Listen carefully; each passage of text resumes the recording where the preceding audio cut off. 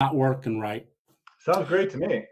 All righty. So, hey, Tony and Kevin here with Small Plots, and we are going to have an awesome time tonight. And I want to welcome everybody tuning in, and here we go, right? Here we All go. right.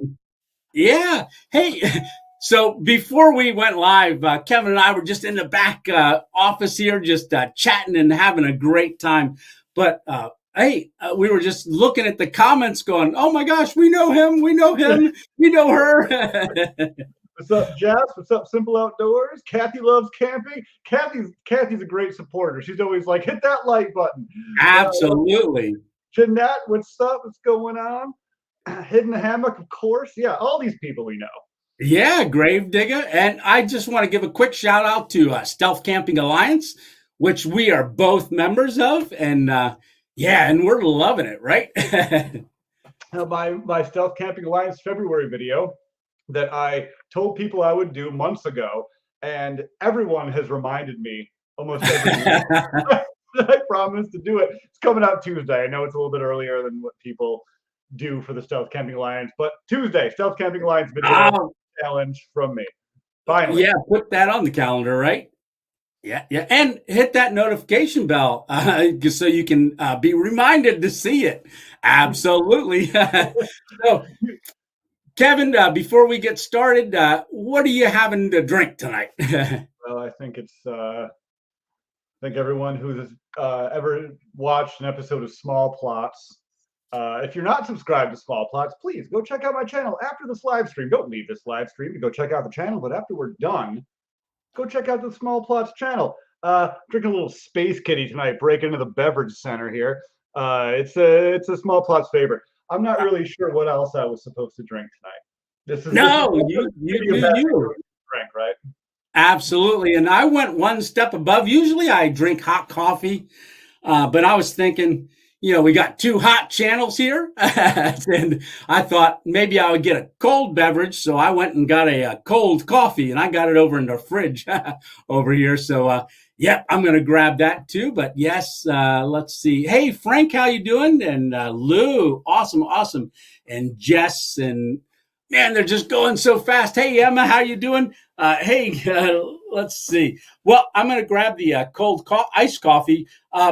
But maybe while you're answering maybe a first question, I'll get up and walk over to the refrigerator and grab that.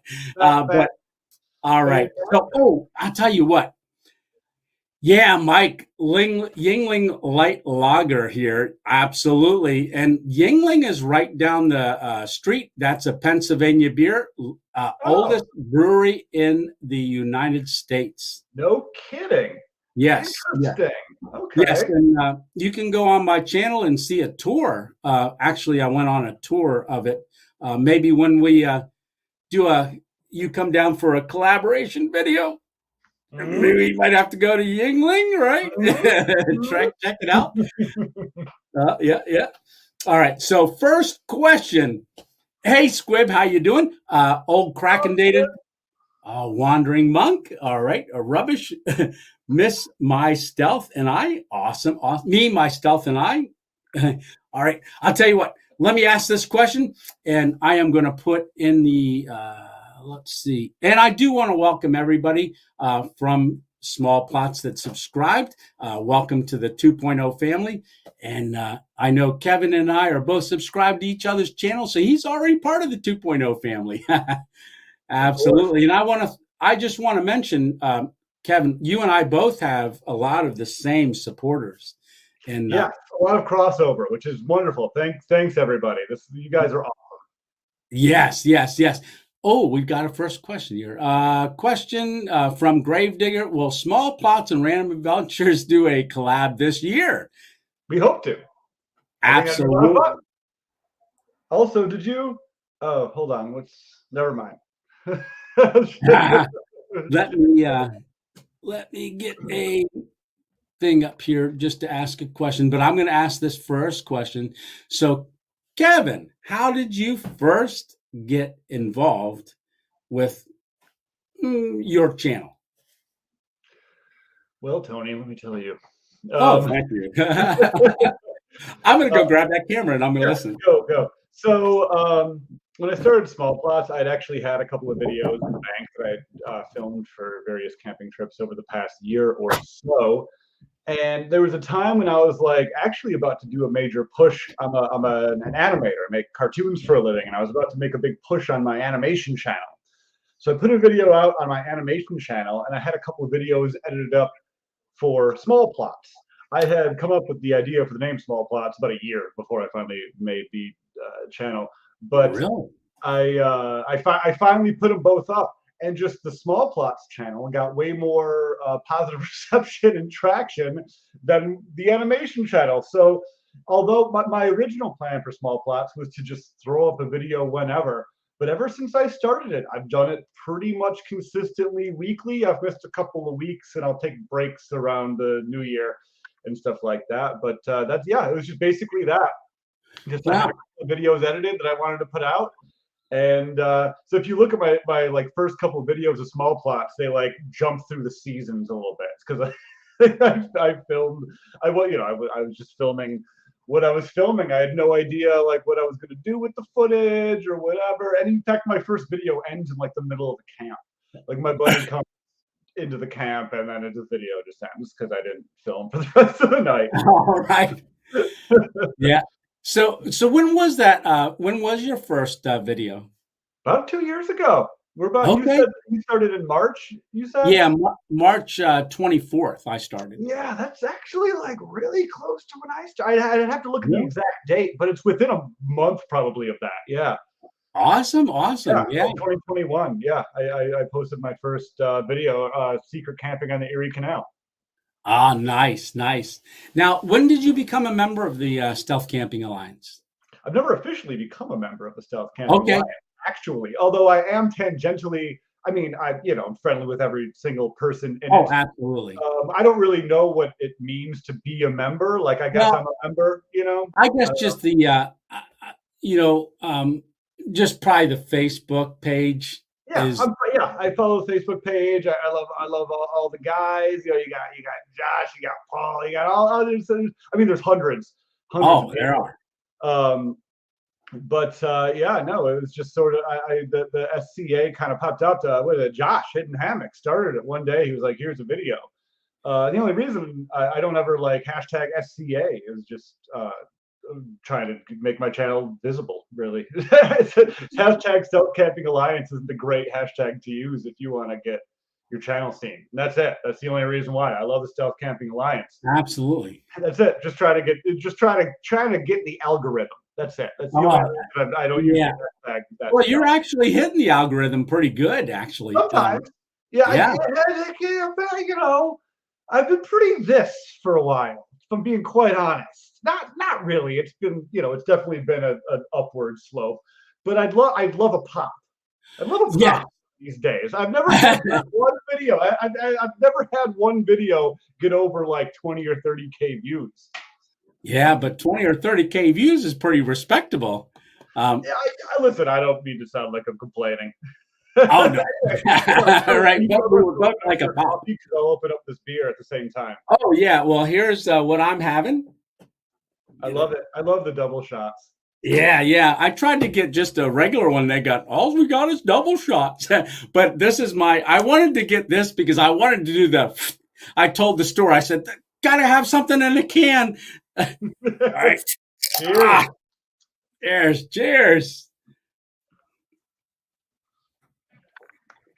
Yeah, I think we should drink to both of our channels.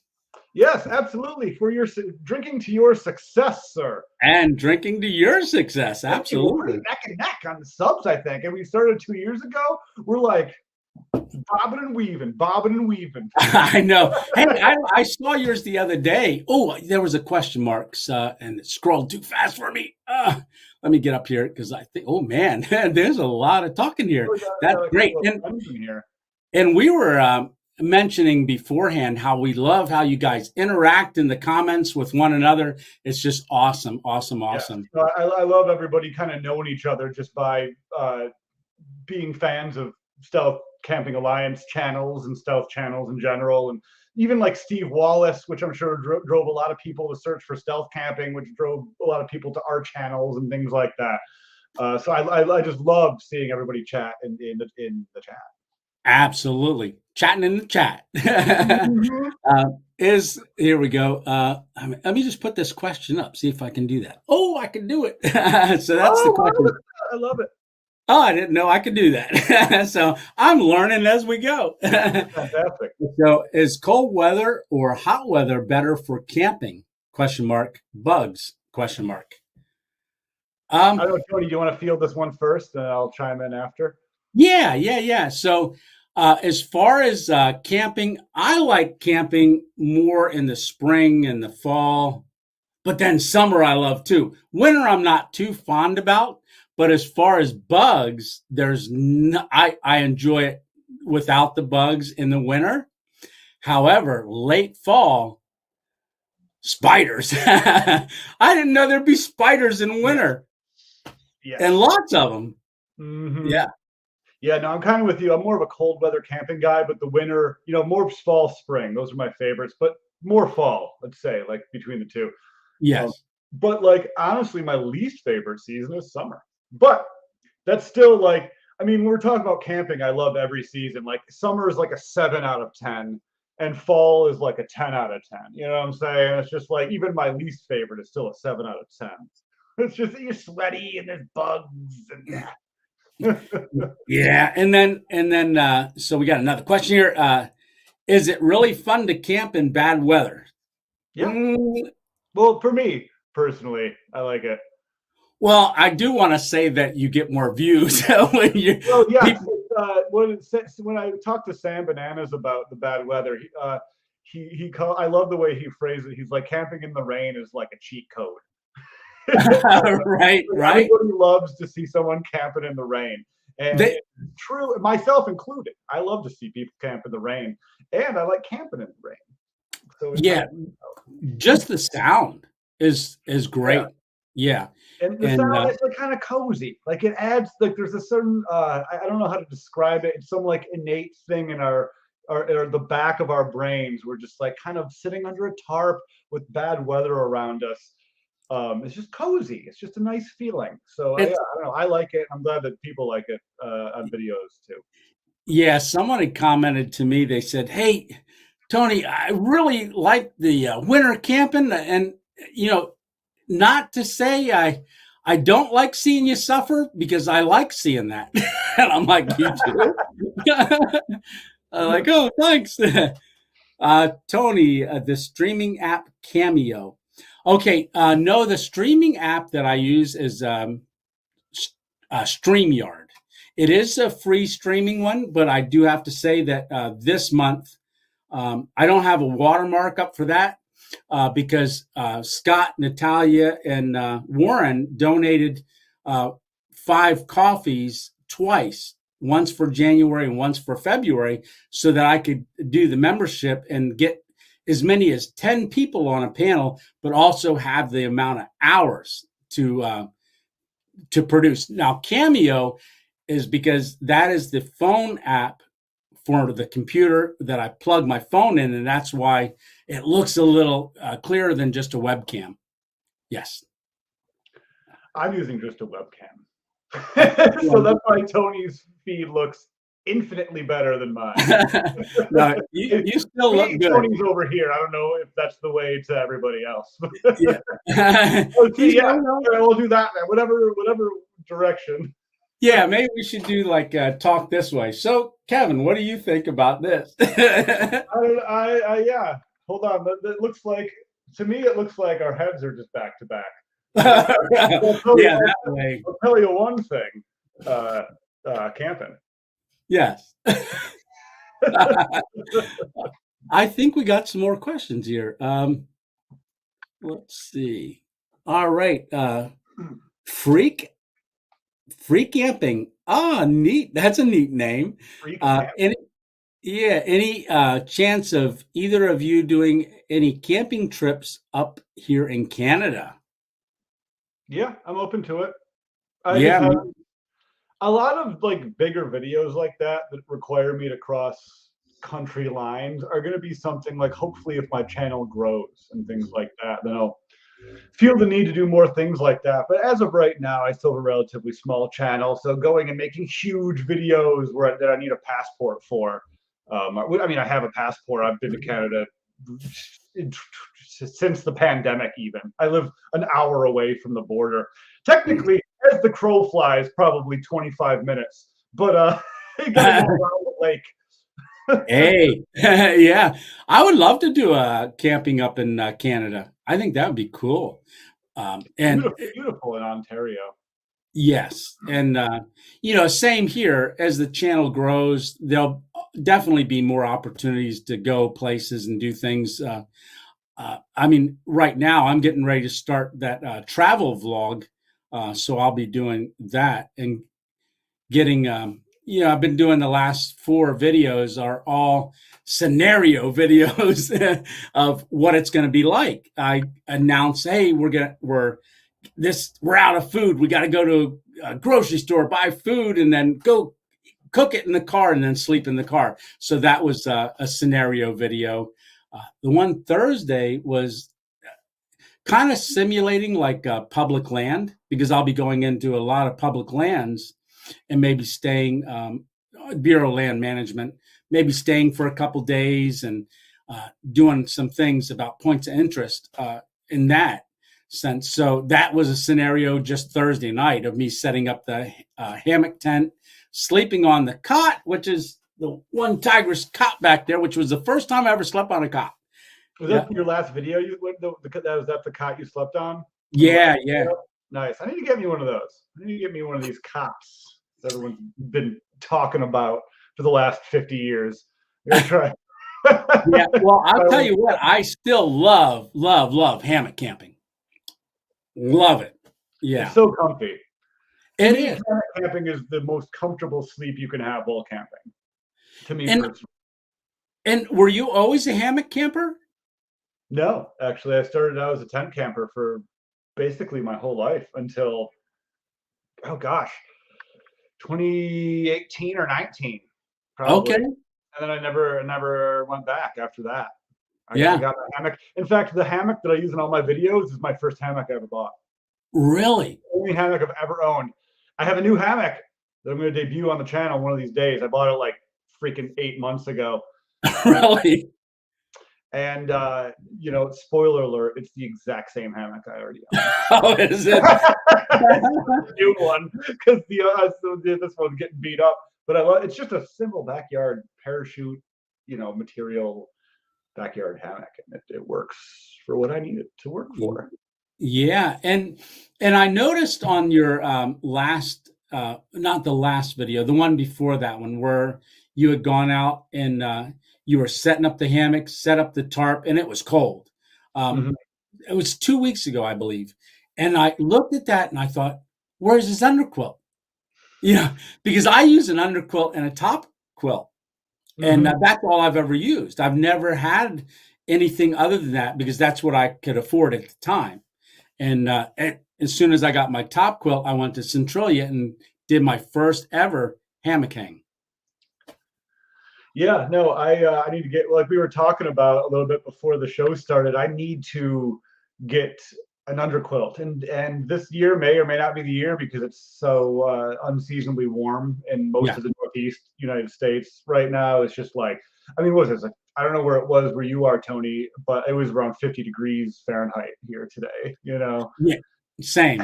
Yeah, it's just not getting down to where like cold weather equipment is hyper needed. I've been like sweating every camp that I've been making this year.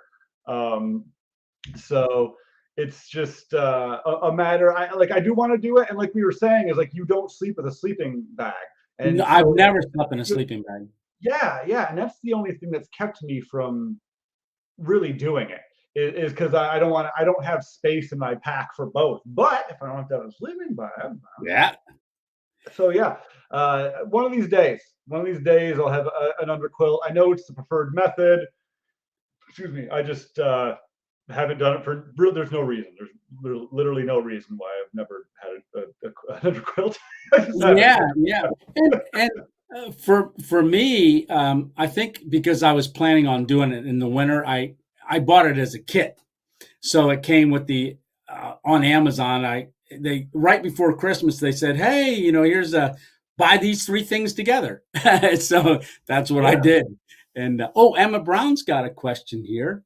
When are you going to do some stealth camping west of Rochester or Brockport, Holly, Hamlin, or maybe? Well, first of all, let me just say Hamlin's not really stealth camping. There's one uh, traffic light in the whole town, so any camping going on there is just camping, not really stealth camping. I haven't been to Brockport or to Hamlin in over a decade. It's been a long time, but it's been a lot. West of Rochester, I camp frequently.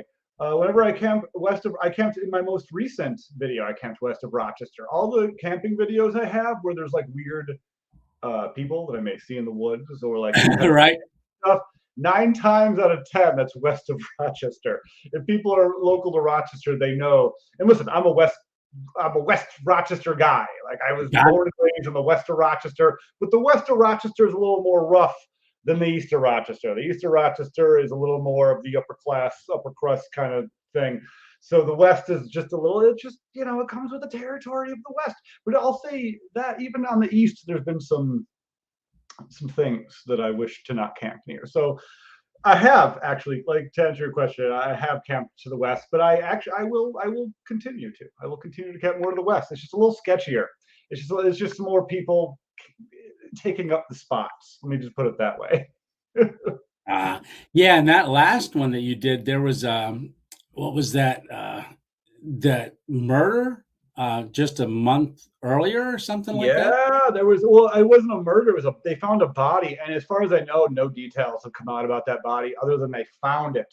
They don't know if Oh, it dumped there or if it came down the stream. So probably not. It's probably dumped there because they drain the Erie Canal, and oh, so there's not much of like a current in the winter. They drain it, so it's like I don't think it came from anywhere.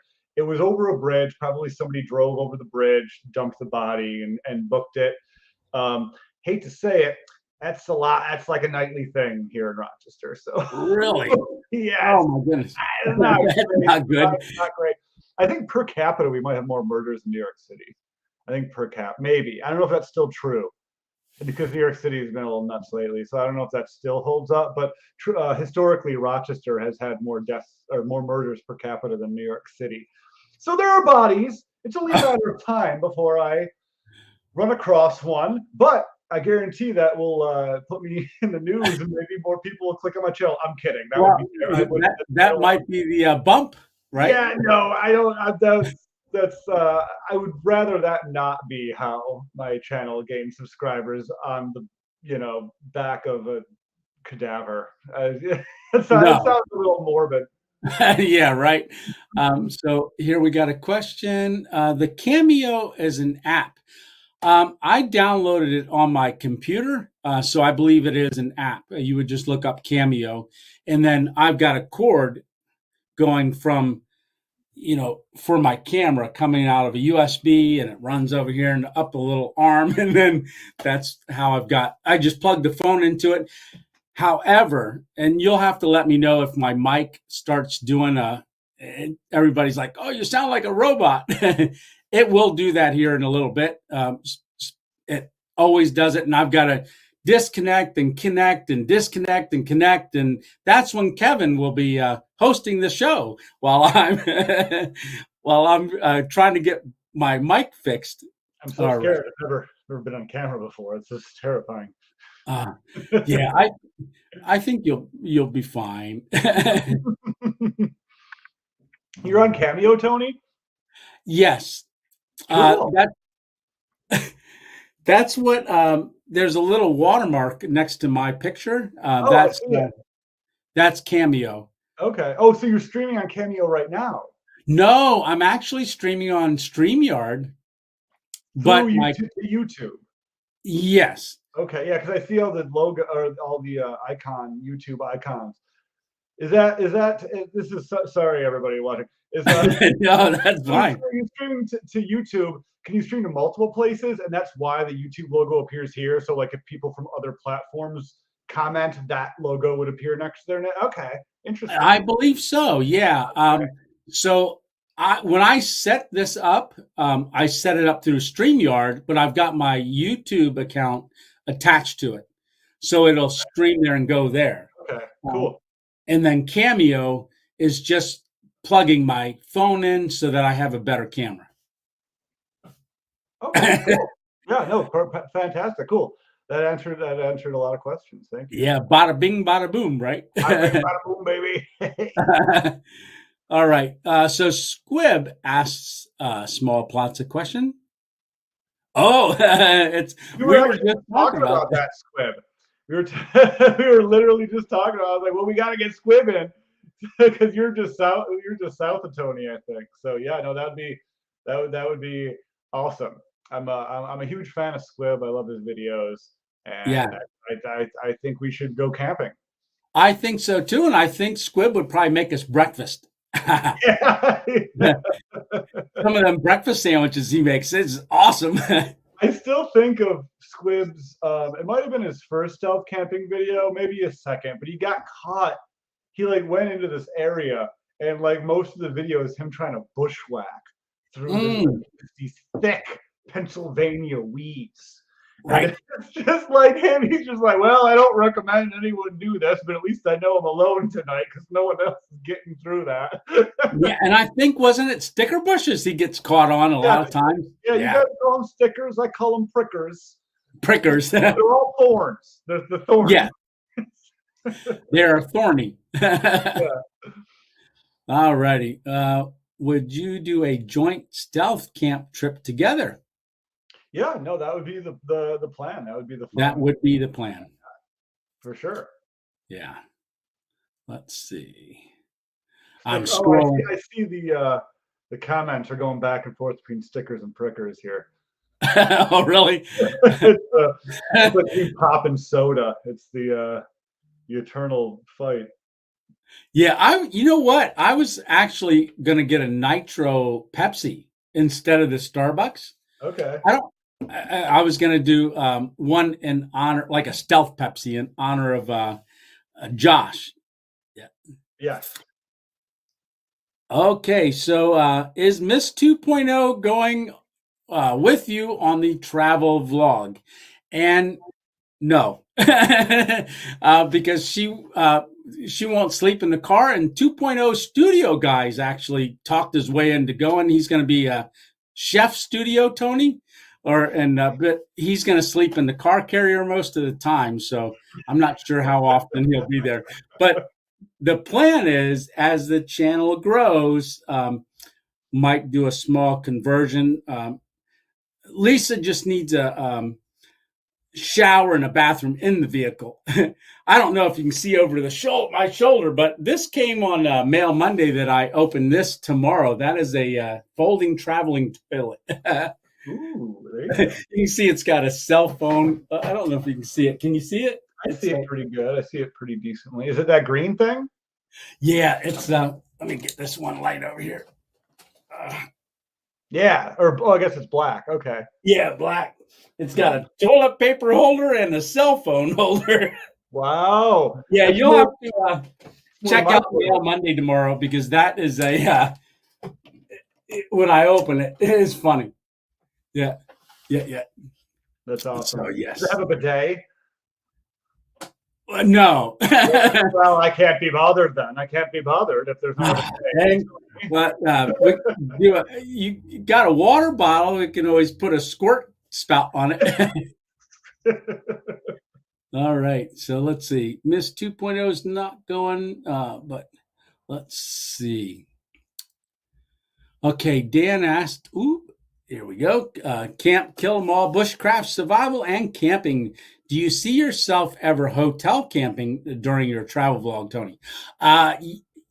Depending on finances and stuff like that, yes. But the plan is for showers and stuff. I did upgrade a membership. I think it's $24.99 a month to Planet Fitness because they're pretty much everywhere. So I'll be doing showers and also the hydro water massage chairs. Ooh. Yeah. I actually went, Kevin, to not mine. I went to a different one just to see if it worked, and with the app, and they let me right in, and I said, "Hey, I'm going to do the hydro thing. How does this work?" And they told me, and I went back and plugged in the machine for 10 minutes. It's a hot water massage that's you can direct it on a pad right there on a screen and put it like on your shoulders, on your calves. You can direct the beam of hot, and it's. I'm thinking while I'm driving, it will, to help with not have blood clots. Yes, for sure. Yes. Yeah, you don't want the blood clots. Those are the bad ones. Those are the No, bad that would never be fun. small Right. clots. You don't want those. You don't No, want any small clots. no, right? No small clot. Yeah. I'm trying to see if there's any more. Oh, hey, Miss 2.0. Lisa is on. So let's see. Here we Vegas go. 2.0. Yeah. Honey, say hi to Kevin at Small Plots. Yeah, she was excited you were coming on tonight as well. That's awesome. Yeah. Any visits from coyotes, bears, or raccoons? Raccoons, yeah. Yeah. Coyotes, maybe, but bears, not really. Bears So don't. I've heard coyotes. Yeah. I've not come across a bear. Raccoons, I've probably heard, but I have not seen. When I was camping, did my one up near the one cemetery. Lights are out, and I hear this just slowly creeping towards me, and I was like, "Uh-oh, somebody's walking in the woods!" And I shined my headlamp over, and it was a possum. So, Oh man, they're so ugly. Yeah. yeah, yeah. I I think I've had it happen to me a few times where raccoons have come upon me in the night, and there's usually a couple of them, and they like to circle you, and so you like hear them. They're not very like uh quiet. They don't Right. understand that they're like these big fat rotund animals like trying to like scrape through the brush. The only time I've ever caught it on camera Mm. was over a year ago, like summer. It was like maybe summer 2021, where I was the first time I ever camped near the airport, and I had a Wow. hammock camp there. It was actually the first time I ever used a thermosol mosquito thing, I think. And Oh, I heard the little crunchings around me, and I shine the light, and I get the camera, and you see the beady eyes, like just the shining eyes in the darkness. And funny thing, in the moment, I didn't realize it when I looked through the footage. There was another one up in the tree that oh, wow, that wow. was just chilling there. But yeah, no, I contend with the eyeballs, especially when you're stealth camping around like super urban places, like I tend to do. Raccoons and possums and opossums and deer are kind of just like that's the only place they have to go. Fox, there's a ton of fox around the city. Um, so yeah, lot of those, lot of little visits. No bears. Bears are. I live in too urban of an area for bears to really be a problem, but they do wander in occasionally. Not too Okay. worried about it though. Yeah, that I think it's really cool sometimes in the morning. If there's a light snow, you get up and footprints that weren't there are all Yeah, over. they're like you see little bunny prints like popping by. Yeah, squirrels, everything, and it's like, oh, I had some visitors and didn't even know it. Yeah, exactly. There's been a couple of times where I've been camping and I've heard things run underneath my hammock, and I can only surmise that it's rats. I don't think it's like because mice are pretty quiet. You may not Uh, hear a mouse, like they're very small and yeah, quiet. And it wasn't big enough to be like a rabbit or a fox or anything like that. So the best I could surmise is rats have been uh, I've had rats run underneath. Like I said, I usually camp in urban areas, so like that kind of fits the motif. I've had, but not often. Not. It's just a few times I've heard that like underneath my hammock. It's not. It's whatever. You wake up and you're like, oh, what's that? right, All right, and you go back to sleep. right. Yeah, so you're a fan of hot sauce. So you did that hot sauce challenge with your friends right before Christmas, before you headed to Florida. Yeah, no, that was a lot of fun. I love some hot sauce. I eat hot sauce almost daily. Honestly, I love a hot sauce. There's any hot sauce companies out there that want to send me some hot sauce to be featured on Small Plots. Very open to being sent free things. Absolutely. Yeah. So we got a question from Joseph here. What is the coldest you camped? Mine is 13. No tent, just a cot and bag. Well, Joseph, -13. Not that it would super matter, but is that Celsius or Fahrenheit? Either of them are insanely cold. Fahrenheit is Absolutely. colder at -13, but will they meet up at -40? I want to say Fahrenheit and Celsius. -40 is where they meet up down there. So that's pretty cold. I don't know the coldest I've ever camped. I'd say the first time I ever winter camped was probably the coldest I ever camped. It was single digits. It was about 9 degrees Fahrenheit, which let me just do the conversion, which is -12 Ooh. Celsius. Excuse me. And it was my friend James, who I have on some videos. This is before I ever started Small Plots, so there's no video. But yeah, it was the polar vortex. If you can remember, it was like circa 2018, I think. There was a polar vortex, and all night was just this blasted wind blowing. I was sleeping in my tent, and the wind was making the roof of my tent push down to where I would lay on my back, and the roof of my tent was about this far away from my face because of how much the wind was pushing everything. Ah. And it was just freezing. We were going to spend 2 nights out there, and we ended up going to bed at 9 o'clock, struggling with the fire. The fire wouldn't light. Everything was we were very green. Yeah. We got there late. All the fallen branches we got ended up just being live fallen branches. And we struggled to fire for about 4 hours. And about 9 p.m. at night, both of us were like, listen, I'm going to be warmer, snuggled up in my tent. This sucks. This is terrible. So we both went to our tents. And the next day, I remember we woke up, and he was like, well, what do you think we should do? And I was like, well, you could sit here for another day, struggle Right. with single-degree temps that were clearly not, prepared for. We were in the Adirondacks, by the way, in upstate New York, Nice. the Adirondacks, and or we could just leave. We chose the leaving. That was my first ever winter camp. It was terrible. It was way too cold. We were way underprepared. We cut the camp short. But I still love winter camping. So Right. I was just going to say, but it didn't stop you, right? It didn't stop me. I've winter camped several times since then. A couple, right? Yeah. Yeah. So Josh at Hidden Hammock are you guys taking part in the March Train Challenge for the Stealth Camping Alliance?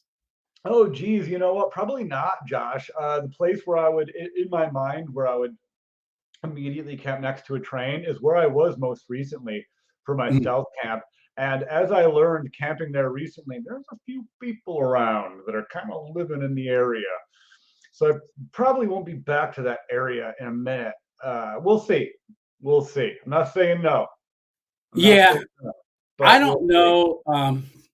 For me, as far as starting that travel vlog and stuff, so I'll be in March. It depends on I'm sure I'm going to see trains, but depending on how it falls and where it falls within the traveling. Yeah. But definitely, I didn't even know what the March Challenge was yet. Yeah, I know it was getting ready to premiere at some point. So, yeah. Who did was it Raul that did the February challenge, or who did the February challenge? I just watched it like yesterday. I can't remember who did it. Yeah, I don't remember. I literally just hold on. If I look at my past videos on YouTube, that's one I'm trying to think. Yeah, while you're doing that, I'll ask this question. Not really a question. So I'm going to ask this, not really a question. So traveling with Todd. Hey, buddy, I lost a friend of mine of 40 years today. Sorry to hear that, Todd.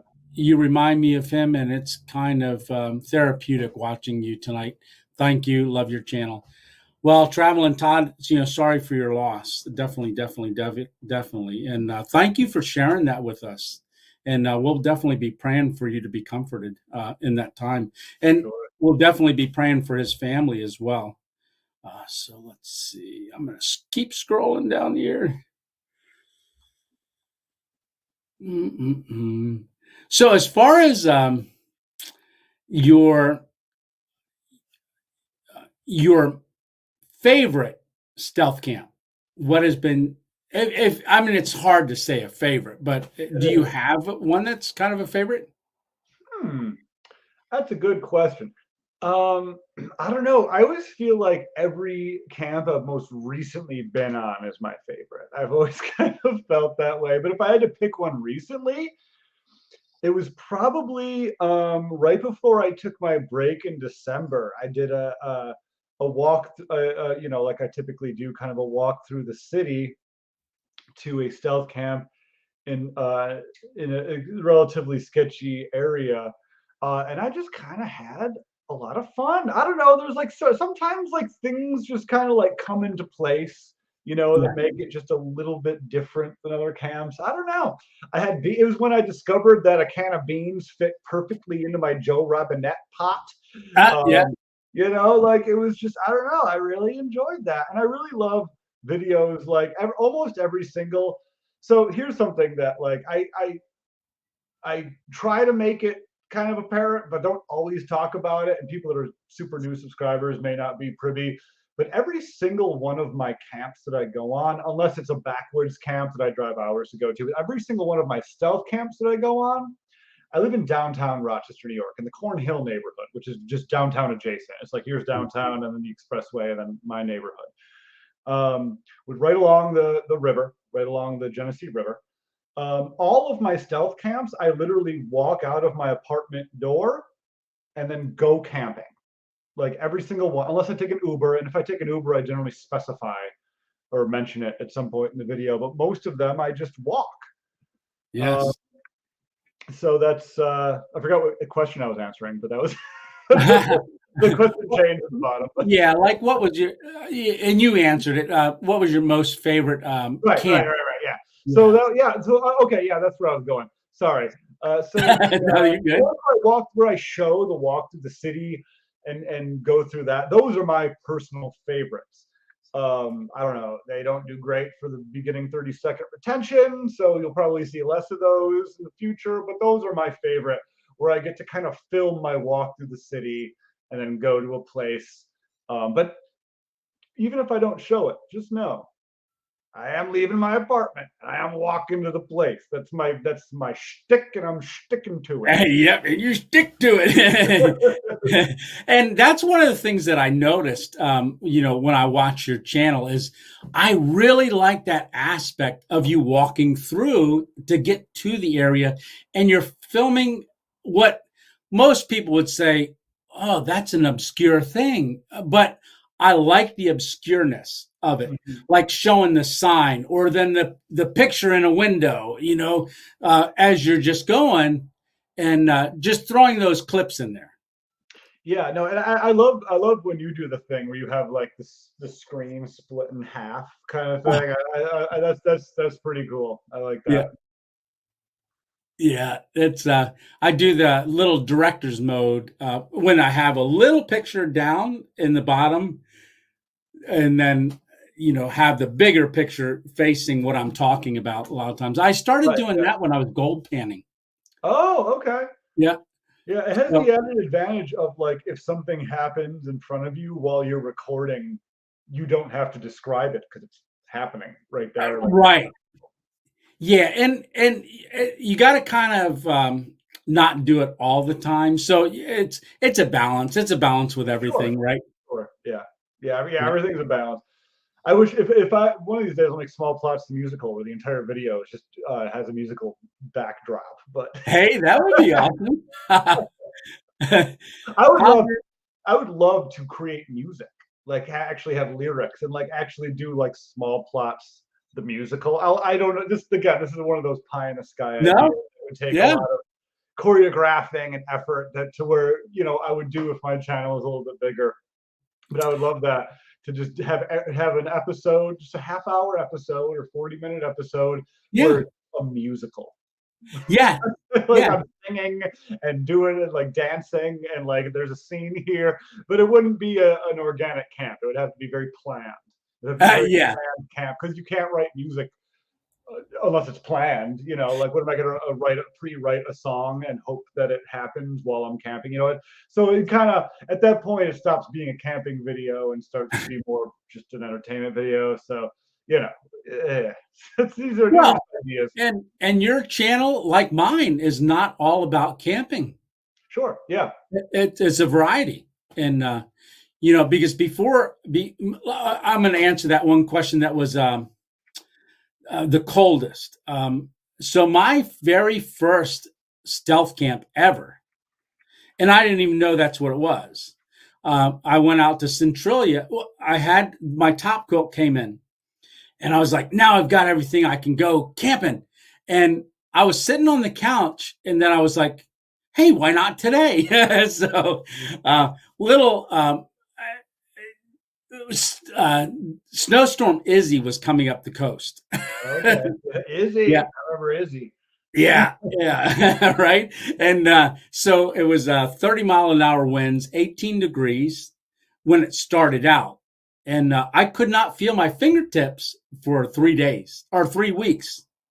Three Oh, weeks. My fingertips were very numb. But, you know, when you're trying to work the camera, do all that stuff, you can't wear gloves. You right. can't. Yeah. No, it completely defeats. Yeah, you have to do it with bare hands. Yeah. Yeah, even with the touch gloves, you know, the touch screen gloves, for They're just me, too they don't big. work. Yeah. No, like you need to be more precise. Like. Absolutely. Mhm. Yeah. So that was my first one, and I woke up and it was like 3 o'clock in the morning, and my tarp's blowing in the wind into one corner, and I was like, hey, we got a dilemma here. And I didn't want to get out of the hammock to refasten. I figured I'd just deal with it in the morning. Fortunately, it went from snow into rain, and hey, Bailey's coming in. I don't have any pepperonis for you. No snacks. No, no pups for the pup. No, I ran out. So here's a question from Green Hubs. How did you get the name Small Plots? Well, that's a great question. It's funny because I thought about it like a year before so Mm. before I created the channel. I was like, if I ever created a channel Right. camping, it would be called Small Plots. And it's just because really what I focus on in my channel, I don't know if I've ever like said this anywhere. I'm not really sure, but like I really like to Oh, wait, focus this is an exclusive on Random Adventure 2.0. exclusive Random Adventure 2.0 exclusive Small Plots blowout. He blows the lid off the Small There we go. Wait, have a drink before you do that. Plot. Yeah. Um, well, no, there's nothing really. There's no background to it other than I think it's a funny name.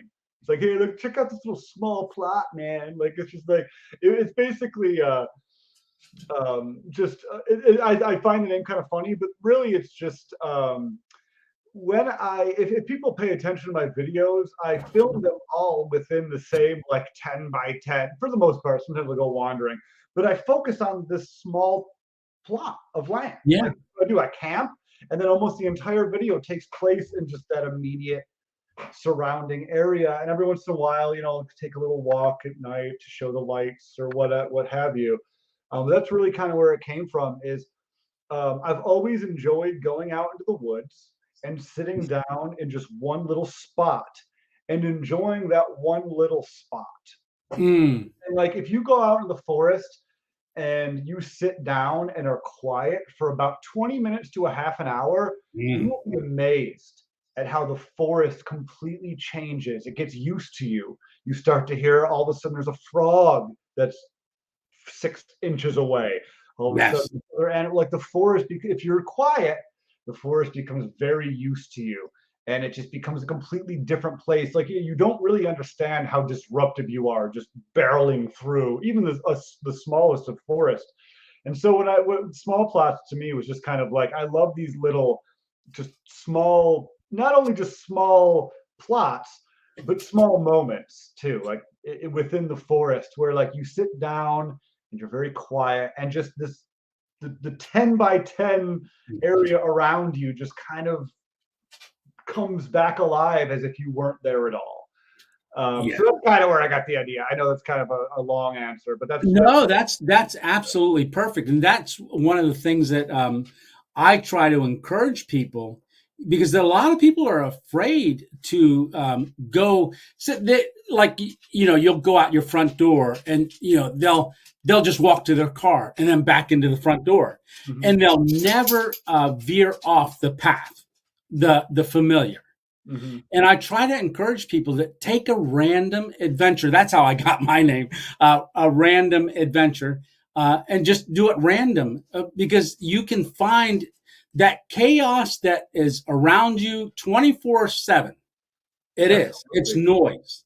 Yeah. If you can get yourself to a trailhead, or to a county park or something, a small plot that you can just step into, even though you're overwhelmed, maybe step back out and go back another day and Mhm. step 2 or 3 more feet in, and then, oh, it's too much. Go back and just keep doing that until you get to that place that Kevin's talking about, where you can be quiet and be still. And it's amazing once you're Really. still. Yeah. No, it's like I know that you hear us talking about it and you're like, yeah, that makes sense. But like if you actually do it, Yeah. it's far more amazing to experience than just listening to us talk about it. Having the forest wake up around you as if you're part of the forest is just incredible. Even small forests. Yeah, and you know what a centipede is. Most of us know what a centipede is. They got hundreds of legs.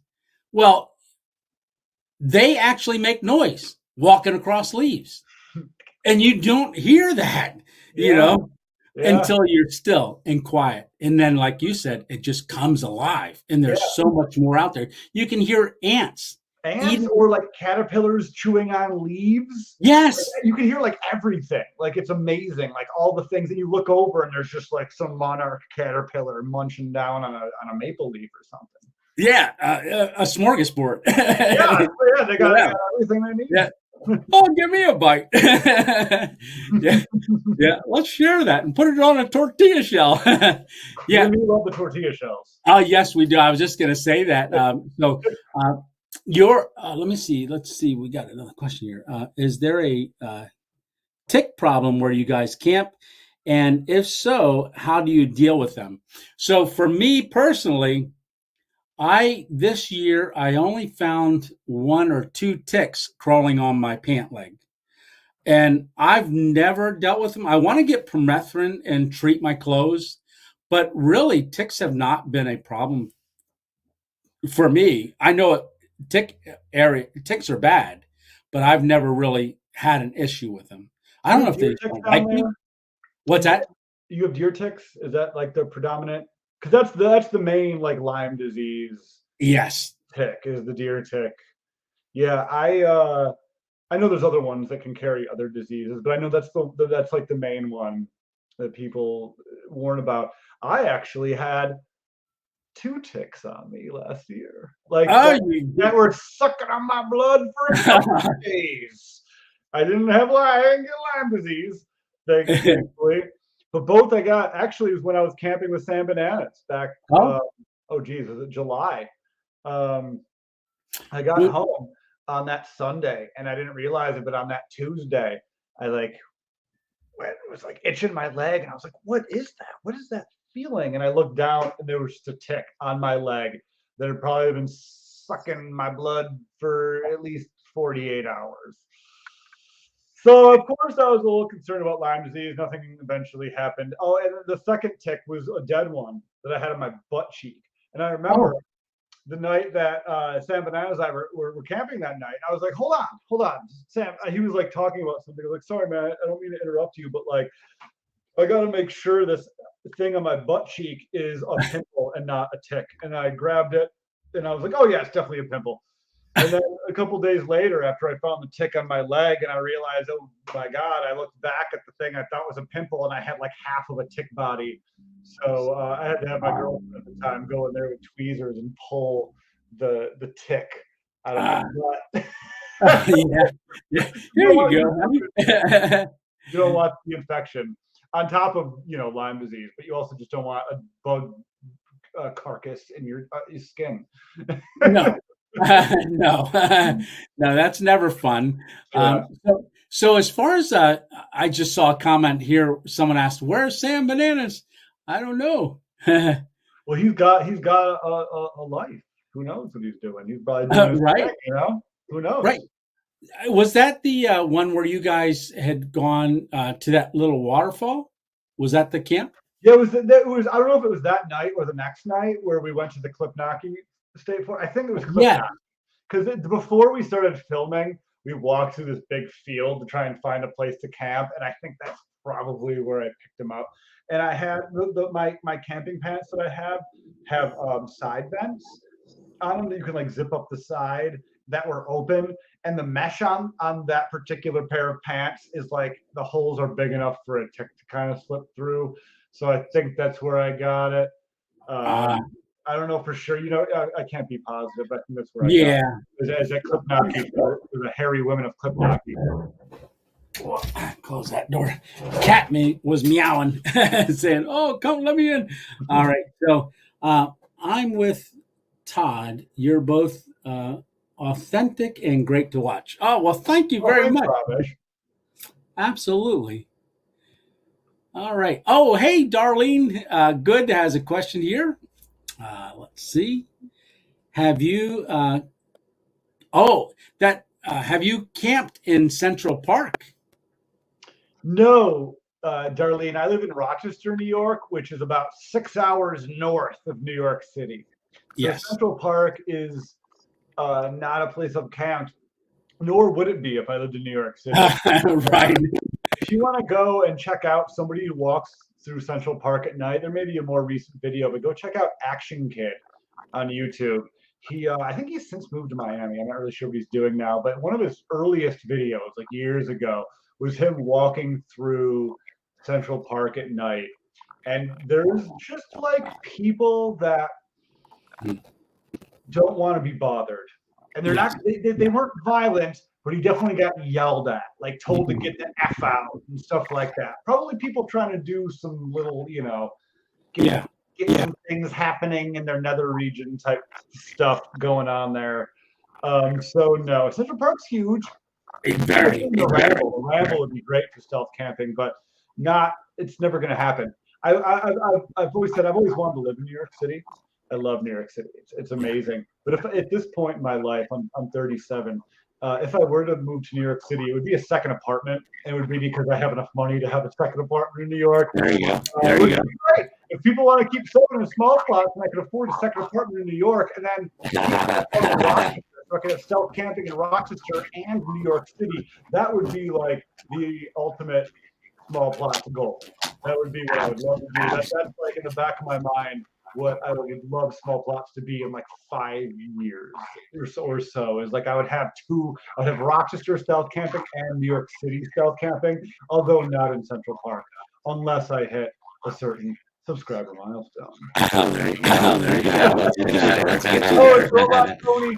This is the thing you warned us about, the Robot Tony. Okay. Okay.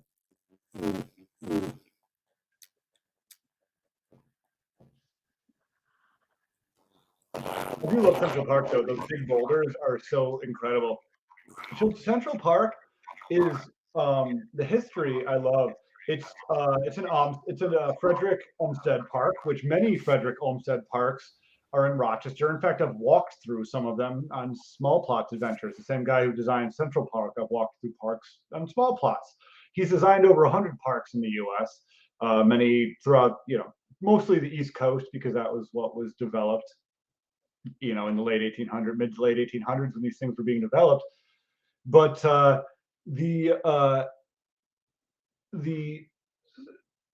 what was the not every single thing of it, but most of Central Park, like not the giant boulders, were brought in by hand. Like a lot of people think that Central Park was just like, hey, make it green. The park is completely designed.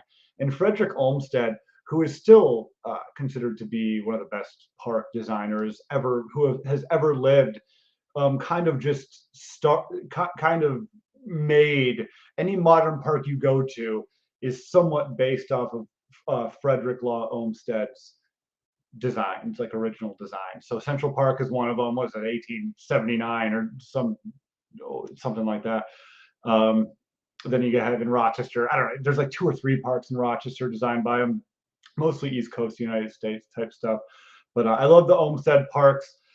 He has a good eye for bridges. He knows when a good bridge is gonna enhance the area here. Well, Tony's kind of figuring his tech out. We got Josh's Camping and Outdoor Adventures here. What would be your ideal stealth camping location? What's your ideal gear loadout? Well, Josh, my ideal gear loadout is basically what I take out every single time I go camping, which is essentially, I keep it pretty simple: hammock, sleeping pad, tarp. Those are my 3 essentials. When it gets colder, I'll bring in a sleeping bag. I use the Parsec. I think there's a number after it, Parsec 2 or something like that, from Thermarest. It's over there. I'm not going to grab it. Excuse me.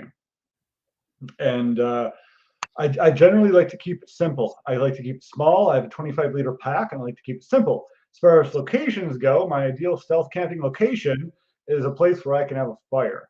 I really like to have the fire. I like to keep it as rustic as possible, even during the stealth camping video. That's just kind of what I like to do. Sometimes stealth camping videos can be tricky with that because you're so close to buildings and people's backyards and things like that. But, that's my ideal stealth camping is one where I can have a nice little fire and just relax like I'm camping.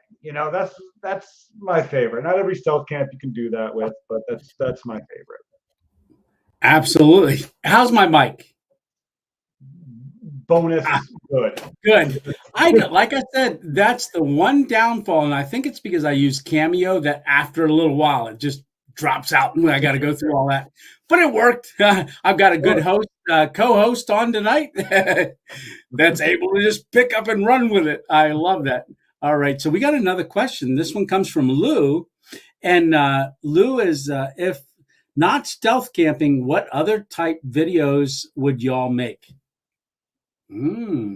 Well, I make I depends on I promise a weekly stealth camp or a weekly video on small plots every Tuesday, and I can't always get out for camping, so sometimes I do a walk around Rochester, and I've actually gotten to the point where a lot of people, like local people, subscribe to me for those reasons, for my little Rochester walk around. So I do that.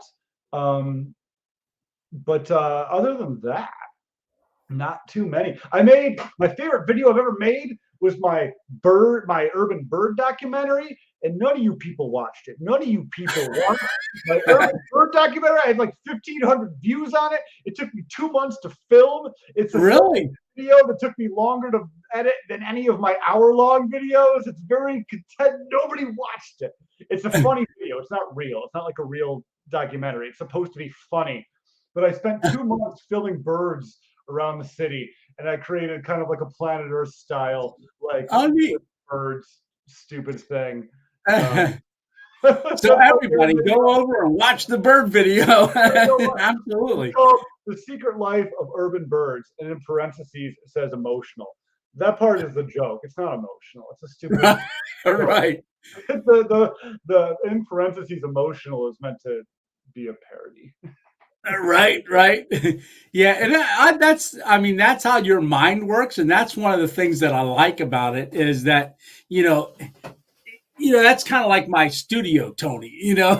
Yes, the studio Tony. Yeah, people are just starting to realize that that's just my brain. My wife goes, "Oh, so this is what schizophrenia unleashed looks like." When I did the back and forth with Studio Tony the other day, breaking the news to him that I was leaving, going on the road. Yeah. Tony, am I allowed to take a quick bathroom break here? Oh, absolutely. Oh, that'd be fantastic. Thank you. I will be just 2 to 25 minutes. No problem. I'll tell you what, when you get back, I'll go do the same thing. All right. So Behind the Mountains is asking, and that's Dana. If you haven't checked out his channel, go check it out. Him and I are actually looking forward to doing a collaboration once I get out towards the West Coast. We're going to go up into the mountains or behind the mountains and do a camp. But he's asking, Tony, do you ever get weirded out when, or do people ever get weirded out when you film going into a store, setting up the camera, walking out, and then back again? So for me personally, I'm not sure how. I try not to get anybody in my filming, and I'm holding the tripod and I'm setting it up and I'm waiting to hit record, and I just do my thing. So I just let them think what they want to think. Every once in a while, I'll say, "Oh yeah, I'm just filming for my channel," and they're like, "Oh okay." People are pretty good about it. I've never had anybody that's had an issue with it so far, which is pretty cool. Let's see. Emma Brown is asking a question. By the way, I love your wacky sense of humor. It's a major plus for your videos. And I think that's for Kevin. So I'll let him see that when he comes back. And I'm just going to scroll down for a second. All right.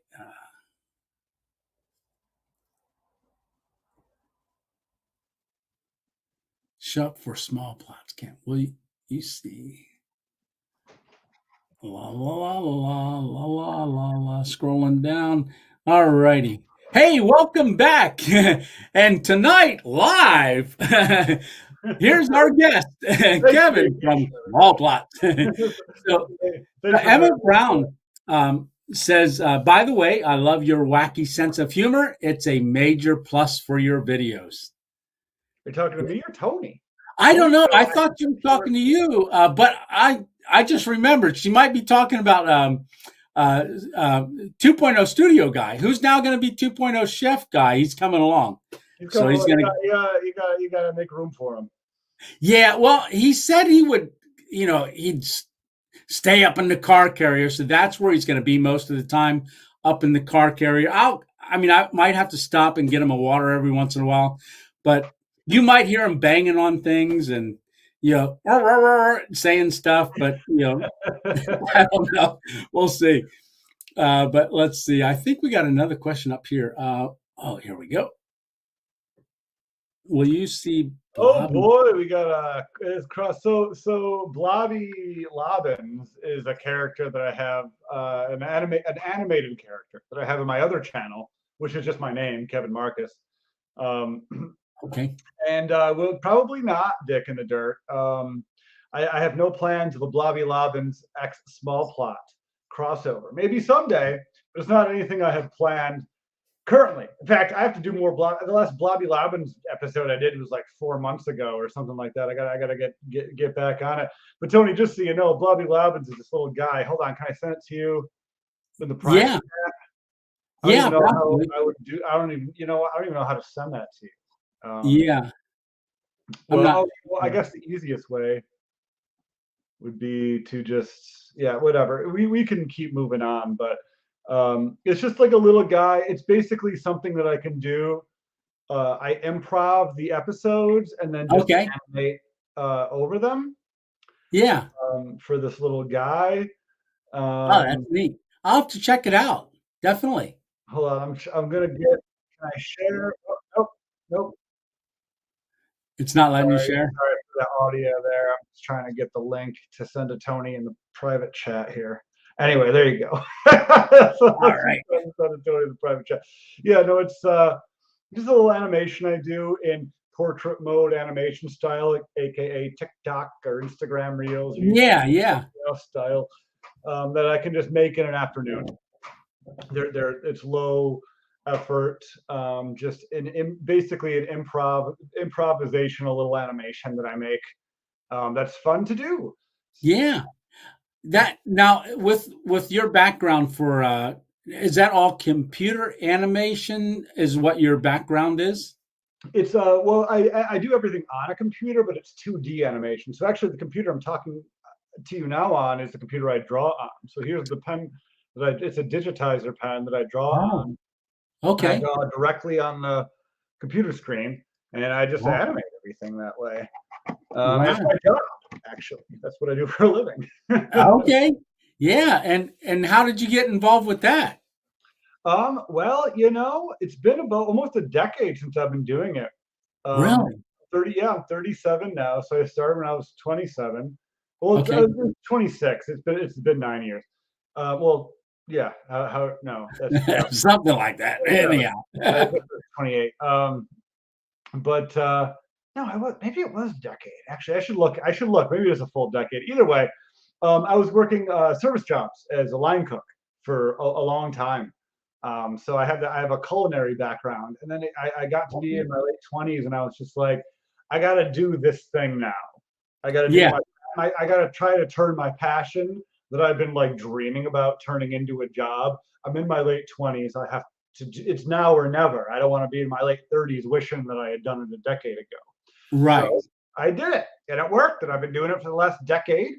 Um, and it's hit or miss. 2022 is probably my roughest year ever because I work with clients. I work freelance.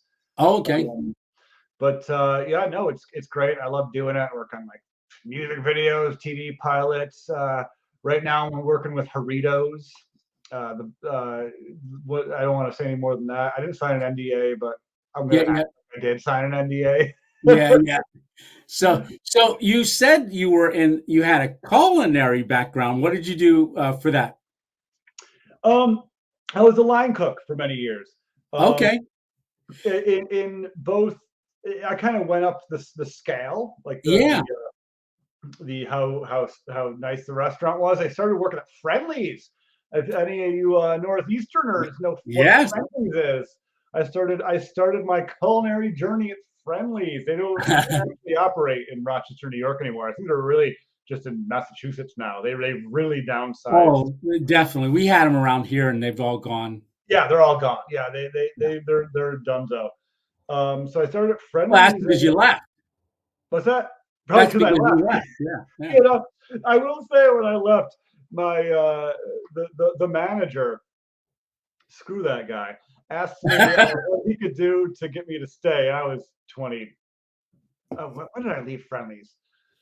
I must have been 24, 23, 24. And he was like, "What can we do to get you to stay?" And I was like, "Let me grow a beard." And he's like, "I can't do that." I'm like, "I'll Right. work Right. at any other restaurant, bro."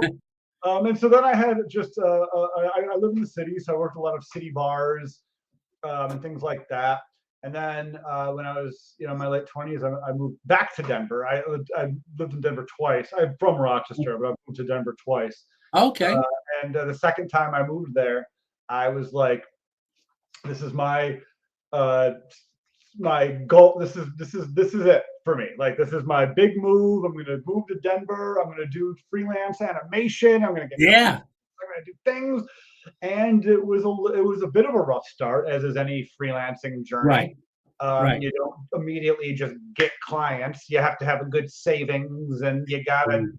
deal with kind of being a POS for a little while, like while you kind of build up your Right. war chest.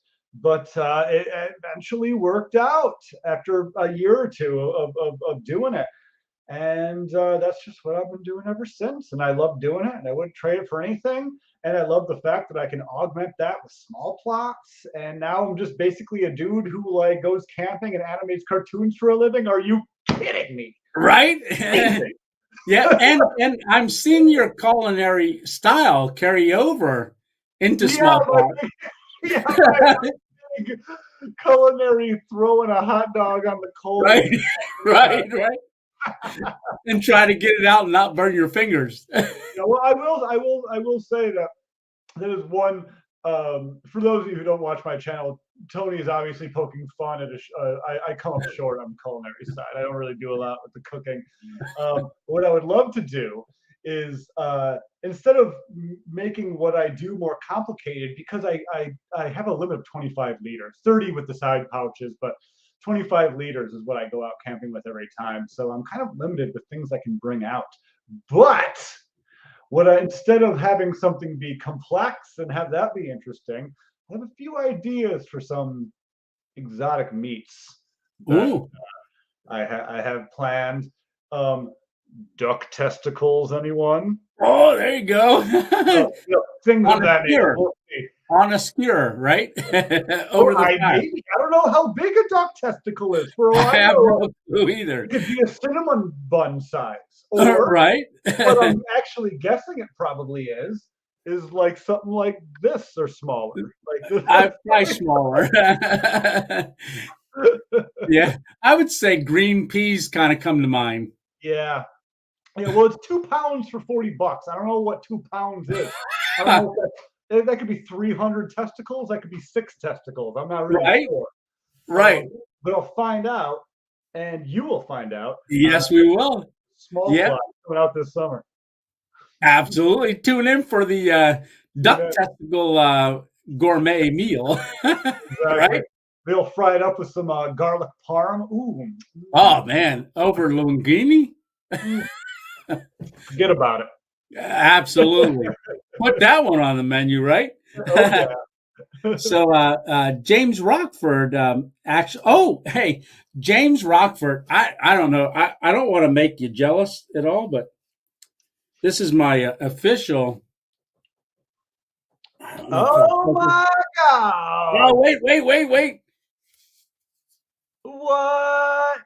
That's amazing! Isn't That's it? so cool. So if I get, I've James Rockford, he's was a Chicago detective. His whole family was. I Um, recognize the and name. I've seen James Roxford on my channel. I believe James. yeah, I get a lot of names, but I think James Rockford is one I recognize.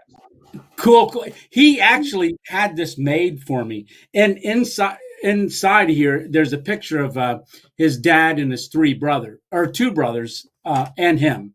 Um, they were all part of that Chicago Police Department. So really cool. Okay. And when I opened this, I was like, oh my goodness. So I haven't gotten a chance to flash it yet.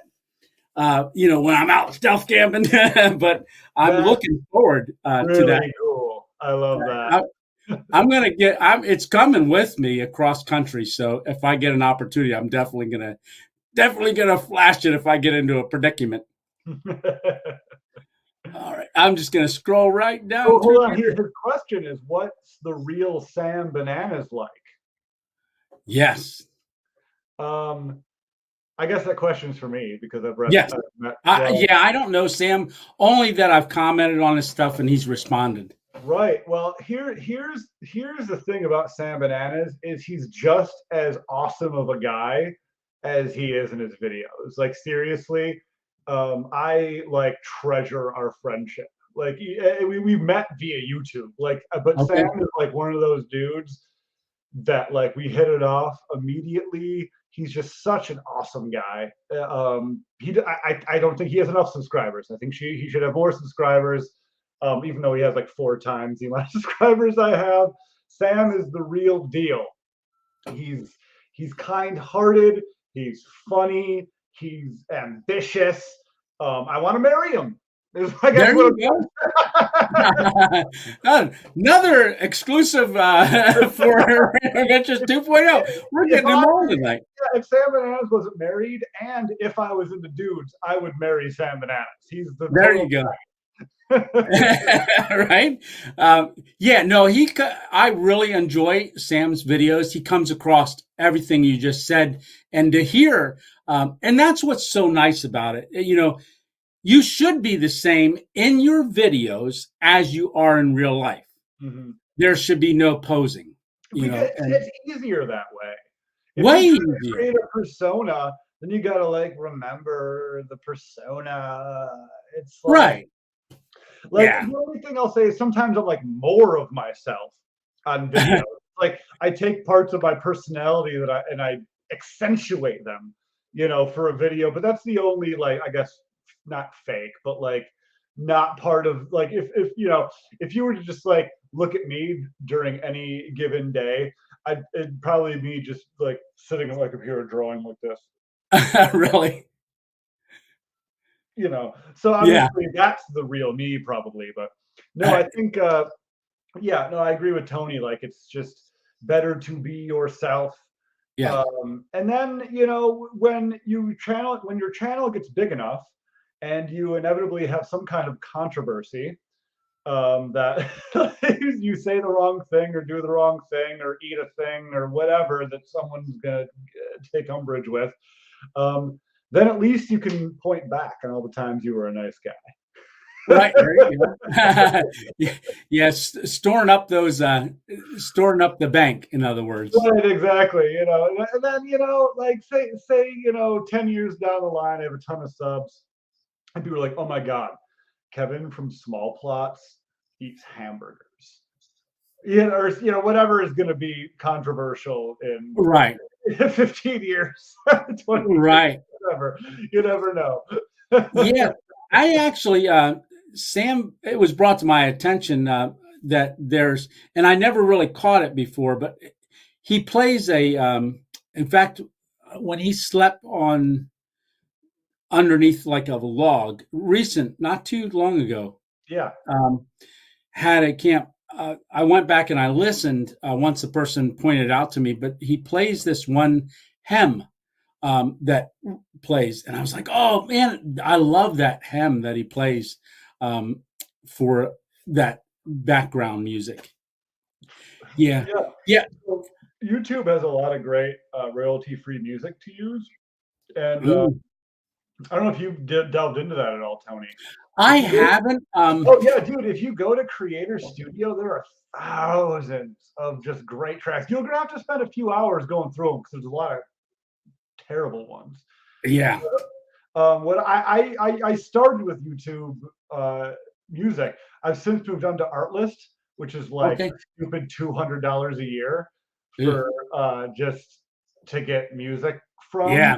But their music is just great. It's just it's the toast. It's the toast of New York. It's fantastic. Um, Yeah.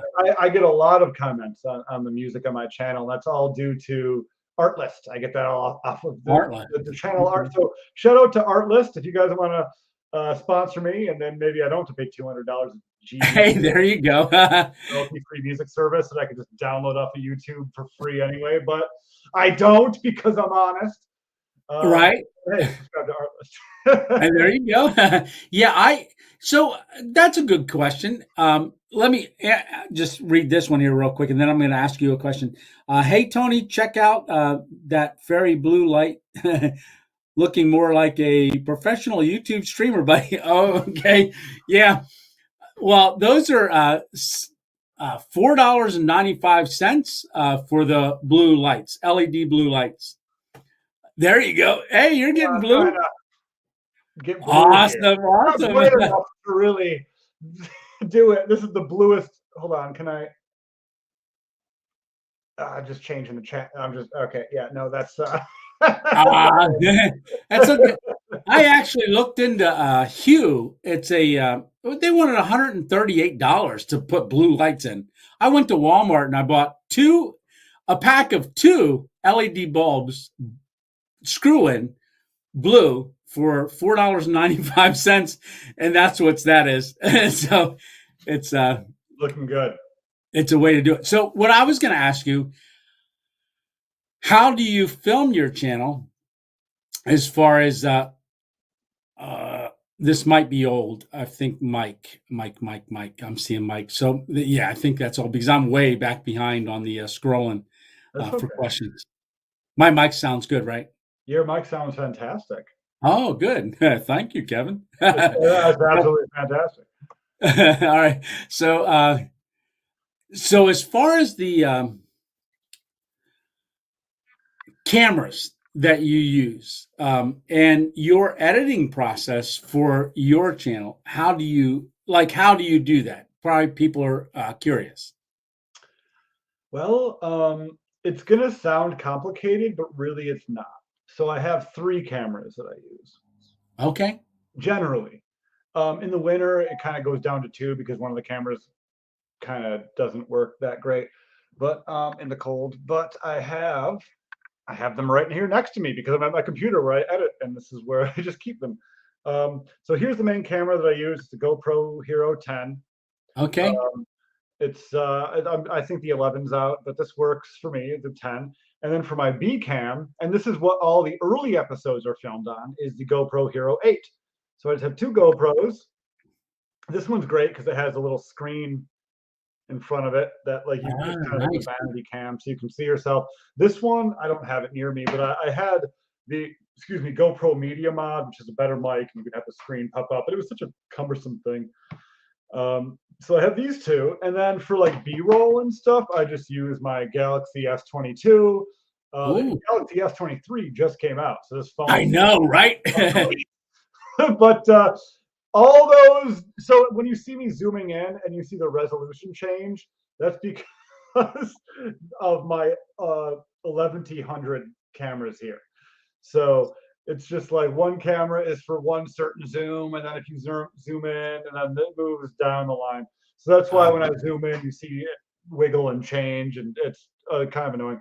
But those are my three. Those are the three cameras that I use. Um, Eventually, I hope to get some kind of mirrorless or something like that, mirrorless DSLR, Ooh, okay. something. We'll see. Honestly, the size of these cameras really makes it possible because of how uh, little space I have to bring things out to stealth camp with. So having two tiny cameras, like it's tough to move away from the GoPro. I love the GoPro. There's glitches every now and then.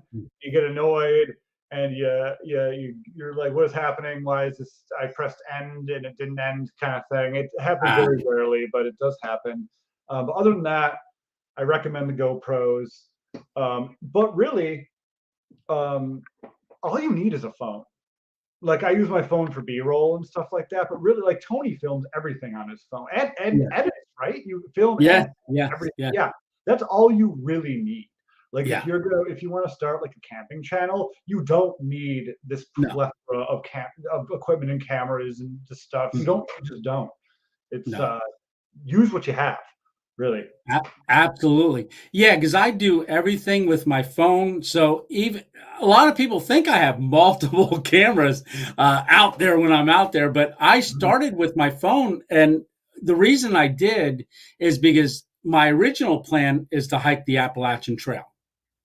Okay. Um, so I was going because I was watching Appalachian Trail through hikers, and Amra has a question there for you as well, which I put up on the screen there. How long?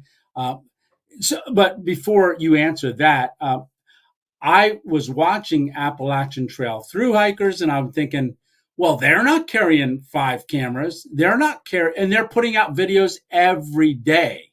And I'm like, and they're vlogging their journey, and you can tell the difference between some people and other people. Just some people have an eye for it and all actually take the time to do a little bit extra. And I'll tell you that little bit extra will set you apart Sure. from others. If it's Absolutely. just this much little bit extra effort, it just does a huge difference. Hmm. That's like filming. I used to film myself facing so I could see myself on the camera all the time. And I used to hold it. Now I started setting it on the tripod a lot, and I'll turn it and I'll use like on the back of your phone. Those cameras are so much more higher quality Oh yeah, yeah, yeah. than the Absolutely. front facing. Yeah. So I'm starting to do that more with that. And yeah, so and then I do all the editing on my phone because I was planning on, and still kind of, if I only want to have one source that I go to for everything because that might be all I can handle carrying with me. And then, and I edit throughout the night. Like what I film up until I go to bed or get ready to go to bed. Then I start editing and I edit everything up to that point. Then if I wake up in the middle of the night, something happens, or I have to use a tree, it will I'll film maybe something for a second and then I'll add that to it. And then I'll catch the sunrise, add that to it. And up till that point, when I cook breakfast, I'm ready to upload as soon as I'm done eating and say That's goodbye. And fantastic. yeah, and then by 10 o'clock, in fact, this one that went up Thursday, I filmed Wednesday night. Thursday, I ended it at about 10 o'clock and I uploaded it as soon as I got home and I was done. So I didn't have to spend hours editing. But how do you edit? I What spend hours program? editing. So what I do, I take all my footage from my 3 cameras. And to answer Amara, thanks for the Yeah. question, Amara. And I'm going to go use the bathroom while you're answering that. Yes, yeah, okay, yeah. Go, Okay. Be right so, back. how long do I usually stay out? I usually stay out for about 18 hours. Um, Oftentimes, I'm going to do that this week, not every week, but I call it the 24 hours of small plots in my head.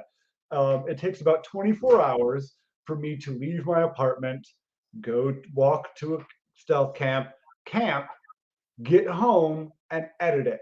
All takes about 24 hours in total, in just back to back to back to back. I don't do every single camp the day before I post it, but sometimes I do. Like this Tuesday's video will be a stealth camp, and I'm going to go out Monday night filming it, and then spend all day Tuesday editing it. It takes me about 6 hours to edit a video. So I'll get home around 9 a.m., have it done by 3. That's enough time to upload it, have YouTube do its checks and stuff before 6:30, whatever. But yeah, to answer your question, I stay out about 18 hours, give or take. Um, I'll get there around 4 or 5 and stay there till like 8 or 9 a.m., something like that. But yeah, thanks for the question. It's it's fun, but it's very time consuming. Sometimes you almost wish that you had one of those channels where all you had to do was sit down in front of a camera and talk. And like, Yeah. oh well, that's my video for the day. Whereas like campers like us have to like go and like spend a night at a place. you know? Yes. Yes. And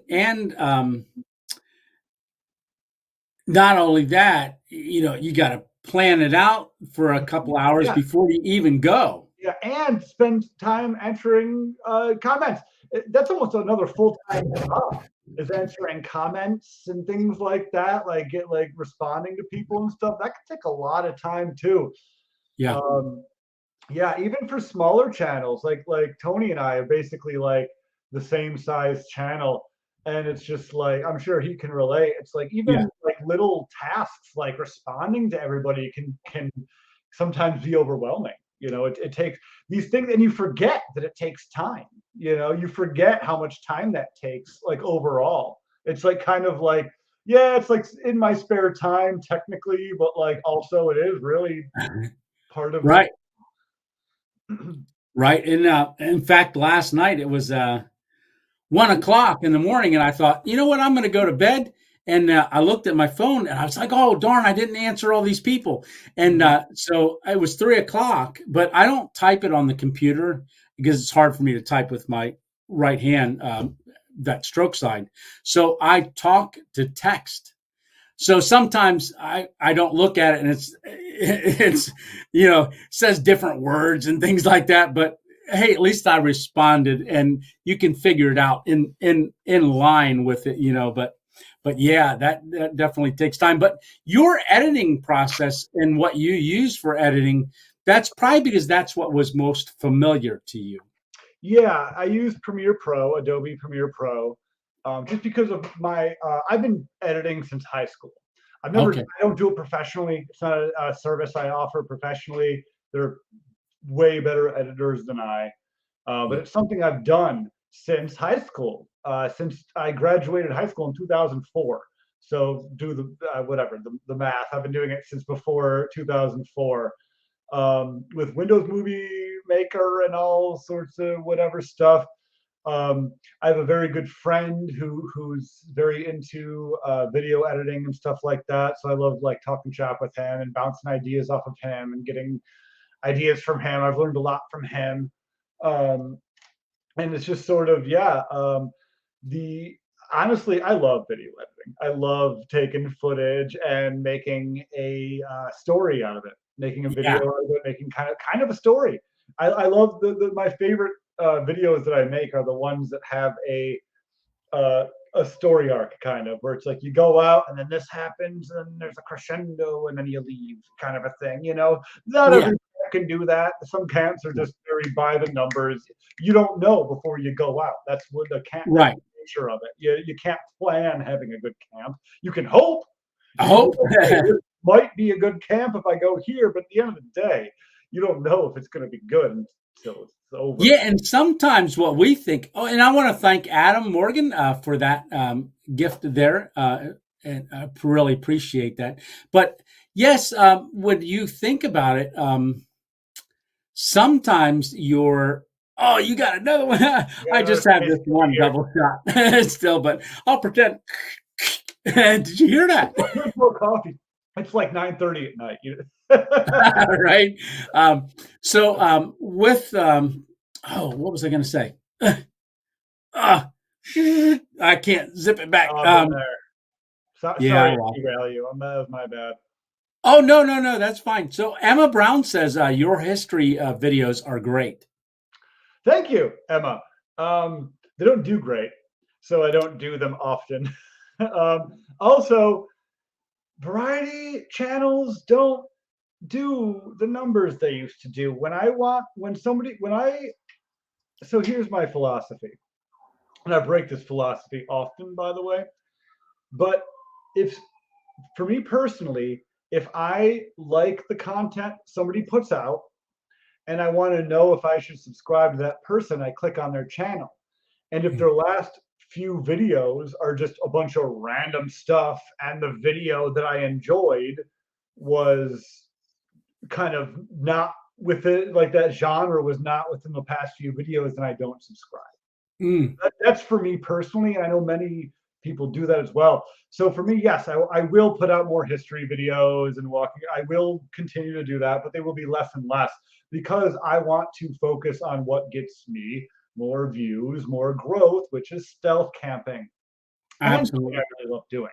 It's not just the views and the growth, but I legitimately just adore camping and stealth camping. If I'm being quite, I've said this many times before. This isn't really a secret, but stealth camping is actually way easier for me than going to the backwoods because, like I said before, I can leave my apartment and just Yes. walk an hour and go camping instead of driving it an hour or whatever. Right. And then you got to ditch the car, that kind of stuff. Yeah, So there's so many things to worry about. That's the beauty of just walking to it. Yeah, I don't know. yeah. Here, this is since his bird documentary was hilarious. Oh, thanks, Hobo. I There appreciate you it. Guys, go. go watch my bird documentary. It's my I spent so long. I already went into it, but I spent months filming it. Like months, like 2 or 3 months filming it. And then like I spent like 16 to 20 hours editing it. It's like a 7-minute video. There's just so much work. Nobody liked it. Nobody like. It's actually one of my most disliked videos, if not Really? my number one most disliked video. It's my personal favorite. Right? You know what's funny is, you think, oh, that wasn't a really good one, and it's like, it turns out being the best, one of the best ones. It's like, Yeah, you how? never It's like, know. You never no, know. There have you been don't. several times where I've known. There have been times where I'm like, this is a good one, and it ends up doing well, and that's cool. But there have been times where I'm like, this one is. I wish it were better. I don't think. I'm not like, oh, Kevin, that sucks. You suck. Like I don't like get in my head that way. But like there are Right. videos I put out where I just like, yeah, man, I wish I would have filmed a little bit more B-roll for transitions, or I wish I would have done something more interesting. This is pretty by the numbers, stuff like that. Like Yeah. that's when I get discouraged. Is when I'm like, this video is pretty by the numbers, but what are you gonna do? But at the end of the day, like you said, Tony, you never know. Like You don't. those videos, sometimes a video you think is going to do well dies on the vine, or a video that you are like not thrilled about is the one that kind of goes and has a long tail. You can Yeah. never know. You can never know. Yeah. And what's interesting, I mean, do you look at your analytics back in Oh, studio? obsessively. Do you? Yeah. Constantly look at my analytics. I'm constantly trying to figure out new ways to keep people engaged in the videos Right. and things like that. Yeah. Yeah, and what's interesting is, well, at least for me, like when I put out a video, you've got that line that just goes, like this. And First then it 24 goes hours, like that. then it goes like that. And just Yeah. slowly. Yeah. That's And the algorithm at work, Tony. You can see it with your own eyes. Sometimes shorts are even worse. If you ever put a short out, it goes meh, meh, meh, meh. Yeah, you can see when the algorithm decides to show it. Because shorts are different. People don't click on thumbnails for shorts. They don't no. click on something that interests me. And Mm. shorts are 100% recommended and fed, Oh. just like TikTok, just like Instagram Reels. You're scrolling through a feed, and this is what YouTube thinks that you want to see. Ah. So you can see when YouTube puts it in the algorithm. If you ever had a short, you can literally see it. The first 2 hours are like, oh, you might get like 1 or 2 views, and then over the course of 30 minutes, it jolts up 1,000, and then Yeah. it goes flat again, and then it jolts up another 1,000, then it goes flat. Like you can literally see when YouTube decides to show it to people. It's very interesting shorts. I want to get more into them. Yeah, I was just going to ask you, are you thinking of doing more shorts? Because I did one um, 2 days ago. And I don't do very many shorts, just because I film this way, landscape, and it's so hard for me to turn it and just do a little bit this way. Right. But I thought because I did that hack with that little buddy heater and cooked that cheeseburger the Yeah, other night. that would be perfect for a short. Yeah. So I went and I made a 30-second clip, boom, boom, boom, and put it to Bach, one of Bach's musicals. Listen, you know me. I love a classical backtrack. I love it. Right, right. Mhm. And I stopped. Had a cup of coffee and I stopped at a parking area at a state park, and I went, I'm going to do it. And I did. I made it and I put it up, and I drove from there 10 minutes, and then at 45 minutes, I was in the grocery store, and I thought, no, I'll check on it. 1,945 views. I was like, oh my gosh, that's awesome. And I was talking to, 2.0 fan is in here. He's one of the guys that I know. He's at the grocery store and one of my subscribers. And I was showing him, look at this. I did a short. And he's like, oh, that is awesome. It's probably going to hit 10,000 the way it's going. I walked away probably 5 minutes later, and it did the burp. And I think the next 3 hours, it got maybe 3 views. Yeah. Well, that's the thing with shorts, is they're not videos. Right. I mean, it's technically a video, yes, but it's not like when you put out a camping video, Yeah. you are connecting with an audience. Yeah. People are invested. They're watching for a half hour sometimes or more. It's more of for the viewer, it's more of a sit down. Yes. Let me bring you on this adventure kind of experience. With shorts, YouTube just shows it to people going like this. Yeah. So views are just worth more. Like if the YouTube video that you put out gets 10K views versus a short that gets 10K views, the YouTube video at 10K views is far and away more worthwhile for your growth, because those 10K views are actually people that decided to click. And maybe they clicked off the video within the first 10 seconds, whatever. All videos, if you're in YouTube, you look at the analytics, all videos have this immediate drop off. Yes. It's like, 78% of your viewers were watching at the 30-second mark. And, right. Like there's this immediate drop off. Right. You start playing videos before you click on them on the mobile app, and that counts as playing. So if you're scrolling through videos, that's like thousands of people that are scrolling and letting the first few seconds of your video play. Wow. And that's why that drop off exists. Or they just I hate this stupid idiot and I don't want to watch it. Right. Whatever. Right. Well, I actually everyone who clicks on the video is immediately invested. In fact, I have about, I don't know, depending on the video, between 60 and 30% of the people make it to the end. Like by the end, it really tapers off. Yeah. I've been really fortunate that usually it shows you spikes and stuff like that. So I get that initial drop off, but it's not dropping as far as what it used to. And then it has my average gray line there.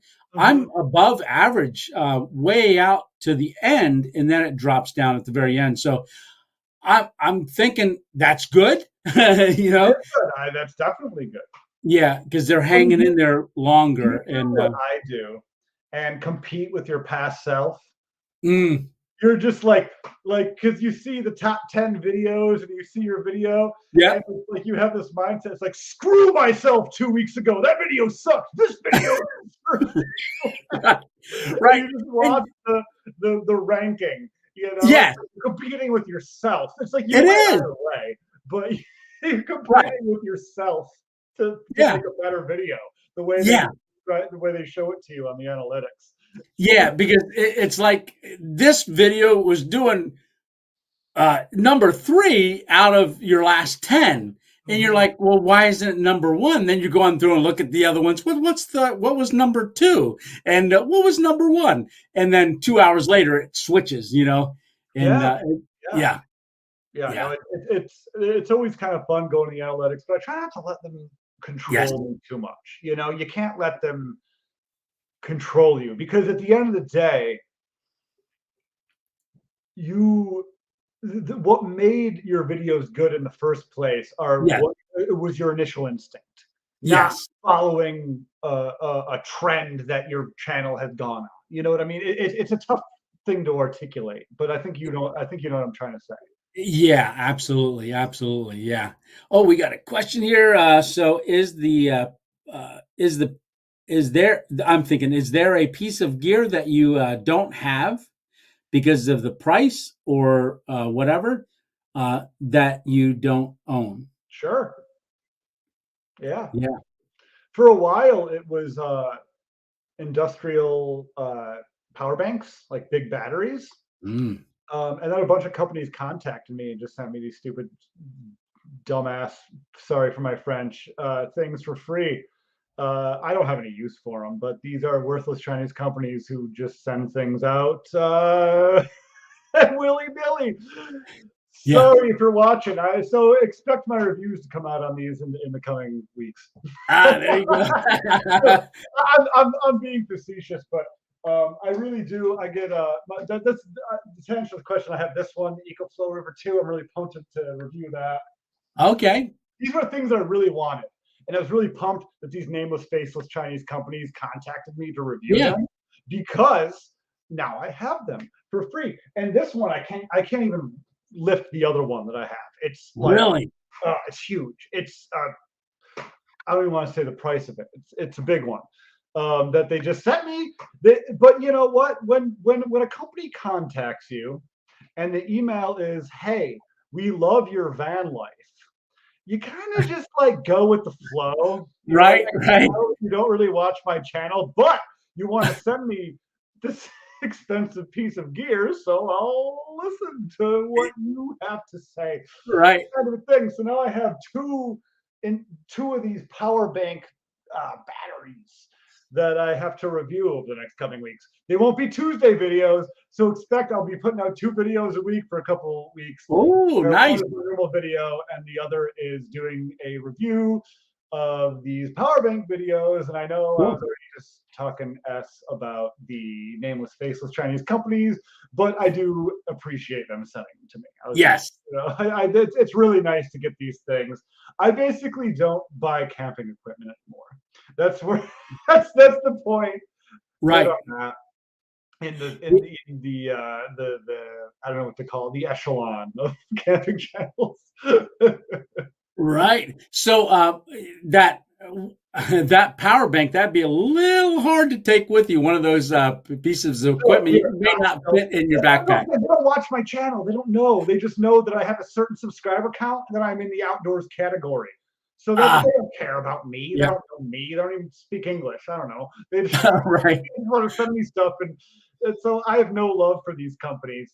I just really appreciate them sending me stuff, and so I will, if they're going to send me a super, like, listen, there are plenty of companies that send me cheap gear that I will maybe just like mention in a video. In Yes. fact, I have a heated vest that I've been wearing the past few videos that sucks. So Really? it's terrible, and I would not recommend it for camping. I Is recommend that it right? for if you're walking your dog, or like Okay. you want to go out and like have it's like got a battery in here. That's not great for camping. It's not great. The battery takes like 24 hours to charge, but lasts 2 hours. Really? Oh, wow. Yeah, it's not very good. No. I'm not going to say the brand. You'll have to watch my next video for that. But, There you go. yeah, no, I get a lot of these come-ons. I'm sure you do too, Tony. Once you reach a certain subscriber count, these people just like bombard you. And they don't even watch your content. They just see that you have a certain subscriber count. Probably what it is, it's like over 5K or something like that. They just start going nuts. I have really been fortunate with because I just because a company contacts me, sometimes it's not even related in the category. Right? No, I got contacted for earbuds the other day, and I was like, I need to hear. Right. I go stealth camping. Hearing is like a major part of success. Yeah, especially in some on the west side of Rochester, right? Yep. Yeah. Exactly. Yeah. As far as I've been fortunate. I got that one Alpha ESS had contacted me, that 1,000-watt generator. That's the one that's going with me in the car. Oh yeah. So they also there was two companies at the time. I said yes to the one, but I saw that they had solar panels, and I said, I got some solar panels. Yeah, I said so. Yeah, I'll do a review if you send the solar panels with it. And they were like, I'm just gonna move over to the side here real quick. Okay. No, sorry, I didn't mean to interrupt. I'm just no. So when they said about the solar, oh, nice. How many watts? I have no clue. They were set for free. I don't care. I don't. Right. I don't need these stupid things. They just sent them to me. Really? Oh, nice. I have to figure out a reason I want them. All right. So Alpha ESS had contacted me second because the first company said, well, we don't have solar panels in stock right now, so we'll just send the battery. I said, no, cancel. I don't want it unless I have the solar panels with it, and for a review. And then Alpha ESS contacted me, and I said, hey, you've got solar panels with those too, right? And he's like, yeah. I said, send them both. I'll definitely do a review. And 200 watts of solar panels. So I'm looking forward to using those once I get out into Arizona to charge up the battery and stuff. Arizona will be nice for the solar. Very. New York, solar power is like every other day applicable. Yeah, and right now we're in the middle of winter. Yeah, we're in the middle of winter. Oh, what was this one here? I was online looking for backpack campfires to keep the smoke down near people stealth camping. I found fire pits in a can that burn 3 to 5 hours. Have you guys used those, and do you like them? Yeah, hold on here. Okay, here we go. Hold on. I'm moving, so I got to step over all my crap here. But talking about one of these. The city burners. They, I think that's what he's talking about. It's like one of these little like campfires in a can. Is that? Yeah. Yeah, they're decent. You can't like cook anything on them because then the drip puts out the flame. Yeah. Like, I tried cooking a hot dog and like just the moisture of the cooking the hot dog was putting out the flame. Oh, they're pretty cool. If this is what this kind of thing you're talking about, they're really cool. They don't really put off much heat, but they're really good for ambience. They're essentially just huge candles. Like, that's real. That's what they are. They try to make it look like they're like, oh, you got to score the thing. And, no, it's just a big candle. Yeah. But they're cool. They're so cool. I bought this a year and a half ago, and it came in a pack of 2, and I only used 1. That's how cool they are. So I have this one for next time I need some ambience without heat. Right. Hopefully, it probably doesn't put out smoke because it's like a candle, right? No smoke. Okay. I mean, like tiny bit maybe, but not noticeable. Not like a thing that you should be concerned about if you're stealth camping. Yeah, no, they're great for stealth camping. Like that for if you just want like the ambience of the fire, that's Yeah. perfect. Or if you just live in the suburbs and you want to put it on your deck, like while you're out with some friends having some beers, it's like perfect for that too. Just having it just creates an ambience. It's great at that, like creating the ambience of the campfire. Can't cook on it, not creating heat, but it's good for ambience. Ah, you might be able to make marshmallows. That's true. Marshmallows aren't going to drip.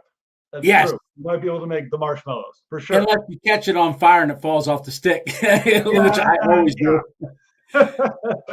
If you could stealth camp anywhere in the world, where would you go? I know where I go. Where? Central Park. There. I wish I could. I know. To go back to the last one. I wish I could camp there. I won't.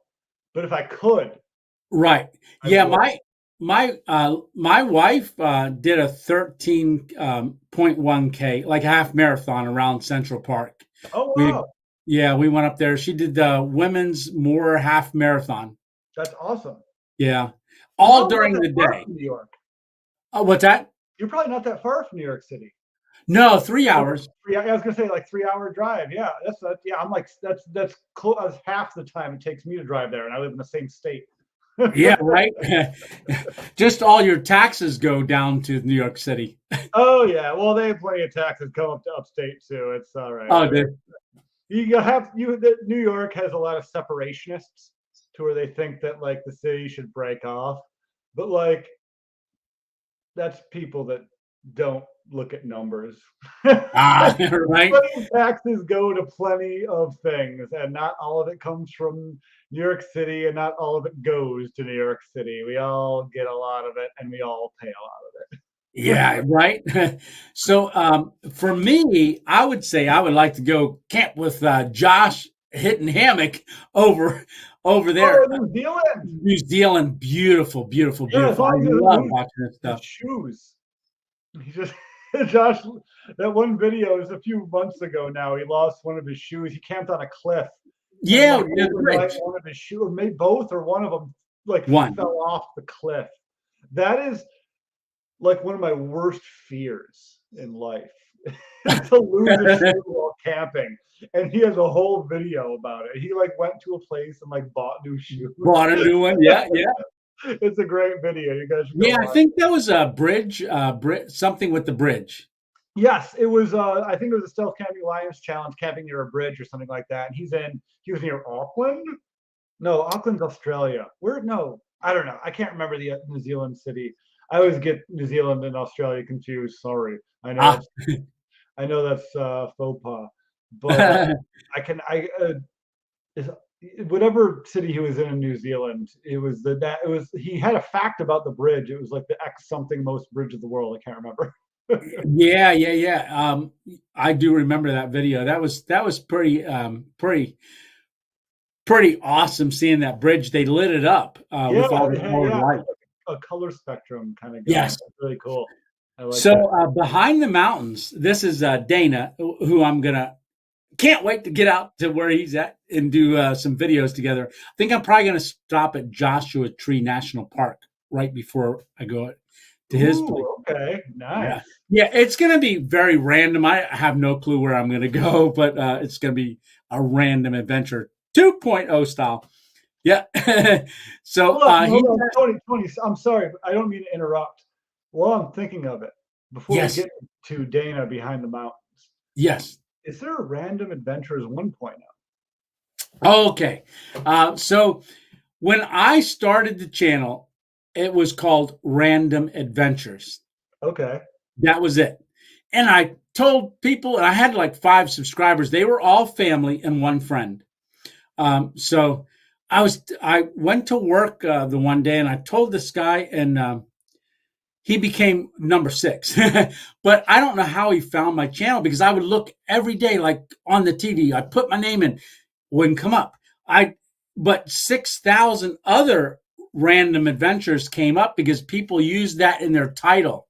Right. Okay. Like, hey, we did a random adventure today. Okay. Yeah. Because so I went, I got to come up with something. So I did 2.0, and then all of a sudden you could find me. Beautiful. Yes. That's a beautiful solution. I know, right? A fantastic solution. So there was no 1.0. I just jumped right to 2.0 because I now say it's second level, right? Okay. Have you And got 3.0? yeah. One of these days. Yeah. I don't know if I'll ever do 3.0. Studio Tony's been mentioning 3.0 too, so it's funny you mentioned that. But I would keep telling him no. We're just going to keep the 2 because I don't I want think to go it's good to keep 3.0. the brand that Yeah, works. yeah. Because then when I was about to gold pan one day, I was in the car. This is how my mind works. I'm just driving, thinking, and I was like, "Oh, I should do something with my 2." And I went 2, and then point, and then and then I did that in the video, and I was like, and I laughed, and I was like, "Oh yeah, 2.0," and I've been doing it ever since. And there's people all over doing it, as they just go 2.0. Oh, Yeah, that's awesome. yeah, people I don't even know. They just see me and they're like, You get recognized in public sometimes. yes, Nice, nice. yeah. It's only happened to me twice. Gotten recognized Okay. only 2 times. Oh, look at that. You're starting it. Oh, 2.0. 2.0. There you go. Yeah, perfect. So, Kevin, how long did it take you to make that Steve Wallace video? Oh, dude, not that long. If you look at it, it's pretty bare bones. I reuse a lot of assets. Not that long, like a day. I'd like to make another one. To this day, it's the only video I've ever made that Steve Wallace has commented on. And it was poor Oh, wow. timing because it was right before his personal tragedy, like a week or two Right. before. So that was bad timing. In fact, a lot of people asked me to take that cartoon down. I didn't, but Right. people were like, "Oh, you should take this down because of the thing that happened." And I was like, "Well, they're not really related." So, Yeah. And um, if Steve didn't ask me to take it down, I wouldn't. well, it had nothing to do with that. You Right, know, right. it was Just just more of watching, an right? homage to the man. That's what it was. It was just I wanted to make an homage to Steve Wallace. Steve Wallace popularized stealth camping like no one else Yeah. could. He didn't invent it, but he popularized it like no one Yeah. else could. And he's still the greatest of all time. Nobody makes Absolutely. a good stealth camping video like Steve Wallace. That guy knows what's up. That guy knows how to make a video. He knows how to keep people engaged. He has a Yes. great personality. Absolutely. He's still the goat, he's still the greatest of all time. Yes. Having said that, I'm coming for your subs, Steve. I'm coming for your, I'm kidding. Tony, are you going to make a rock hounding video when I go out west? Absolutely. I plan to be in quartzite and try to get some amethyst. Try to find some. I want to try to Oh, find some okay. amethyst. But yes, I will be doing some rock hounding. I plan on taking my pans with me. I know it's a little different out there because I'm probably going to try to dry pan. There's a couple. Is dry panning Subscribe. just panning without a river? Like you take some sand and like sift it, kind of thing? Okay, interesting. Yeah, that's about right. So, Okay. yeah, I'm gonna try. See, I don't Do know you how go it to will go, places but I'm gonna try. do you go to like dry riverbeds or you just pick like a random place or a random adventure to Well, it's probably gonna be like that. So, but I'm hoping to contact a couple people that actually have claims on oh, my way oh, out. Tony, I think you're starting to get robot-y. Okay, let me try to fix that. All right, well, I'll move on. We got as Tony tries to fix his AI companion voice here. Be good now. Oh, you're good. Okay, yeah, Good. good. I can't X out my thing though because my light's in the way. Oh, there we go. Perfect. Tony, you're going to do any rock hounding? Tony, you're going. Tony, I don't think that put the 3 question marks ahead of the question is on the bottom of the screen anymore. So I see a lot of people asking questions that don't have the 3 question marks. Oh, okay. I don't know if how long that's been. I haven't been paying attention, but I just Oh, know. yeah. We're way behind on Yeah, my we're way shows. behind. Scrolling down. It's okay. Let me see, banners. Let me Sorry. try that. Sorry, Ta-da! everybody. Oh, okay. Yeah, there. I just see it. I saw it again. Okay. Yeah, I just put it on there. Awesome. Because I see people asking questions and I want to be able to answer them, but I can't keep up. Can't keep up with the chat. Yeah, I know. It's tough. But here's one. Kevin used to be a cook, question Yeah. mark. I seen him cook hot dogs. I could imagine him as a line cook. Yeah. In my 20s, I was a line cook. I'm Yes. 37 now. I was a cook until I was about 27 or 28. And yeah, I worked from everything from like I started in Friendlies. I guess technically a few years before that, you could say I started at Subway as a Oh, sandwich artist in my teens when I was a teenager. But the actual like first restaurant I cooked at was Friendlies, and went from there. I cooked at Anchor Bar.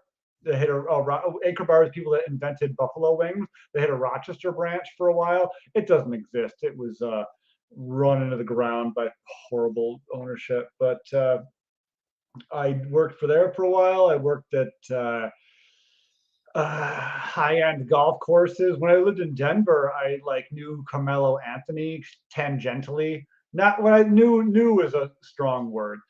He would honk at me when he drove by me. That was new. I knew, I knew some of the Denver Nuggets and Broncos when I worked at this really high-end golf course in Cherry Hill in Denver. If you live in Denver, you know Cherry Hill is where all the rich people live. Yeah, no, I've kind of just worked around the restaurant sphere. And then when I was in my late 20s, I was like, you know what? It's time to move on. And I have very fond memories. It sucked during it, but I loved the people I met. I always like kind of cherish. To this day, I still talk to some of those people I met in the restaurant industry, wow. even Yeah. tangentially. Even like I haven't even talked to this girl in probably a decade to face to face, but we keep up on social media. And she just opened up a restaurant in downtown Rochester. Guys, if you are living in downtown Rochester, go check out Squancho's. It's I haven't checked it out myself, but I know for a fact this woman is a fantastic cook. Awesome. These are pizzas. They're vegan pizzas. And I was turned around on vegan food a long time ago. I used to kind of consider vegan food as like lesser, but Mm. it's not. Like No, no. when you get someone that knows what they're doing, vegan is just a sub note. It's Right. like not like this stuff is amazing. Like please don't let that cloud your judgment on it. Having vegan food is like not lesser than non-vegan. It's mwah, mwah, mwah, it's so good. Again, I haven't been to a restaurant, but I have had her cooking, and she is mwah, mwah. But Good. yeah, it's literally down the street from me. I'm a bad friend. I've not gone to the restaurant. Hopefully she's not watching, right? Yeah, I don't know. I doubt it. But she's an Yeah. old friend. She's not a close friend. She's just an old friend that I Ah, moved from back in my restaurant days. But no, guys, if you live in the Rochester area, go check out Squancho's on the corner of Main and Exchange. I can't wait to check it out myself and maybe even have it in a video. oh, there you go. Yeah. Yeah. I do want to say Adam had done a, super chat, and I thank you so much. I don't know how I missed it. For some reason, I'm way behind on mine's not even scrolling anymore. So I Yeah, do really, no, I really can't. apologize. I Um, tried for a second, but I don't want to miss questions either, like you, Kevin. So this one here from Running Deer, I just got a GoPro 11. So far, seems more user friendly. Ah, there oh, you go. my kind of trajectory is upgrading every other number. So I had an 8, then I got a 10, so I'll probably get the 12. Ah, there you go. It's not worth it to upgrade every time for me to just they're like $500. I don't have unlimited money, so Right, right. So Robish says, "Thank you both. I love you both. Go make videos." thanks, Ravish. I'm going out on a stealth camp tomorrow night. There you go. That's Yeah. for the Stealth Camping Alliance for the river video or Well, spoiler alert, I'm camping next to the river. Oh, big surprise. But for the For water the video, water challenge, right? yeah. Yeah. So James asks, do either one of you believe that some of these YouTube stealth campers are faking it? Mm, Not any of the ones that I've seen, me neither. Yeah. um, but I wouldn't be surprised if. So here, I've talked to Sam Bananas about this. I've talked publicly about this at a very small amount, but I'll talk about it now. I think our time as stealth campers on YouTube is limited. I think at some point YouTube will not allow stealth camping to be monetized. Mm. The more it grows, the more you're going to get the a-holes in there that do stupid things that endanger themselves. And all it's going to take is one controversy for YouTube to say, hey, this is no longer allowed. So get it in while you can. That's my Yeah. advice. Get it in while you can. Make a buck on the way down. Just like the Empire. We're gonna let's just try to make a buck on the way down, baby. Yeah. It's not good. Stealth camping will not be forever on YouTube. There's myriad examples of things that were okay on YouTube for years before YouTube made a small policy change, and then everyone in that small subsect, there was an uproar and nobody cares, and then everyone moves on, and that's the end of it. There's countless examples of this happening. I do not think stealth camping within the next 5 years will be allowed on YouTube. I hope I'm wrong. Wow. I hope I'm super wrong. Yeah, me too. I hope I am the most wrong person in the world. I just can't shake that feeling. Right. Let's see. Do you know about JP Videos exploring old train tracks? Yes.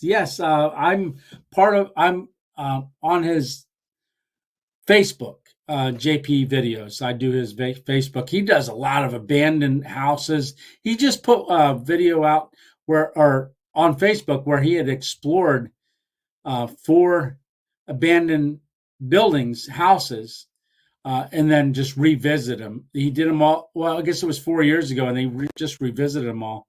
But he did a recent Centralia video about the fire. He's done that multiple times, but he just went and found a few vents where it was venting. But yes, I do know his channel.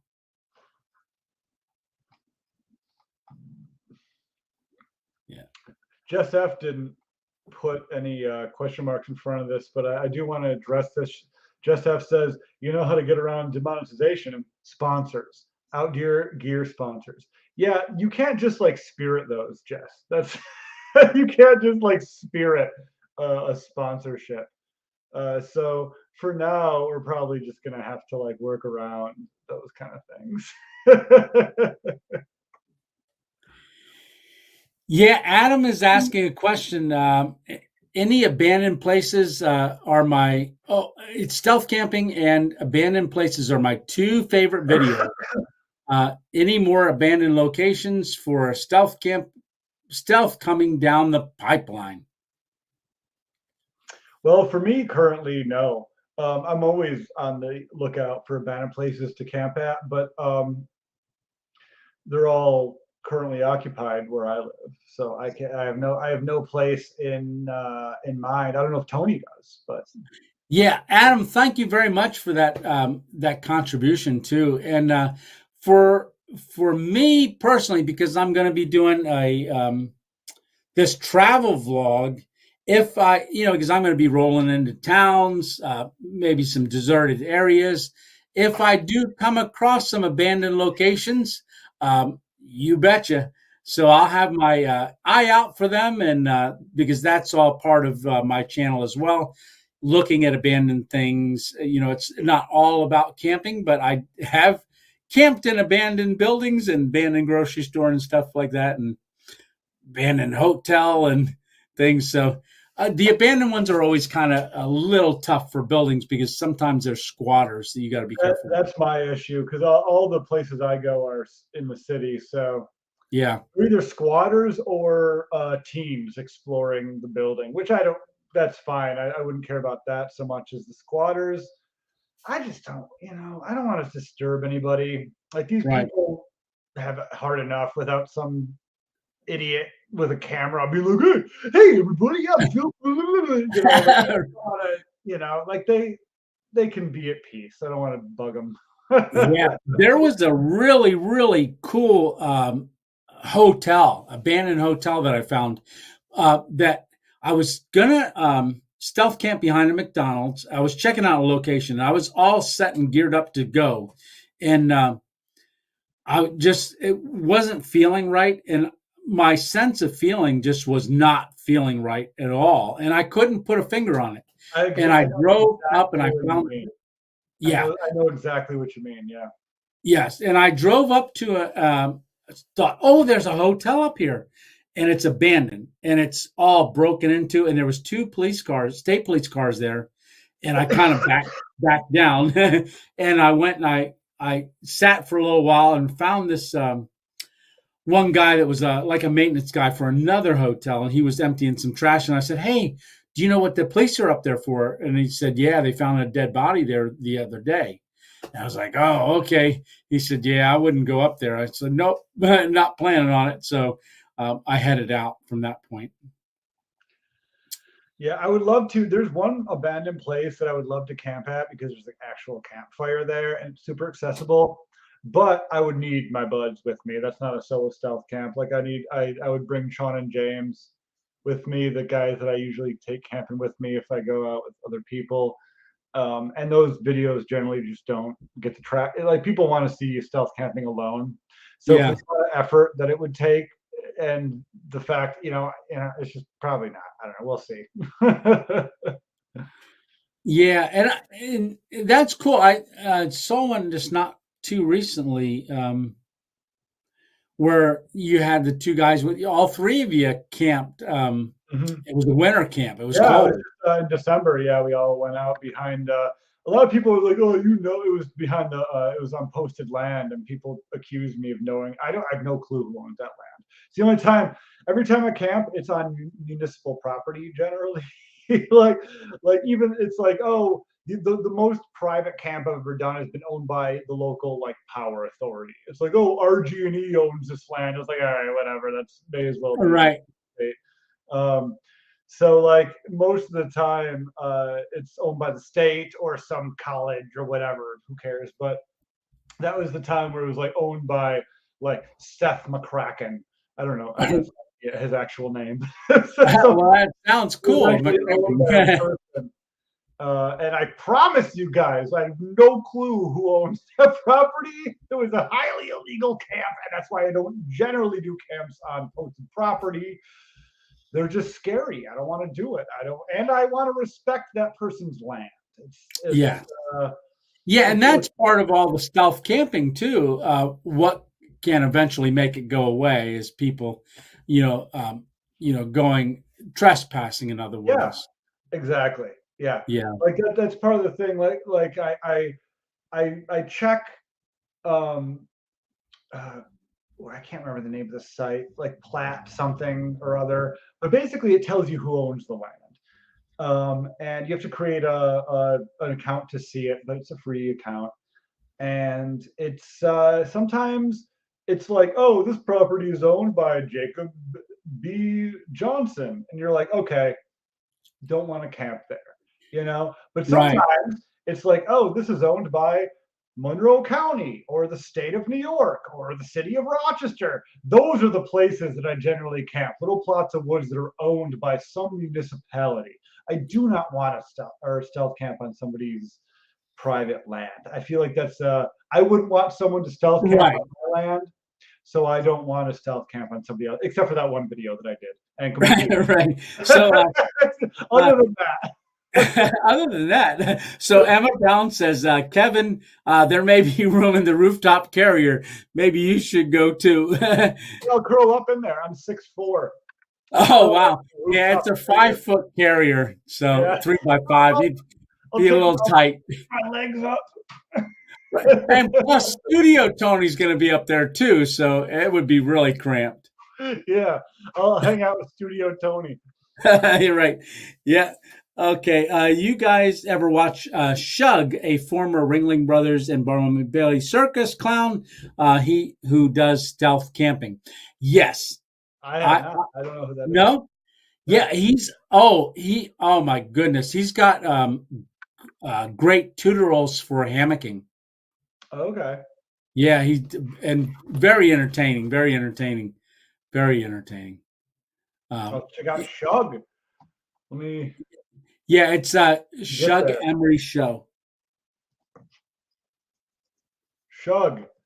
Shug Emery. Yep. Yeah, yeah, okay. There we go. Oh, okay. This feller here. I will subscribe. Check out some Shug. Awesome. Nice. Let's see. Any more questions? I'm scrolling. If I'm scrolling, I'm probably missing questions, but they didn't have question marks. So, Thanks so much to Jeff S. Jeff S is always a very verbose commenter. So thank you, Jeff F, for helping the algorithm and all of your comments and how long your comments. absolutely. Even if we don't see them, we appreciate them because of how long and verbose they are. Yes. Are the three question You marks? desert pack rat, you. So, this is a question. Are three question marks important? Yes, because when they're scrolling past, that jumps out and lets us know that Yeah, it is a it's question. just a visual cue. That's all it is. It's just a visual Absolutely. cue. So, Kevin, are you the artist that made Steve Wallace a Simpson? I'm not. Nope, that's not me. Okay.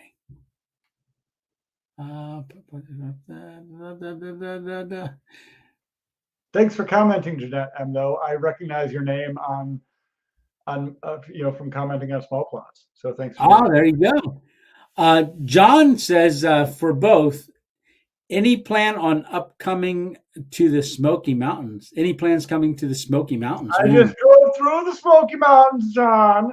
I didn't Yes, camp you in them, did. but I just drove through them. They are smoky. Yes. I'm probably going to be driving through them. I don't know if I'm going to drive through them when I go down to meet Lou to pick up the car carrier, and then I think maybe I'm not sure, but I might when I eventually leave within the next week and a half to go west. My son, go west. So, Yeah, I didn't.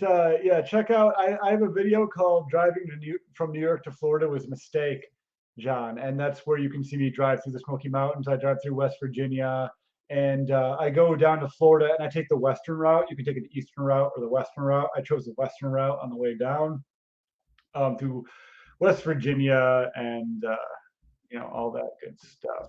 And oh my gosh, the smokiness of the mountains.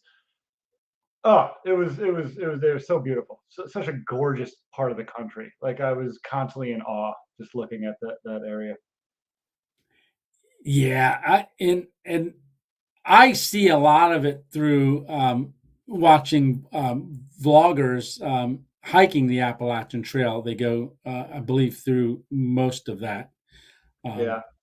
Um, I personally am not interested in ever doing the AT or the PCT or the OCT or the TTC or the BBC or any of those whatevers. Party ABC. Yeah, my knees are terrible and I Mm. hate hiking culture. So I do. I hate the. It's kind of I don't know. Yeah, there's a lot of like creeps on the trail. You know what I'm saying? I don't know. There's some weirdos out there. That's all. Yeah. So Carl Simpson asked Tony, "Have you ever checked out Twin Creeks Mine and Ron Coleman mine, both in Arkansas?" No, I haven't. I'll have to check that out. Let's see. Here we go. Another question. Do either one of you carry something for protection? I think I know what you're saying, and no, I don't. Okay. So I do have a concealed carry license, and yeah, I have a concealed carry license. How is it a big P in the B in Penny to get that? Because in New York, it's like, oh my God, you have to like. Oh, yeah, I can't even imagine for New York, but So in Pennsylvania, you just go to your county courthouse and fill out the paperwork, and then they send it away. And usually the same day, you'll get approved, and it's a 5-year license. And then you Okay. got to upgrade it every 5 years. And it was only $20 when I got mine. Oh, dude. Oh my gosh. Yeah, that sounds like a dream. In New York, Yeah. You have to have like 5 references of people that have known you for over 10 years. And then even then, it takes like several years for the state to even get through the paperwork. I have a buddy who's trying to get a CC, and the state called me in like 2019, and he says CC still is in good Wow. shape, and like he has not gotten it yet. Like it's Oh, like wow. it is a whole thing here in New York. Uh, Yeah.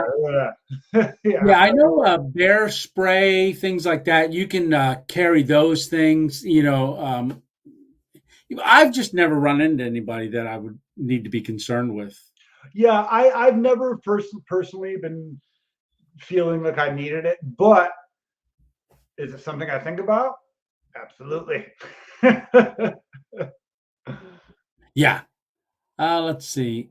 What is this here? What was that? Just says everyone should also check out. Ranga Ra- trips. Everyone check out Ranga trips. I don't know who that is, but check them out. I don't Sounds either. familiar. That name rings a bell. Does it? Yeah, I've so it's tough to keep up on every single channel and everything. It's tough, but Ranga trips sound rings a bell for sure. I've never heard of it. Yeah. I actually, because subscribing to people is the freest thing you can do on the internet, I usually go every 2 days, I'll click on, your subscriber count. And it tells you who your subscribers are. And I just go down and I look. Now, if they haven't made a video in 6 years, you know, uh, you know, but anybody that is putting out content in their, even if they only got 10 subscribers, I always click on them, just because I want to, help support them. Yeah, I'm with you, Tony. I do the same thing. Like Yeah, it's I'll go through my subs. If somebody hasn't uploaded in like 6 years, I'll unsub. But other than that, I'll stay subscribed. Yeah. yeah, and you were subscribed to me twice, right? Well, yeah, I have 2 channels, and I was subscribed to the wrong one for some reason. I was subscribed to you on my Kevin Marcus channel for a while, and so when I Yeah, was looking on the Small Plots channel, I was like, "Where's Tony's thing? Like, why am I not seeing it?" For a second, I thought YouTube like unsubscribed me from you. right, I was just so you have 2 subs from me. right, right. uh, here we go. Do y'all use YouTube Studio? I don't. Constantly, every day, multiple times a day, every day, constantly, forever. Yes, absolutely. Oh, YouTube Studio. I was thinking to produce things. Yes, I am looking at YouTube Studio Oh, YouTube Studio multiple is times a yeah, day. how you see your analytics. You know, Yes. even if it's here, I'll bring something up real quick right now. This is what it looks like. This is Yeah. what it looks like to somebody who just opens up YouTube Studio. You see your subs, you see the check marks of what is good or what is less, and like how it. That doesn't probably read, but that's yeah. No, YouTube Studio is actually a fantastic app. Very, very. Yeah. Now, do you use TubeBuddy as well? No, actually. Oh, really? Yeah. What's Okay. TubeBuddy? TubeBuddy, you can link it to your YouTube channel and you can make thumbnails, things like that with it. But I know a lot of people make the thumbnails other ways, but it actually helps you with some things. But I use TubeBuddy. That's where I see some of my analytics. It gives Okay. you milestones, things like that. You can post. Interesting. Yeah. No, I've never used. I've heard of it, but I've never used it. Here, look at this. James Rockford. Yeah. Right. Yeah, right. If that number says $437, then you would be correct. Right. Yeah, but what I tell you what, I don't know if you'd be on my show if you were doing that, right? Yeah. Well, no, I know, Tony. I would. I would. If I was making that, I would absolutely do your show. Oh, yeah. No, I appreciate that. Let me just look. Oh, we got 65 people watching. Hey, there we So, go. yeah. So, Kevin, I know you did take that Florida trip and you were making that fire down there. And, yeah, it was a different experience camping in that Sure campground that was. you camped in. Yeah. So, do you do like once a year go down to Florida? No, no, I go down every few years. So my parents snowbird down there. Oh, nice. I think they haven't told me as much, but I think they're probably going to go down there full time and get Okay. rid of their place up north here. They'll never say that, but I know that that's what they're gonna do. My parents are like me; they're pretty wishy washy with commitments until it actually happens. They're like, yeah, we're mulling it over. And as soon as my sister and I, when we were like 10 years old, we learned that when my parents are going shopping for a car and they say they're not going to buy a car, they're going to buy the car. They're going to buy a We car. learned that a lot. We learned that a long time ago. So when they say, "Oh yeah, we're not going to get rid of our house in New York," they're going to get rid of their house in New York. So yeah, so I'll probably be going down to visit them more in Florida. But no, that's I was just they snowbird down there, so I was visiting my parents for the holidays. I don't go down every year. Frankly, I'm not a huge fan of Florida. I love Okay. heat. The heat is Mm. nice, and being near beaches is nice. But like, dude, you guys need to get zoning. Like, what is zoning? And zoning is nothing in Florida. Like, I'm used to like in New York where it's like here's the city, and next to the city is the suburbs, and then there's the rural outside. In Florida, none of that. Everything is everything. The city is the suburbs, is the rural. The rural is the city, is the suburbs. There's no zoning whatsoever. I can't No. figure your state out, Florida. Figure it out. Right. And small plots down there actually has alligators. Yeah. Oh yeah, Yeah. they got some alligators. I camped near some alligators. They I'm sure there were some Florida people that saw my video that were just like, "Ugh, whatever." But me, it was exciting to see alligators. To me, I was very thrilled to see Absolutely. the local gators. I think it's super cool, and I don't Uh, care if you're making fun of me for being excited to see alligators. I will still be excited the next time I see them to show their absolutely. face. I got a lot of comments being like, "Oh, whatever," but I Really? don't care. I've I never love seen an alligator. Well, I did see an alligator at a zoo, but never out in the wild. alligators. Well, they're not like they're. It's just like anything. People that are used to the thing that you're talking about are more jaded, just generally. So I can understand where someone's like, "Oh, whatever, it's an alligator." But for me personally, Right? it's cool. I think it's cool. That's all. A- I just think it's cool. Absolutely. Yeah. Absolutely. For me, it'd be awesome. I don't know if I'm going to see any alligators. Yeah. That could be one of your menu items coming up this year. Hey, I've had alligator before. It's like kind of chickeny. Tastes like chicken. And doesn't Yeah, what doesn't taste like chicken, right? right. Yeah. I mean, your uh, duck testicles I was may. gonna say it tastes like duck testicles. What is that smell? Is that me? I smell like a burning metal smell. Yeah, I don't think it's on my end. No, well, I don't smell your end at all. Oh, okay, I good. think it's outside my window open. It must be from outside. I don't know. Hopefully. I'm just worried because I have all these batteries near me, but none of them Oh, are. the lithium. Yeah, no, none of the batteries that these nameless, faceless Chinese companies sent me are on. So I think it's just outside. I have the window open. Oh, okay, good. Yeah, it's warm enough to have the window open up there. Yeah, just smell like a burning battery smell. That's not great. No, that's not Well, great. I do live downtown, so like anytime a car does like a burnout or like I hear cars racing right now, like across the river from me, like Really? do little races. Dude, it's lawless out here. I don't know. Right? Just Anyone who lives in Rochester knows what I'm talking about. People need to like figure out their things here. yeah. Let's see. Oh, here's the thing here. It says my favorite place to camp is Middle Tennessee, right where Tennessee, Georgia, and Alabama meet. Nice. Okay, there you go. Yeah, I've never been to any of those. So I've been to Georgia. That's the only state I've been to out of all those. actually, Georgia is the only one I've been to too, and that was when we went down for my son's graduation from in the army from boot camp, and then drove him down to do his training. How old's We your were, son? he is 24. Oh, okay. Wow. I'm over a decade older than your son. Right, 24, 25. I How old actually are you, Tony? forget. Me? Yeah. Oh, 57. Yeah. You're great. You look fantastic. Are you kidding Uh, me?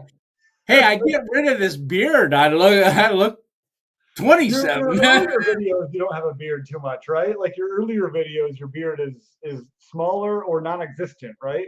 Yeah, yeah, yeah. Okay. My very first video, I think, camping in the making coffee in the woods. I can't remember if I have a beard. No, I don't.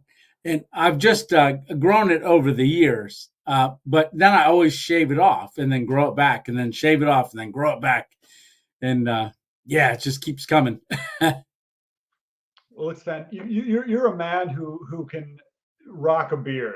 Oh, well, thank you, Beard looks Kevin. so good. Well, thank you. Yeah, it's just white. So, Well, regardless of the color, the shape is good. The fill is good.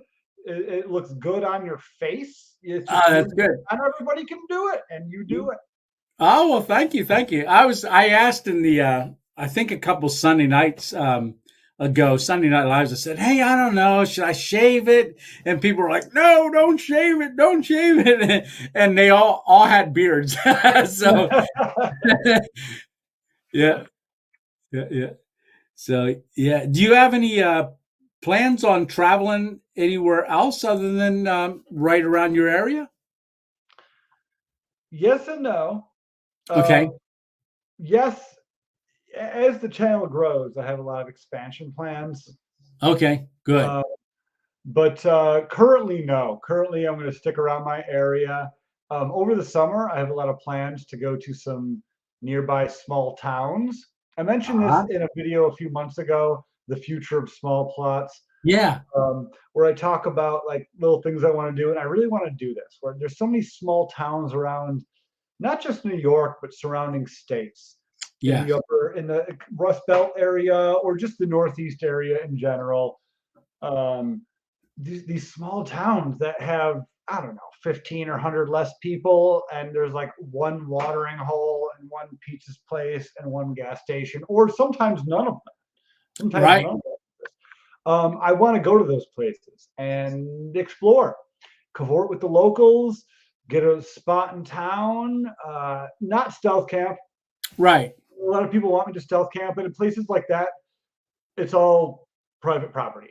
Right. There's no municipal property in places like this. I'm not gonna camp on Cletus's land. I'm sorry, it's just not gonna Right. happen.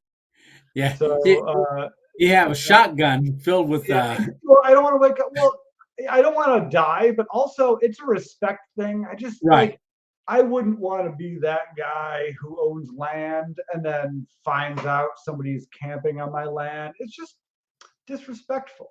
I don't know.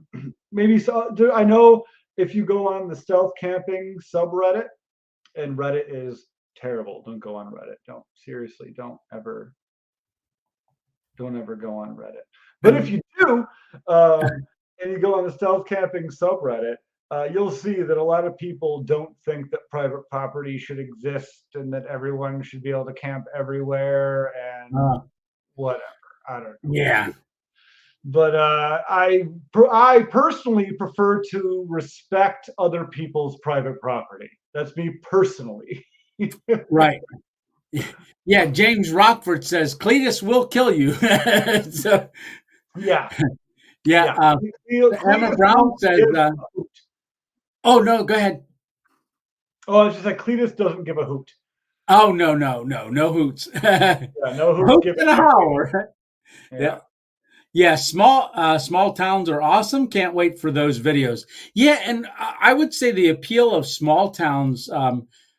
When you were saying that and talking about that, I was thinking because you're so into and where you are, the city, small towns would be a really just not only through your eyes would be really, really interesting because of where you are.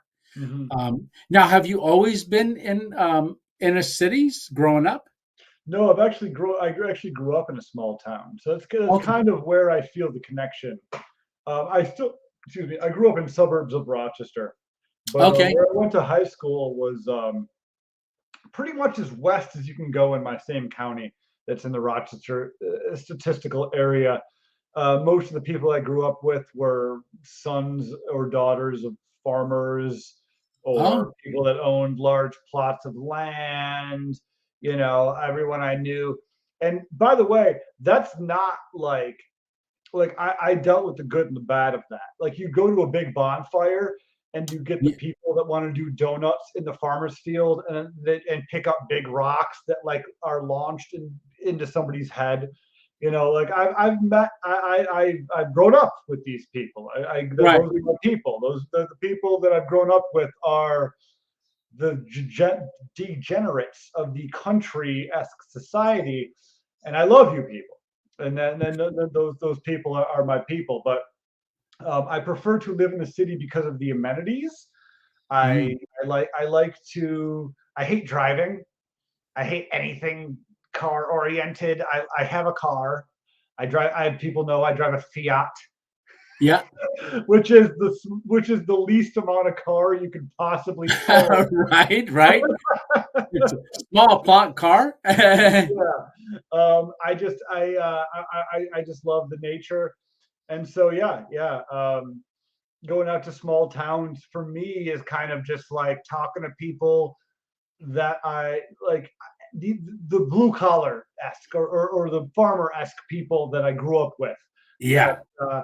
I know how to talk to them. I love those people. I don't want them to judge me because I live in the city. I know that's a point against me in their eyes, Mm. but I probably won't. I feel like I can assimilate enough to where they won't know. Maybe I don't know. I don't know. Maybe they're wrong. Maybe they're like, "Who's this hipster This city glasses slicker old coming man?" on in here, this Yeah, I town. don't know. I don't know. Maybe I'm overzealous, but stay tuned. Stay tuned for part Right, right. 23 Yeah, if I'm way off base or not. right, right. This city slicker coming on down here and Exactly. coming into our town.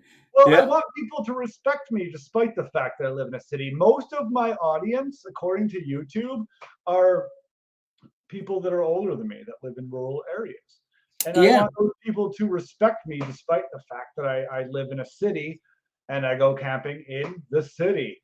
That's how I brand myself. But those are the most people that watch me are the what is the I don't know what it is. It's 35 to 45 or 50, Okay. like 35 to 45, I think, which is Yeah, that's what I was actually thinking the other day. Because I was looking at my analytics and I knew we were going to be coming on, and our channels are very, very close as far as counts Mhm. go. And that's one of the things that I look at analytics, and I would say my group, it's probably because I'm 57, is at a higher age bracket than that. Like a lot of mine go from, I think it was 45 to it's very low, some non-existent, and then it just starts growing Right. after that 35 group. I've got some, but then the 45, the 55, and 65 Yes, plus. no, that's actually my bread and butter as well. Like people my age are the second. Like I'm 37, so people my the 35 to 40 age range is my second. But my primary age range that watch my videos are yes, like the 45 to 55 or older age range. So I don't want Mm. to alienate those people. But also, you never know like what people subscribe to you for. It's never, like they maybe subscribe to you for the color of your shirt. You never know. Everything's so arbitrary. It is right. It is right. Yeah.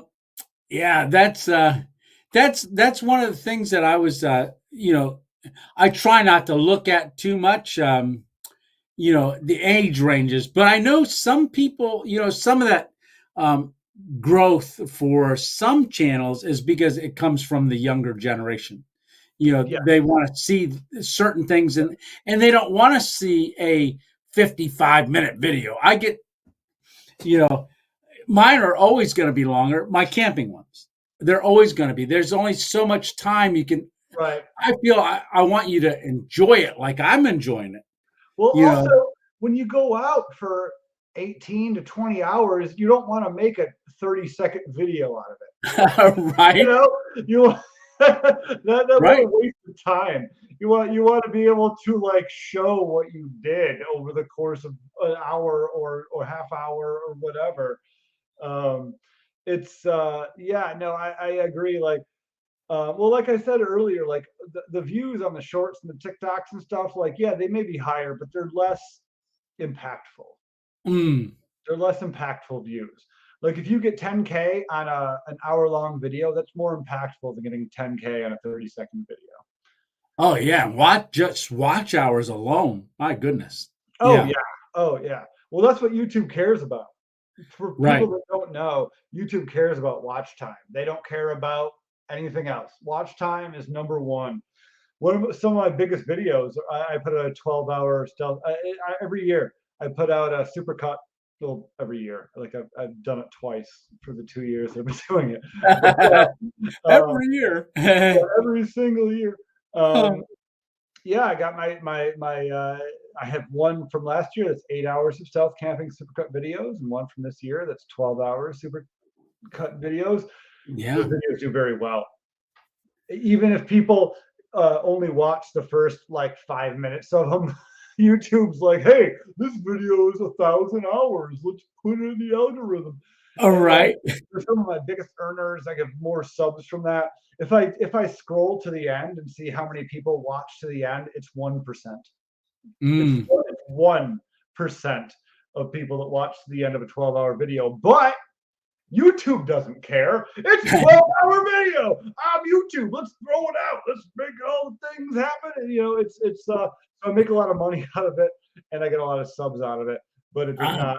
The vast majority of people just use it as a catalyst for my channel. Most people are not watching the full 12 hours. I'm happy that 1% do, frankly. Yeah, right. That means that people leave it on at night while they're sleeping and things like that. And I think that's fantastic. But no, for the most part, yeah, the younger generation needs those quick hits, which I am not. Like, camping channels aren't quick hits. No. I find just to try to get everything that I want to get, like if I cook dinner and then I cook breakfast, that takes time. I mean, on this last one, for the breakfast part of it, I speeded up some of that, and got rid of, Sure. because I already spent time cooking. So I'm really just playing with it, trying to see what works, what doesn't work. But, and the vlogging videos are going to be way different for me. I've never vlogged before, so I'm trying to figure out how are those going to go. Right. Those are going to be 10-minute videos probably, and very choppy throughout the whole video. So I'm going to try it and see how it works. Sure, absolutely, yeah. You never know. No. James says, I always fast forward to the end to see if you lived. Laugh out loud. You're screwing up our watch time there, Oxford. You're screwing up our watch time. Right? Whatever you want. Yeah, I used your show for the volume backlight and fall asleep. Laugh out loud. Yeah. Awesome. So, are we, Tony, let me ask. Yes. Do I have time to go to the bathroom, or what are you thinking about wrapping? Are you trying to wrap up soon? I'm still down to go for longer, but I do have to go to the bathroom. Oh, you go to the bathroom. I'm actually wasn't thinking. I never think. So I'm having a great time. I don't. Will have me. Like I'm super down to keep going, but I have to go to the bathroom. Oh, absolutely. And we still got 61 people watching, so you go to the bathroom, and I will just. Sounds great. All right. Welcome back in a little bit. There you go. Oh, there goes Kevin. Well, see ya. So, hey, I want to say if you haven't watched me break the news to 2.0 Studio Guy, I don't have a clip of that. You'll just have to go on and watch it. And I do want to say thank you to everyone that does watch Small Plots and I really appreciate you also watching my channel as well. I know we have a lot of crossover and have a lot of the same subscribers, and that's why I'm really excited to eventually do a collaboration video with Kevin. And I know we've talked, but we're really starting to talk a lot more now. And so, if you didn't know, haven't watched the last video, I actually first time ever slept on a cot, and it's right back there, the one tigress cot. I did not sleep in a hammock, and it was a little easier for me actually to. That was, I think I said in the video, is the first time I actually took my leg brace off camping. And some of you that are not familiar with my channel, I had a stroke this past March and have been recovering from that. My whole right side was affected, but starting to come back. But I do continue to wear a leg brace, and I just put on a leg brace that I forget what they're called, like the business who does that, ortho ortho guy. But he donated to me a titanium leg brace that I will be taking so that I can hike and go ultralight. So just as I have a Marshway ultralight cot, wow, only 4.8 pounds, and it's comfortable, amazing suspension. Yeah, as far as that cot goes, I loved it. The one Tigris, it was super amazing. I did end up, because it's winter, I think that's the first time I slept with a sleeping bag and put my puffy on. But I cooked cheeseburgers with the little buddy heater, which was awesome. Cooking that with the little buddy heater, so that is a hack and it does work. So if you want to ever cook a cheeseburger with a little buddy heater, it definitely works. So go on and check that video out. It was amazing. What's the handle made out of? That was the thing. Like the thing kind of sits up against the handle. Is the handle made of metal? It's kind of a composite. I was trying to figure that out myself, but the handle does sit backwards. I think if you ran the little buddy on high, you're gonna probably start affecting it a little bit just from the radiant heat. Sure. From the grate. Okay.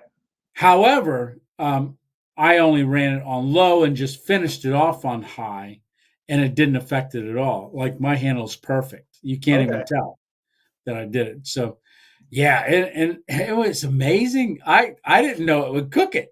I just thought, and I did the Jiffy popcorn. Yeah, no, that worked fantastically. No, that was amazing. Yeah, and it kept me warm. I did run out of fuel at one point because of doing the cooking, and I had a short amount of fuel. But I got up about 3 o'clock in the morning. And I was like, you know what? I'm just going to put my shoes back on and go get another bottle of gas, get my take the top quilt. That's when the top quilt did not work for me at that temperature, because in the hammock, you know how it snugs up around you? Yeah. A cot's flat. It doesn't snug up around you. Okay. So my top quilt kept sliding off or sliding, and my sides were getting cold, and the cold was radiating up through the hammock or through the cot. So I ended up I had a like a 35-degree sleeping bag, and I grabbed the sleeping pad and put the pad on, and then the sleeping bag, and I went to bed at 3 o'clock, didn't wake up till 7. I slept so good. I missed the sunrise. I always film the sunrise, with time lapse. Yeah, missed it. Jeez. Slept right through it. Yeah. So, Tony, are you a side sleeper or a back sleeper? I'm a stomach sleeper. You- Dude, I didn't even mention that, but I am also a stomach sleeper. Ah, Not during camping, but at home. I oh can't yeah. during camping, but it No. does work. But believe it or not, the hammock, I didn't think I would like a hammock because I got to sleep on my stomach. Yeah, That on the first, stomach you can't, in the hammock your back goes the wrong direction. You believe it know? or not, you don't use a ridge line, do you? Yeah, Oh, you do? for my tarp. Yeah. Oh, okay. So my ridge line, because Dennis sent me a hammock and I thought I had a good hammock. So he sent me a hammock that he rigged up, and it's got a ridge line attached to the hammock. Okay. And so when you set the that ridge line to where you like, the tension is between the two straps. The hammock just hangs below it, but the strap it like connects the straps, so the tension is always in that the straps in the ridge line. Okay. And your hammock sets the same way every single time, no matter what. No matter if you're 2 foot off the ground, 1 inch off the ground, or 3 feet off the ground, the tension keeps your hammock a certain way. So once you find that sweet spot, it's like you're laying flat, like flat on a bed. Okay. Yeah. No, I've been able to get that way, adjusting sometimes, but yeah, usually that's I don't know. I gotta take that into consideration. All those tips, because yeah, no, when I'm home, Yeah. uh, if I can't get, I'm not like a stomach sleeper like from the get go, but if I'm laying down and I can't sleep and I want to make sure I can sleep, the stomach sleep is how I do it. I put my pillow aside because you can't sleep with your freaking neck up against the pillow. I push No. my pillow aside and I just sleep on my stomach. Like I did that probably last night. I do it when I'm camping in a tent, because Okay. I'm more flat. Yeah, I'll sleep on my stomach. Yeah. Yeah. On that cot, I start out this way, laying on my back. Yeah. I always start out that way. And within 5 to 10 minutes, I'm like, I gotta, and my one knee has to go out and Yeah. to the side, and then I'm flat on my stomach, and like that, I'll put my arm under, and I'll get rid of the pillow as well. Yeah. No, it's how you sleep when you're camping totally matters. Oh, absolutely. And I used to struggle sleeping out when I was out, Hmm. just because there's so much going through my Oh, I mind. still do. I still struggle sleeping when I'm out. I do too, because I'm working on the editing, and finally about maybe 1 o'clock in the morning, I finally am like, all right, I got to go to bed. But then I'm up at 3. Yeah. So James asked, do either of you have sleep apnea, snoring? I think I snore, but I don't have sleep apnea, and I only Yeah, know I snore because people have told me. same here. Same here. Yeah. Yeah, yeah, yeah. I do. I used to, and I stopped for a lot of years. But actually, the past couple nights, I'm trying to get back into it. I actually tape my mouth shut at night. Really? Yeah, I have a M9 tape, and I just put a little piece of tape right there in the Yeah. middle, and it helps me breathe through my nose when I'm sleeping. Because naturally, when I'm sleeping, my mouth just hangs open, and it's not good for your dentistry. It's not good for your airways. It's just not good for a lot of things. And Mm. for most of my life, I'm just slept like that. Um, and a few years ago, maybe like 5 years ago, I started doing the tape thing, and it worked out really well. And I stopped for whatever reason, but like the past week or so, I started up again, and I noticed the benefit. Okay. And you wake up more clear-minded. Um, my teeth aren't as gritty when I wake up because my mouth is closed. Yeah. I know it's a weird thing, but yeah. That is wild. I've never heard of that before. Yeah, taping my mouth shut. It's a movement. It's a whole movement. Wait for whatever your political ideology is. Wait for whatever one it is to pick up this movement. They'll do it eventually. Right, right. Hey, I'm going to try it. I think I got to find some tape. Yeah, and I think I'm going to try that. Actually, that sounds Yeah, good. no, look up on YouTube like benefits of taping your mouth shut while you sleep or sleep There's or actually a sleep YouTube with your stuff. mouth open. Like there's a whole it's like a whole subculture. Get out, really? Yeah, I mean, this way. Yeah, I've heard of this way. Yeah, Yeah, well, there are some people that go overboard. You don't need to tape up your whole jaw. Like I saw a guy who like taped up his whole jaw and is like, dude, I literally take a little piece of tape and just put it right here. That's it. yeah, That's yeah. it. I don't need a whole jaw thing of fucking mask or sorry, I didn't mean to swear, of Right, masking tape. right. It's just a little bit to keep your lips closed. Just a little. Okay, I'll have to try that. Yeah. Yes, I heard super glue would work too. Right. Yeah. It will work Yeah. until you need to talk. Right, true. So, do either of you believe in Sasquatch? No, Okay. not No, whatsoever. I'm going to say no as well, but I have no clue. So, Well, here's my thought on it. I love the mythology. I love the stories. I love the idea. But logically, Sasquatch can be two things. One of two things, right? It's either an ape that exists that somehow nobody figured out. But if it was an ape, it would be in a zoo. mm, Apes don't hide. Like there's no secret hidden species in North America that's ape intelligence. So it's either an ape or or it's a creature of similar intelligence to humans. And I don't think there are two species on this planet that are as intelligent as the one major species.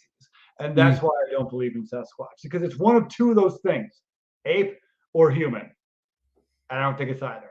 Tony, do you have any thoughts on this? Prove me And wrong. you heard it here first. So, for me, I've really never actually thought about it. But with the age of cell phones and all of that stuff now, I just, and, the, cameras in the woods, for identifying, deer, for me, for it to go missing that long, they would have to be extremely elusive and intelligent to not be seen. And Absolutely. I just don't know that that is possible. But I've never really given it much thought. Yeah, well, like imagine in your head, like, do you really think there's an entirely not you, Tony, but anybody who thinks that there's a Sasquatch out there, like, do you really think that there's some hyper intelligent species that lives alongside humans that for some reason has just evaded detection? It just doesn't really make sense, you know. It just doesn't really jive with reality. Right. My friend thinks Bigfoot is real. Oh no, I'm sorry. She knows Bigfoot's real. Because here, let me put Jess's comment up here because I couldn't read it small. It sounds really convincing. There you go. So yeah, I'm not really sure if it is real or not. So that was a great question. Well, And I love the fantasy. I love the idea of it. My logical brain is just like, in all accounts, no, it's not real. I, But I would love to be proven wrong. I would love for yeah, me too. like I said, I love the fantasy of it. I love the idea of Bigfoot. I think it's all cryptids. All cryptids like weird creatures. I love that stuff. But just like it's just, I can't actually believe in it for real. I'm an adult. Uh, yeah, that's I mean, I've heard things that have been very questionable in the woods, Sure. especially my neck of the woods. Oh yeah. Well, you know, where you live in like middle, eastern middle, Yeah, Central. central Pennsylvania there, like that is like, I mean, you're in the foothills of Appalachia. Like there's, if you even look at a map of like topography, like that area of Pennsylvania looks like teeth. It looks like mammoth teeth.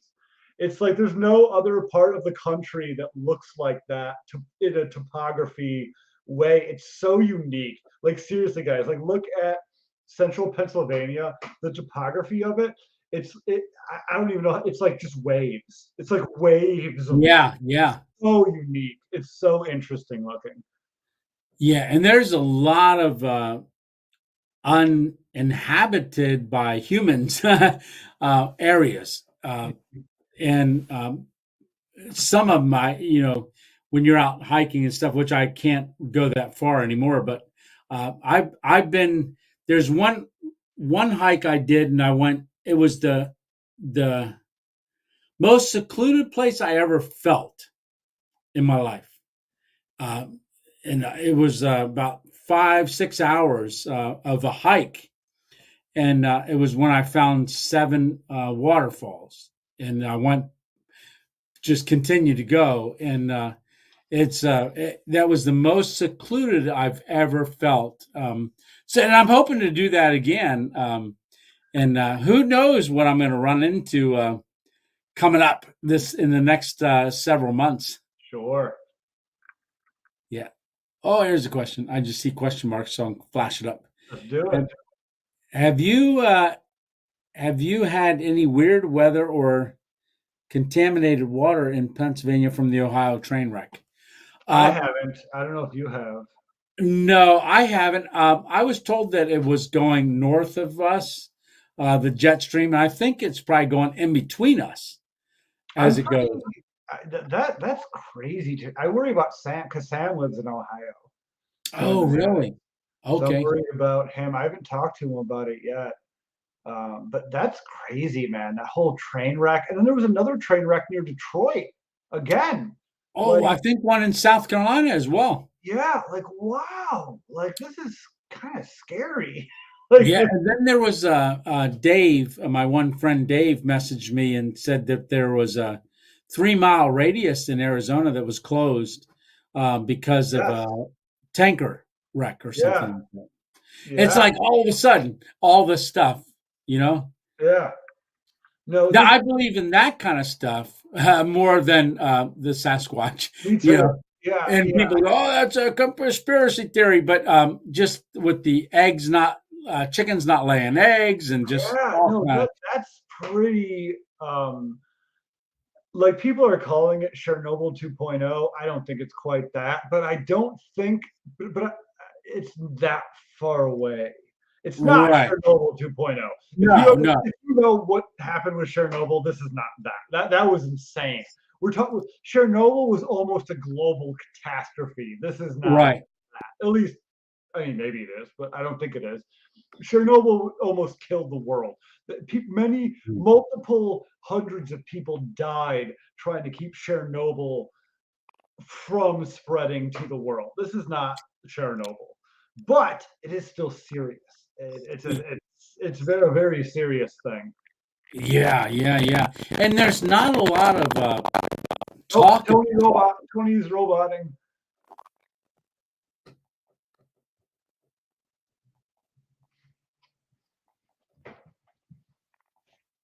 I'm trying to get myself as many chins as possible. How many chins can I get? I lost a lot of weight recently. I used to have more chins than I do now.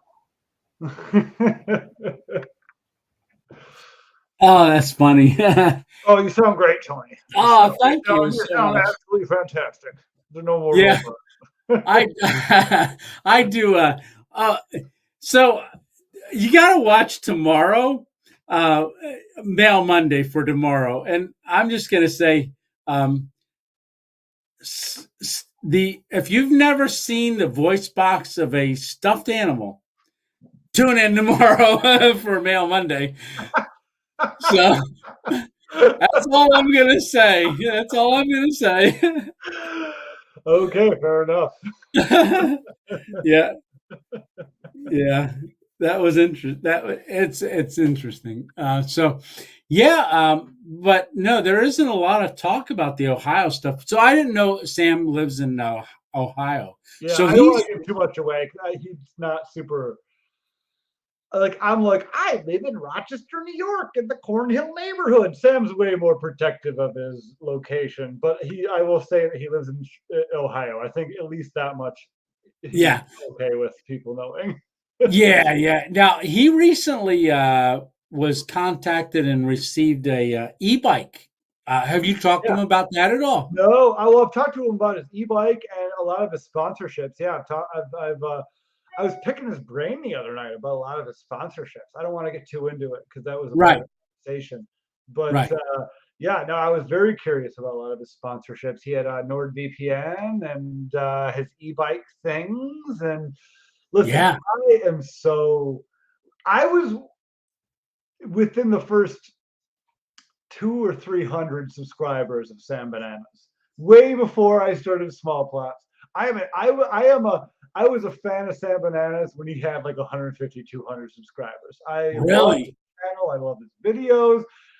His success is my joy. Even nice. though we're like, I mean, YouTube's technically a competitive space, but I still like you and I, Tony. Like Yeah. I love supporting your channel and like other like-minded channels and Sam Banana's channel. And that's kind of what I love about the YouTube quote unquote community. I don't know why I Yes. quote unquote it, but whatever. Right, right. Um, it's so just gratifying to see people that you enjoy the content of grow and then watching your own content grow. And Right. there is a competitive nature to it, but all it is I love your channel and I want to see what makes you successful. How can I use that for my own success without copying it? You know, like Right, right. there's that level of it with all campers and things like that. And it's just I love that everyone kind of just is just so chill. Like it's like the most chill. Like there's so many YouTube communities that aren't chill at all. Right, right. And the camping community is just like so chill. Like I don't know any bigger the biggest YouTuber I know is Sam Bananas. And that I only know him because he was my channel size until he had a video that blew multiple videos at this point that blew up. Yeah. So I can't even say that I know like big YouTubers or anything like that. I've done work for big YouTubers that are in the video game space. Uh, Really? yeah, nothing that anyone here would know. Like I has Okay. Cupquake and stuff like that. Nobody here. I mean, it's for it's more of a kid-oriented thing. Nobody here has Yeah. any idea who I has Cupquake is. She has millions of subscribers. She's in the Guinness World Record book of for something gaming for female gaming something or other. But Wow. nobody here knows who she is. I No, guarantee. yeah, no. Well, we might be surprised, right? Hey, yeah, Uh, yeah, you never know. yeah. No, but no, anyone's success in the stealth camping, excuse me, Community. stealth camping community. There we go.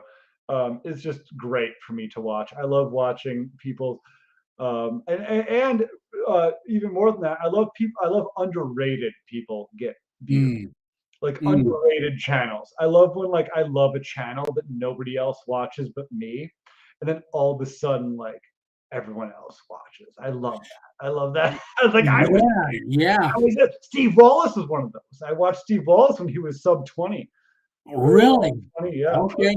Yeah, I had not known about Sam Bananas until I saw you guys together. Oh, really? Yeah, and then I went over and subbed to his channel.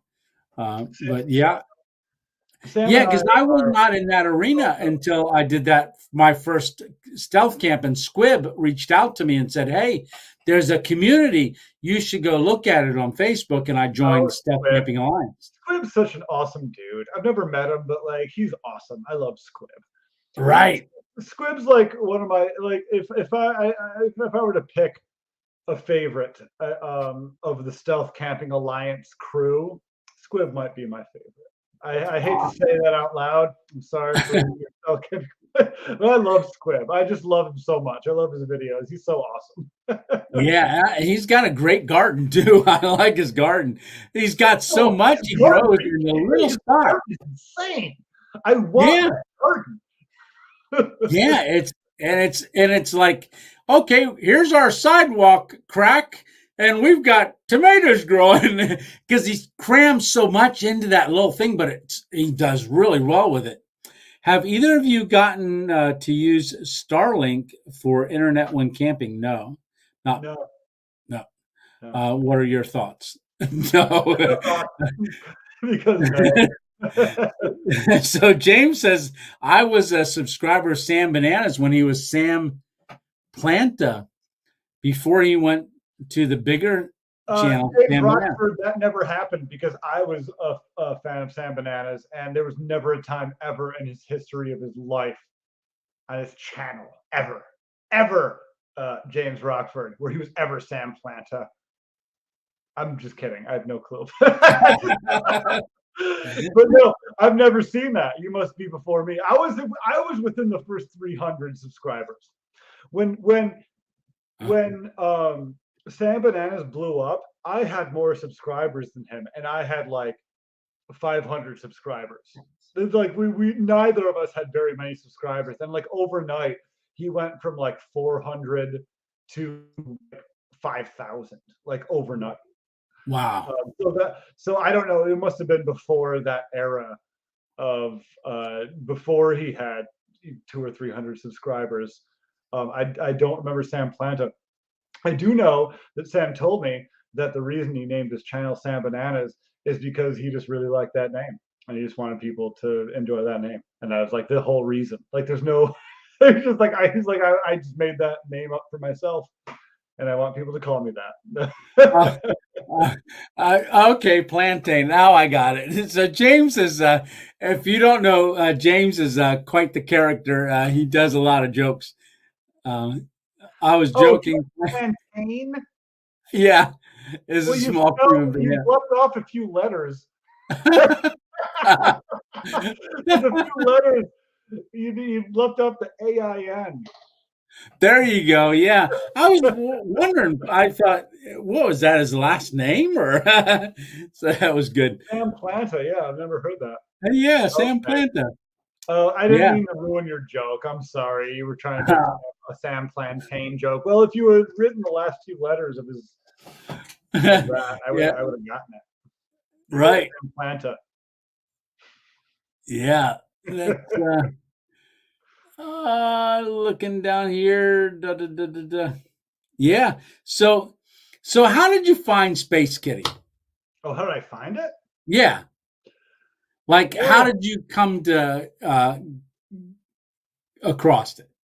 well, it was it's been a local beer in Rochester. So, the big craft beer boom happened about a decade ago, but Yeah. Space Kitty even precedes that.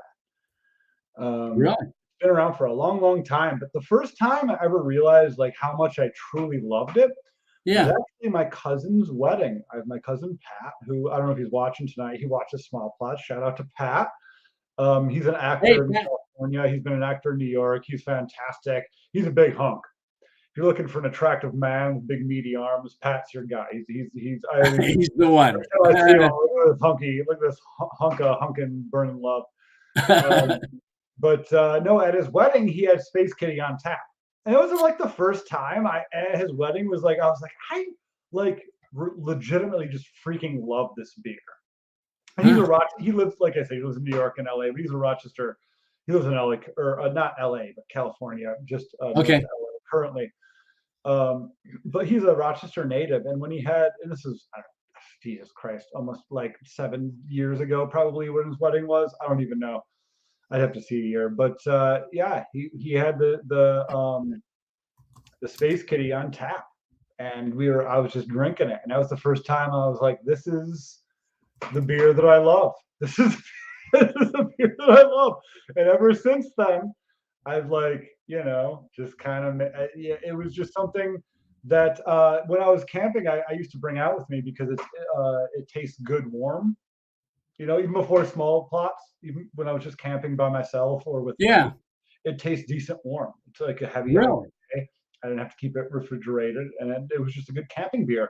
And I kind Huh. of just translated that over when I started camping videos. So Yeah. yeah, there's no real like super interesting story. That's basically it. My cousin No, liked it, and then I liked it, and now I use it in my camping videos. that is really cool. Yeah. So is it a hoppy beer or like how would you describe it? Extremely hoppy. Is it extremely hoppy? Yes, it's an extremely hoppy beer. It uses Galaxy hops, which is where it gets its space name from. There are many beers that use the Galaxy moniker, and that's because they use the Galaxy hops. And Oh, it, okay.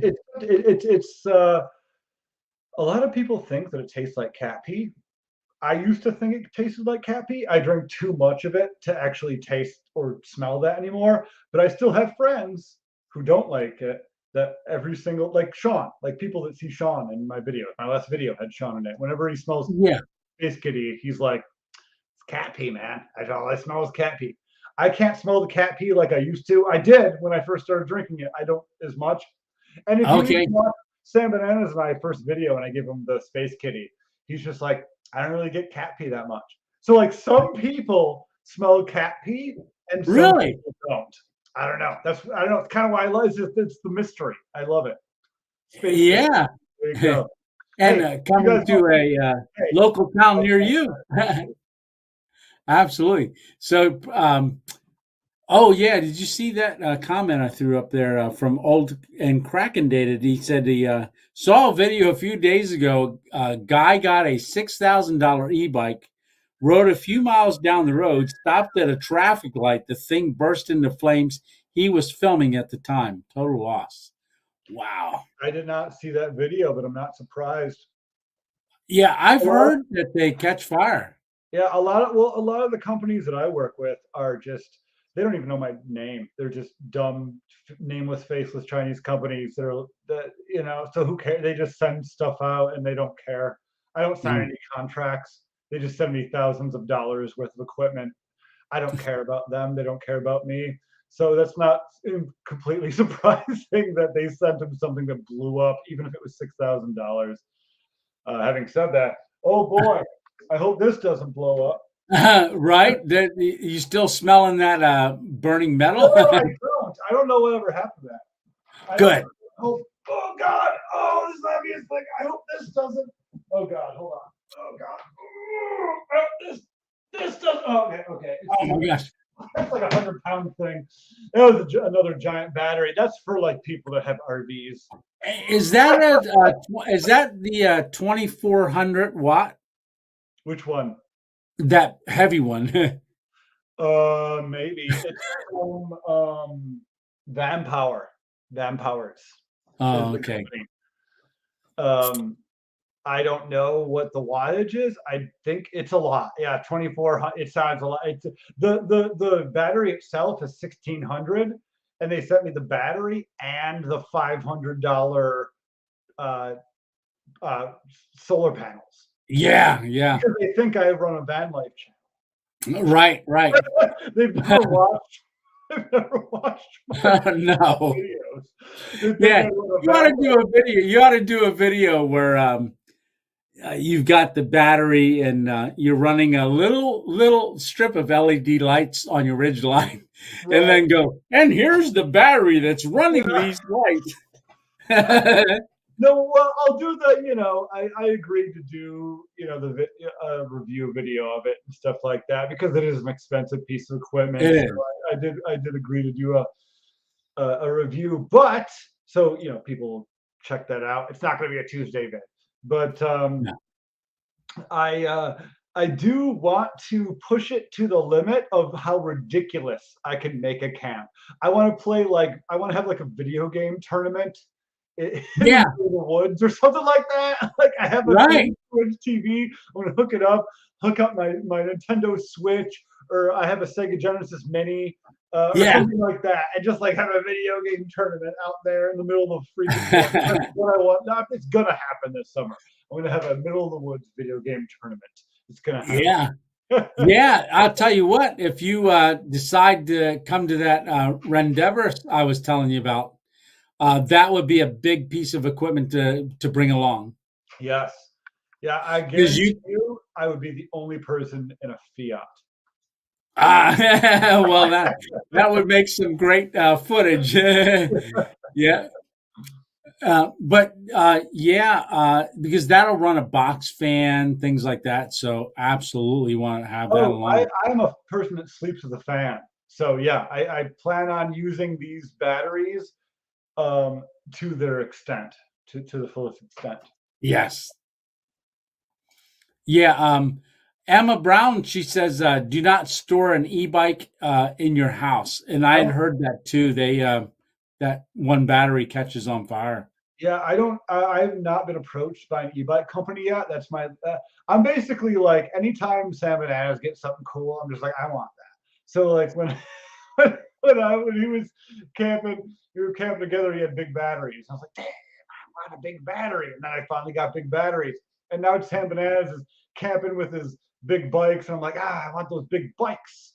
You know. So, and the beautiful part is that these companies see me on Sam Bananas channels, and so therefore they contact me. So the next one on my big next hope is an e-bike.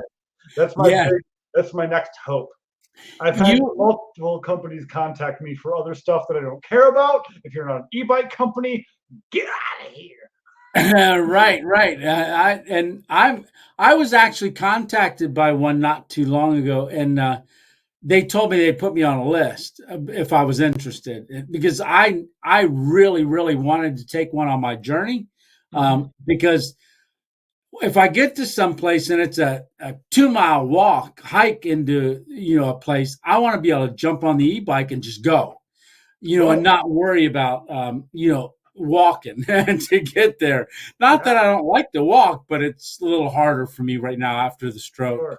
Absolutely. Yeah, I mean, yeah, having a stroke is like, like holy shit. Right?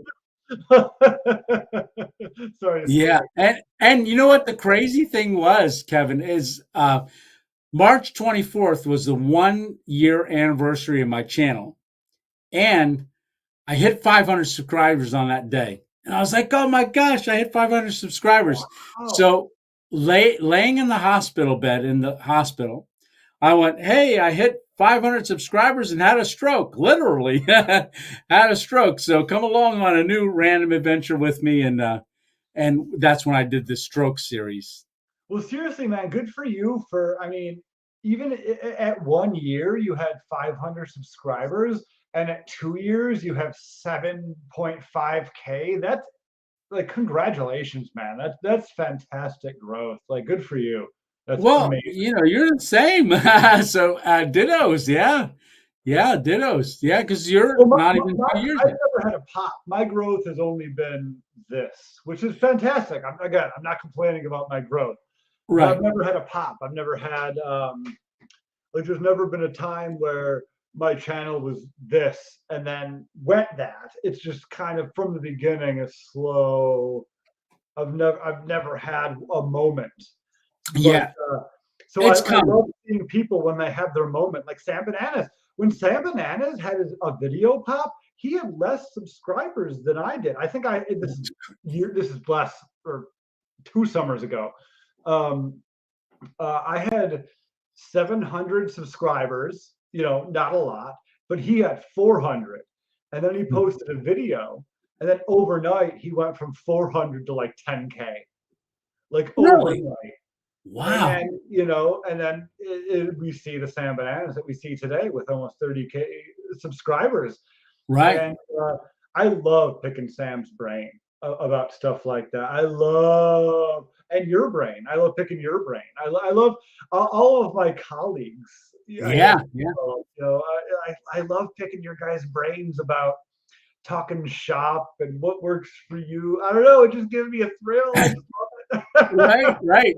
No, and it's great conversations. And that's some of the stuff that I'm looking forward to out in that Rendeavor out in Clarion, PA. Um, because there last year there was 24 YouTubers from surrounding areas, And there's one kid, I forget his name. I am subscribed to his channel, but he's got like 500,000 subscribers. Yeah, he started, trapping muskrats for a lady down the street. Sure. He has a little garden. He does stealth camping. He does different stuff. But he was at like 500 and some thousand subscribers. I'm like, I can't believe that. And like you said, it just happens. It just Something happens. happens in the algorithm, and if anybody can figure it out, please let us know. Well, the beauty of the algorithm is you can't figure it out. If you could, because if you could figure it out, it would be exploited more easily, and then we would lose. Yeah, If people could figure it out, the organic growth channels like you and I would lose. that makes I don't sense. want people to figure it out. I Yeah. want to keep growing organically. Yes. Yeah, like a hack or something, and all of a sudden everybody's got 1 million subscribers, but nobody's got Exactly. any watch time. Yeah. No, but I'm happy. Like I'm very open in videos and stuff about, like, I make about 500 a month, about give or take, uh, Mm, on just on just YouTube alone. I love that. I love that little boost on the 21st, or 20, between the 21st and 23rd of every month. You just get a little boost in your bank account there. It's nice. It's a nice little boost. I'm not gonna. It's not a living. You can't make a living off of this number of subscriber. You're retired, I assume. I was on when I had the stroke. I went on short-term disability from my work Oh, okay. for 6 months, and that's all the amount of time they allow, and then you get kicked off. And So I got kicked off with that and my insurance all at the same time. what'd you do for work? Well, at the time, I was working at Lowe's distribution center, doing a lot of training and things like Okay. that for forklifts, stuff like that, and production. When I went there and they were showing me around. They're like, I see all these younger guys there, doing all this stuff, and like, you know, 20-year-olds, 18-year-olds working in this warehouse, and older folks as well, working it. And they're showing us around all the different departments. And they went to, tile floors, the Sure. square tiles and the Mhm. boxes of tiles. I got by that. We walked by those and I go, I hope I don't got to throw them on a pallet all day. Yeah, And me. then you did. Yeah. It was like, yeah, we're gonna put you on tile. I'm like, Yeah. okay, put the 50-some-year-old guy on tile. All right. And so Yeah. it was something. So what I did is I'm the type of person that I love to work and I love to perform. I love to do the best I can. And I just did that. And they were like, oh, you need to train these guys. So I was like, yeah, sure. So I would train them and get their numbers up and stuff like that. Because from the first month that I was there, I was only, uh, what do you say, on probation. And they had a bonus. If you hit your bonus, performance, you get a bonus. Wasn't much. I think $100 for the month. But I wanted the bonus. So if it's there, I want it. So I hit my bonus the first month. They were like, oh, well, we don't pay people that are on probation. But then they changed it and paid me. So I was like, yeah. Then they're like, you can train these other people. So people that struggle for 3 and 4 months, I help them find ways to be just more efficient and become a performer. And they hit their bonus for the first time in like 2 years, stuff like that. And, so they made me were going to make me a trainer. I learned how to run all their forklifts, from the high ones to the low ones. And then then I had stroke. But prior to that job, so prior to that job, I sold for about 10 years. Actually, a little longer than that. I sold solar panels to Oh, both, okay. to both the residential and commercial. A lot of business to business sales. So I did a lot of that, and So yeah, like chicken egg laying farms. That's one of my biggest solar panels projects is on that, and I think it's I forget how many hundreds of thousands of kilowatt hours it is that was sold to that. It was a very big sale. So yeah, and then they went bankrupt because they expanded up into other states, and then they were like, "Oh, well, we went Oh, bankrupt." And geez, yeah, Louise. yeah, yeah. So that's what I did prior to the stroke. Oh, we got a question. Haven't had one of those in a while. To Kevin, big capital letters. I know your videos are East Coast, but would you ever travel outside that area, Midwest? Sure. I just need more subscribers. Like for me, the bigger my channel gets, the more things I'll do with it. That's it. Basically, Yeah, I wish I had a better answer, but like, for the amount of subscribers I have now, I can't go do these grandiose trips that cost hundreds of dollars to me.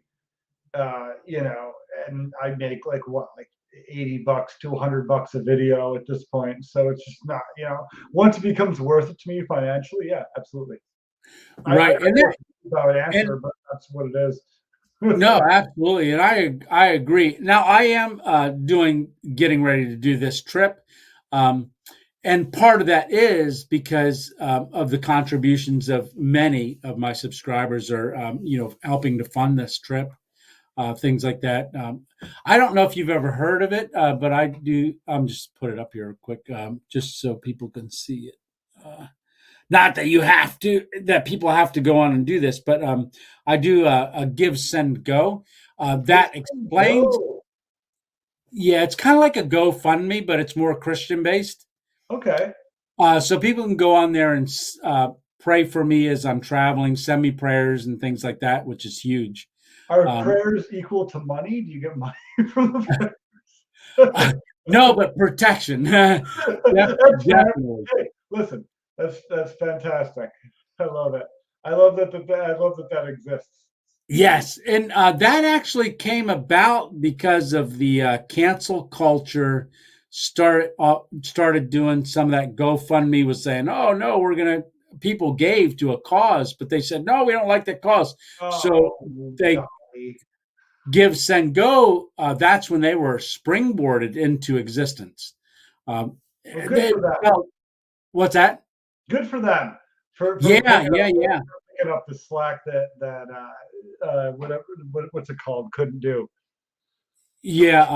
GoFundMe. Let's go Yeah. fund me. Yeah. Yeah, so that's been a real blessing for me, and that's one way that I can go. And then the other way is, um, I'm going to start getting disability. So you'd ask me if I was retired. I am somewhat partially retired because of the stroke. Okay, and still working things out with that. My idea is, I'm 57. I love to work, but right now I'm taking all that time. So, in a sense, I say a lot of times that the stroke was a blessing because now I get to focus on something I love to do, if that makes sense. Yeah. No, I absolutely makes sense. Yeah. Yeah. And I can, help encourage other people because I'm an encourager by nature. Yeah. Tony, do you watch Nicholas Green? Mary writes. Oh, Nicholas Green. Yeah, he had that big video that blew up a couple of years ago. Um, yeah, I think I Nicholas don't watch Green. it, but I I know who think he is. I think he's that young kid I was talking Yeah, about. no, yeah, he is a younger kid. Yeah, I mean, he's probably 20, early 20s at this point. I know it was a few years ago. He had the big Nicholas Green Outdoors. He had the big Yes, video. yes, that's It was him. like my 1,000 subscriber special or something, and it hit like 1 million views or something like that. Yeah, Yeah, and if you look at his comments, that people that commented out, a lot of people were saying, I sent your channel to my grandson, to follow you," and he got a lot of that. But Nicholas Green, he was at that Rendeavors I'm talking about last year. There were, no kidding. Okay. yeah, there was 24 YouTubers, and I think he's been to it more than once. And in that video, he brings a battery about your size, that big one, Yeah. and he said, I'm going to do a review on this. I'm so sorry, I forgot all about it. It was almost like a year later. Yeah. But he does run a box fan. I think he ran an air fryer with it out there. No kidding. Yeah, yeah, Nice. yeah. But yes, Nicholas Green, he should be out there. Uh, so, I mean, we'll Oh, get dude, I the, would love to meet Nicholas Green outdoors. That would be so awesome. I would take a yeah, picture with him and send it to my friends. yeah, yeah, yeah. So let's see. Have you hit the big residential electro? Oh, here we go. James does a lot of electrical work. Have you hit a big residential electrical job in the AM? So thank you, James Rockford. You have a great night. Yeah, right. All right. Have a So good night, James. yeah, I'm gonna look up here and see what as if we only got we're down to 47. We still got 47 people watching, and it's been 3 hours and 40 minutes. Wow, we're killing it. Yeah, I didn't. This goes so fast. It just I seems know. it just goes really, really quick. Um, Yeah, thanks so much for having me, Tony. This has been a lot of fun. I am so glad you came on. I really, really am. I'm just really blessed to have you. And like I said, I'm looking forward to developing our relationship more and more over the Yeah. months. I know I am going to be gone for a little while, but absolutely, we should try to definitely see if during that time we can try to plan something out. But I really would love to you to come out to that it's going to be June 2nd and 3rd. Yeah, we could talk more about that. Yeah, and because I would love that's I would love nothing more. That sounds amazing. That sounds awesome. And I could probably maybe I'll talk to Sam about it. Maybe Sam would like to come out too. That'd be pretty cool. Yeah, because I think I don't know a whole lot about it, but like I said, I was Shade Tree America shared it with me, and then I've gone on to out, the one guy's channel that has the property that it's hosted on. His parents own, I think parents own the property. It's got a lake, a pond on it. They fish. They'll maybe shoot some bows, but they eat like deer, cooked deer. Like I think you bring a dish or something like that for the one day. Mhm. We all share and have a big meal and stuff. So I'm going to find out more about it as the weeks go on. But yeah, it's going to be cool. Awesome. Yeah, no, it definitely sounds pretty freaking cool to me. Yeah. So Janet M says, Tony, you're coming out my way. I'm in Yuma, Arizona. I was just watching something with that said Yuma, Arizona, just recently. I think today. RVing TV is his. He was driving a 5 day epic trip through Arizona. It was really cool. Hey, RIG Outdoors, how you doing? That's Ian up in New York. He's up in, or not in New York, actually further than that, way up near Maine. Um, Oh, okay. Wow. Frank, here's Frank says you are two of my favorite YouTubers. Hey, That's thanks, awesome. Frank. I Appreciate know, it. right? Isn't that nice to hear? I love hearing that. I love when people say that stuff. It makes me feel so good. Yeah, absolutely. So, what has been your most popular video? Oh, geez, I'm not sure. One of my self camping in the rain videos, I think. Yeah, yeah, Self camping hits get big and rain hits big. So I think one that combined those two. I can't think of the exact video that is, but that's it's what it is. But it's funny. I have videos that are like sneaky. I have videos that died when I first posted them, but have a long tail. Especially some of my Rochester exploration videos, yeah, to where they like there's one video that I posted. Granted, I had a much smaller subscriber base at the time. I was within my first 6 months. Remember, the video had like 200 views, and I was like, that isn't great. Again, I had less than 1,000 subs at the time, but that video regularly gets like 100 views a week still to this day. It just has a long tail. It's just a Yeah. weird long video. It's just about some history of Rochester stuff, and it just has a long tail. Wow. Um, so yeah. Yeah. Now, have you had, like, I had a video that sat for 7 months. Hmm. And at the end of 7 months, it only had maybe 400 views in 7 months. Okay. And then all of a sudden, uh, like November of this past November, it has over 9,000 now. Well, It you just had the pop. boom. You had your good pop there. Yeah, that was a little pop. I need a bigger pop. Yeah, well, yeah, we all yes. Right. No, yeah, Yeah. no, yeah. Well, it's like it's great because like when you first start out, your videos get what they get. But when people discover your channel, Yeah. then all of the videos that had 200, 500 views now have 2,000, 5,000 views because people Yeah. like the content and they go back and watch and YouTube recommends it, you know.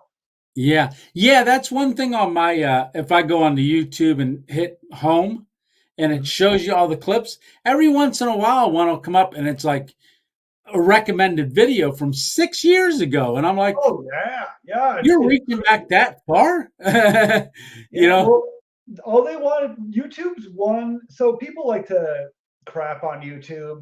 People are cheering Susan Wojcicki leaving the CEO position. I'm not cheering it as much as some other people are, but like um, at the end of the day, all this stuff is good for growth of your channel. You could sit there and complain about um, oh, I'm not getting the views I should or whatever. But YouTube's sole purpose is to keep viewers engaged on their platform. Mm, And if your channel helps YouTube keep viewers engaged on their platform, then YouTube will promote you. mm. If you don't keep viewers engaged on the platform, then YouTube will not promote you. It's that simple. If people like to blame Susan Wojcicki or whoever else, or like, oh, this one CEO is personally responsible for my failures. It's not. That's Mm. not the case. Um, and you can see it in real time. You can see when a video you make hits the algorithm and all of the other videos you make increase in views. You can see it. It's Yeah. not Susan Wojcicki. It's not YouTube. It's called organic growth. That, Mm. and that's all anyone can hope for. You can sit there and hope for a viral video that pops your channel off, or which is great. I'm not, that's a fantastic thing. Or you can hope for just some organic growth where like one video will do a little bit better than the other videos and then the other videos kind of pop as well. I don't know.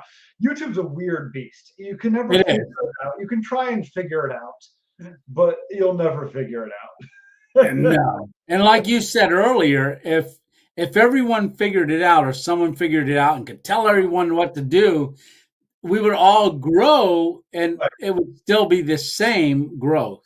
yeah, YouTube keeps their analytics and what makes a channel pop secret for a reason. And people will lament that that happens. I personally think that it's pretty much what they have to do.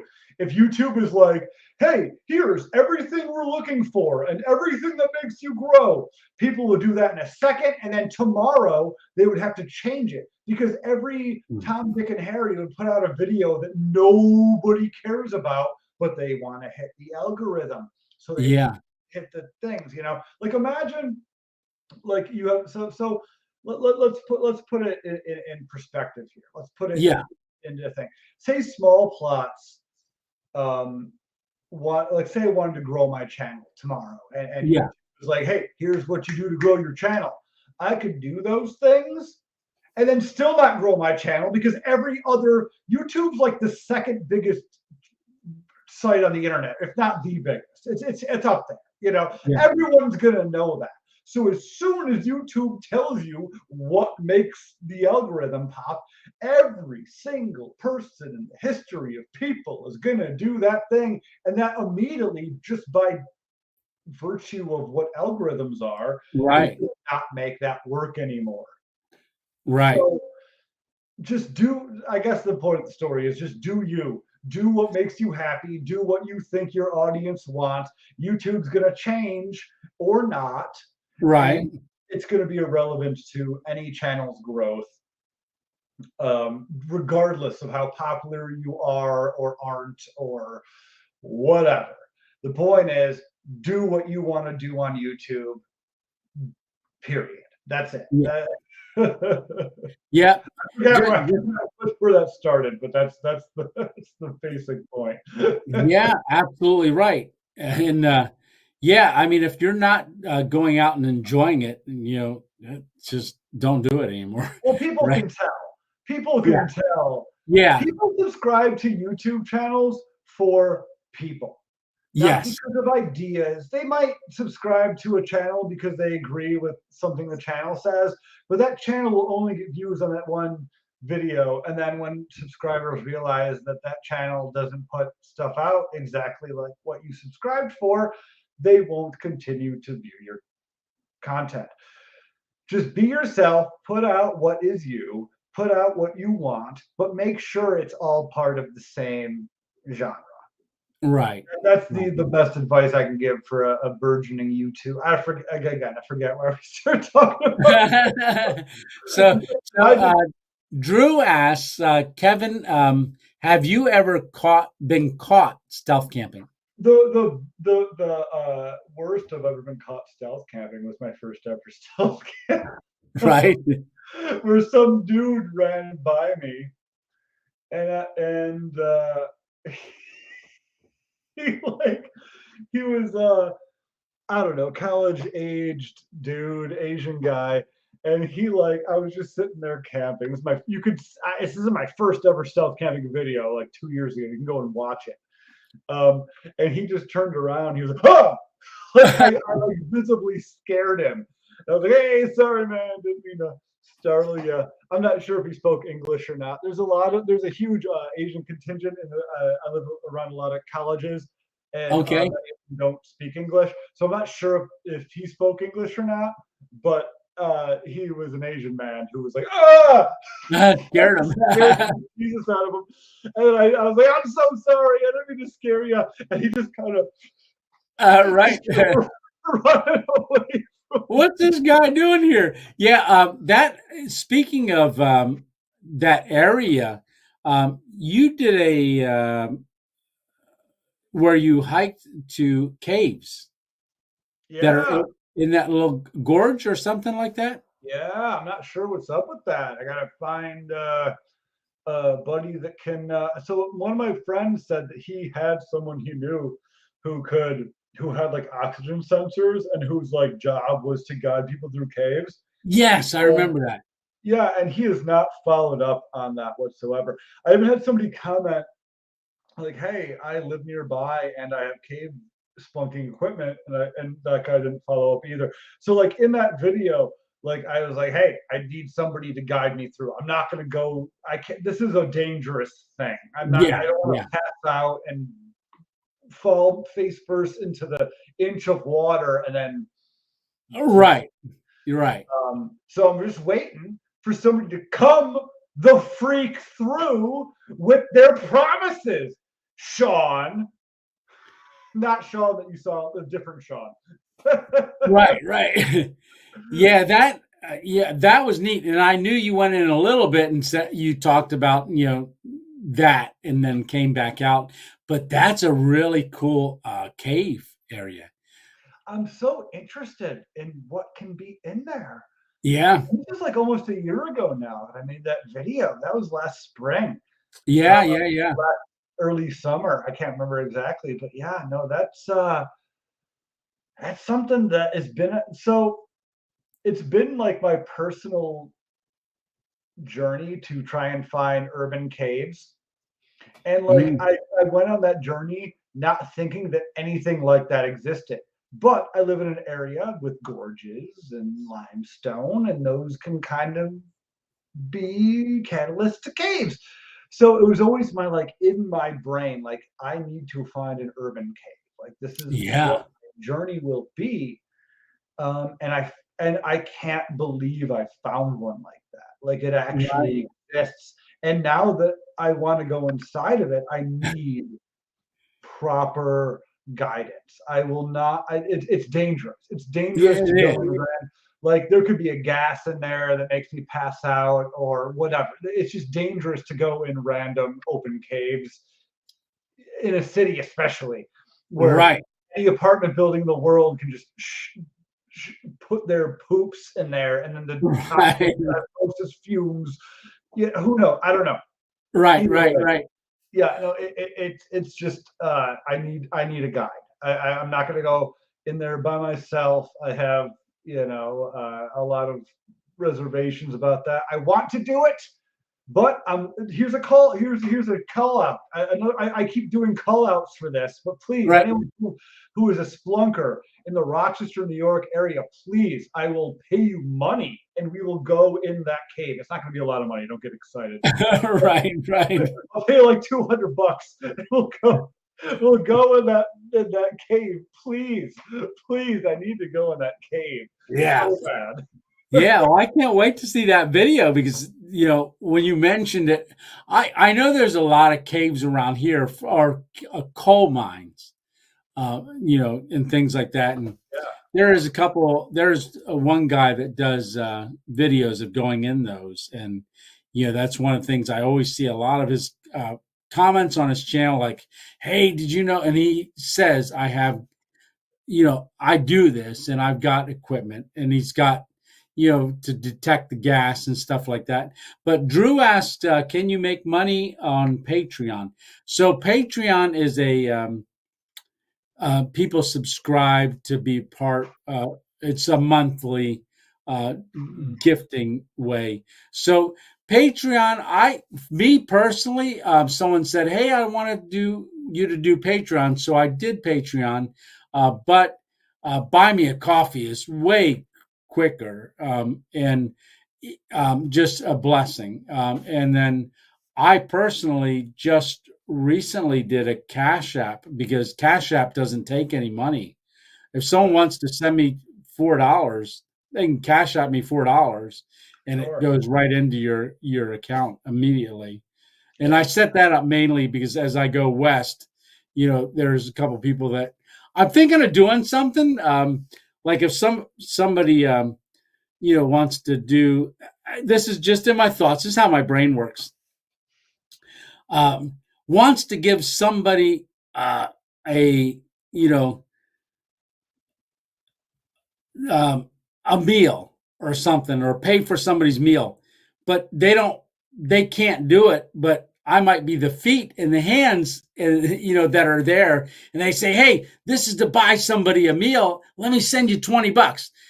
I don't know who it's going to be. You don't know who it's going to be, but if you come across somebody, buy it for them. And so I'm thinking of doing some of that just to kind of, make people feel like they're a part of this journey going out there. And hey, I might be at a spot and say, "Hey, somebody wants to buy you a meal," and it's not coming from me, but somebody contributed to buy you a meal, and then do that. So I'm just thinking of some cool stuff to do while I travel. It's just Sure. coming to my mind. I often think about Patreon, and here's what I think I'm going to do. And this is actually going to be the first time at 4 hours into the freaking live stream I'll announce this. Um, I would like to do. I've long said that I'm not going to do any merch or Patreon or anything until I at least hit 10K. Mm. I've said that for a long time, and I'm sticking to it. So when I hit 10K, the floodgates are There you go. open. When I say when, like it's going to happen. If I hit 10K, I would be very lucky. I will any single person that subscribes to me, I am so lucky to have that person subscribe to me. So I don't want to like assume any subscribers, but Right. say I hit 10K within this next couple months, you better subscribe There you go. to Yeah, me. next couple months. Yeah, I think that's possible. But Yeah, because so, you've put out what 84, 86 videos. Do you? oh God, I don't know. I don't have a number.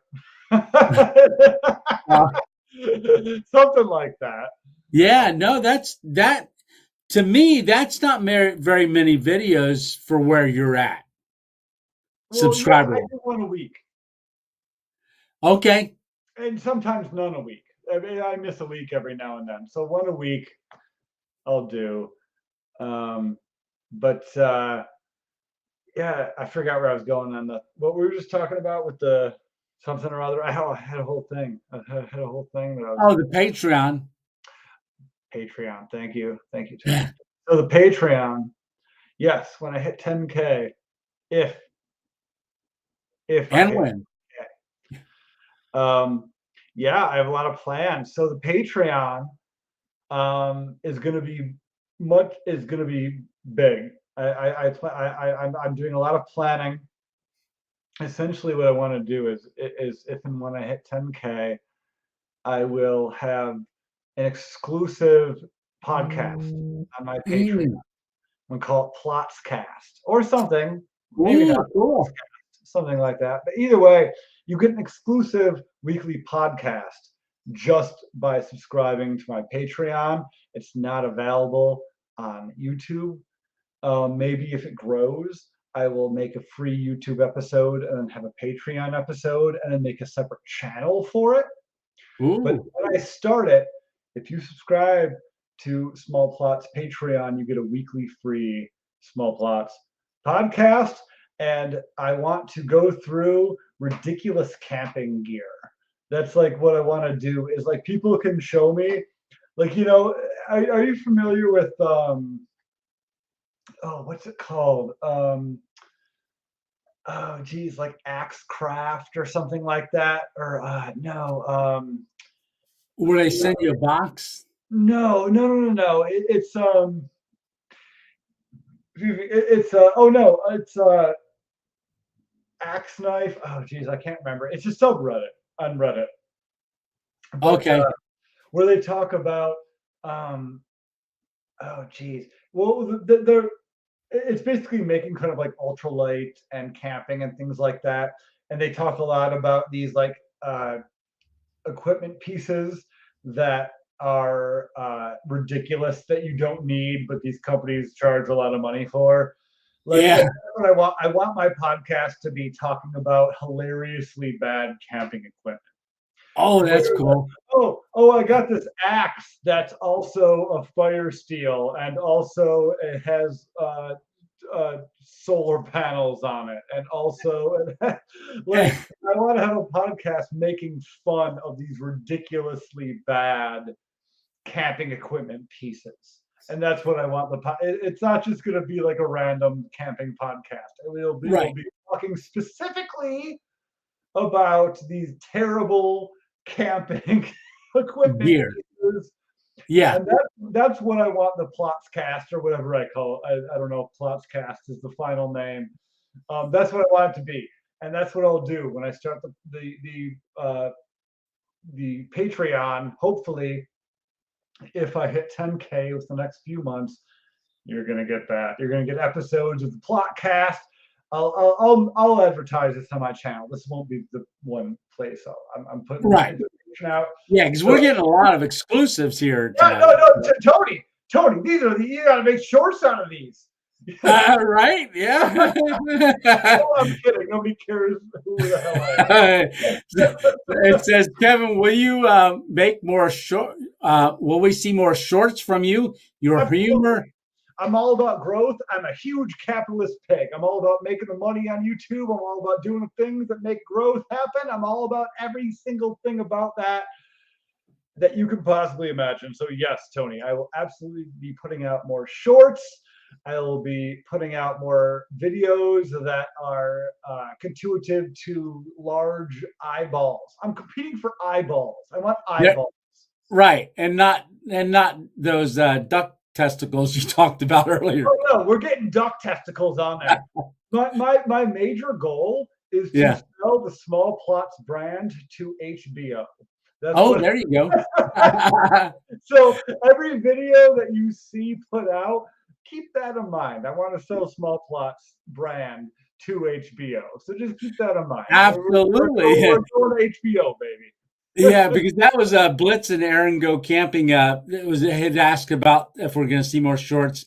Your humor would make for some good ones.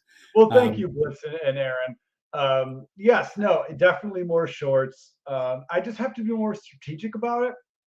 And also, it's tough to do that. It's it tough is. to take time to put out all these external media, social media things, and that's where you subscribing and you watching my videos will help because then YouTube will give me more money, and then I can hire people to do these things. That's what I want. Ooh, I listen. that's I cool. started Small Plots as a brand. I've always started Small Plots as a brand, and the brand is me. I am the brand of Small Plots. So I am willing to sell anything that you want as long as I care about Right, it, you know? And I'm going to be very honest. I will SHIT on your product if it sucks. right. But Small Plots is a brand, and I want to grow the brand of Small Plots. And that includes me being snarky and hating on the things that you send me. I'm talking to corporations right now. Right, right, right. Right, That's my brand. I don't care. I don't care. I'm right. a man who is willing to love your product if it's great or hate your product if it's terrible. That's why I Right. started Small Plots. Yeah, yeah.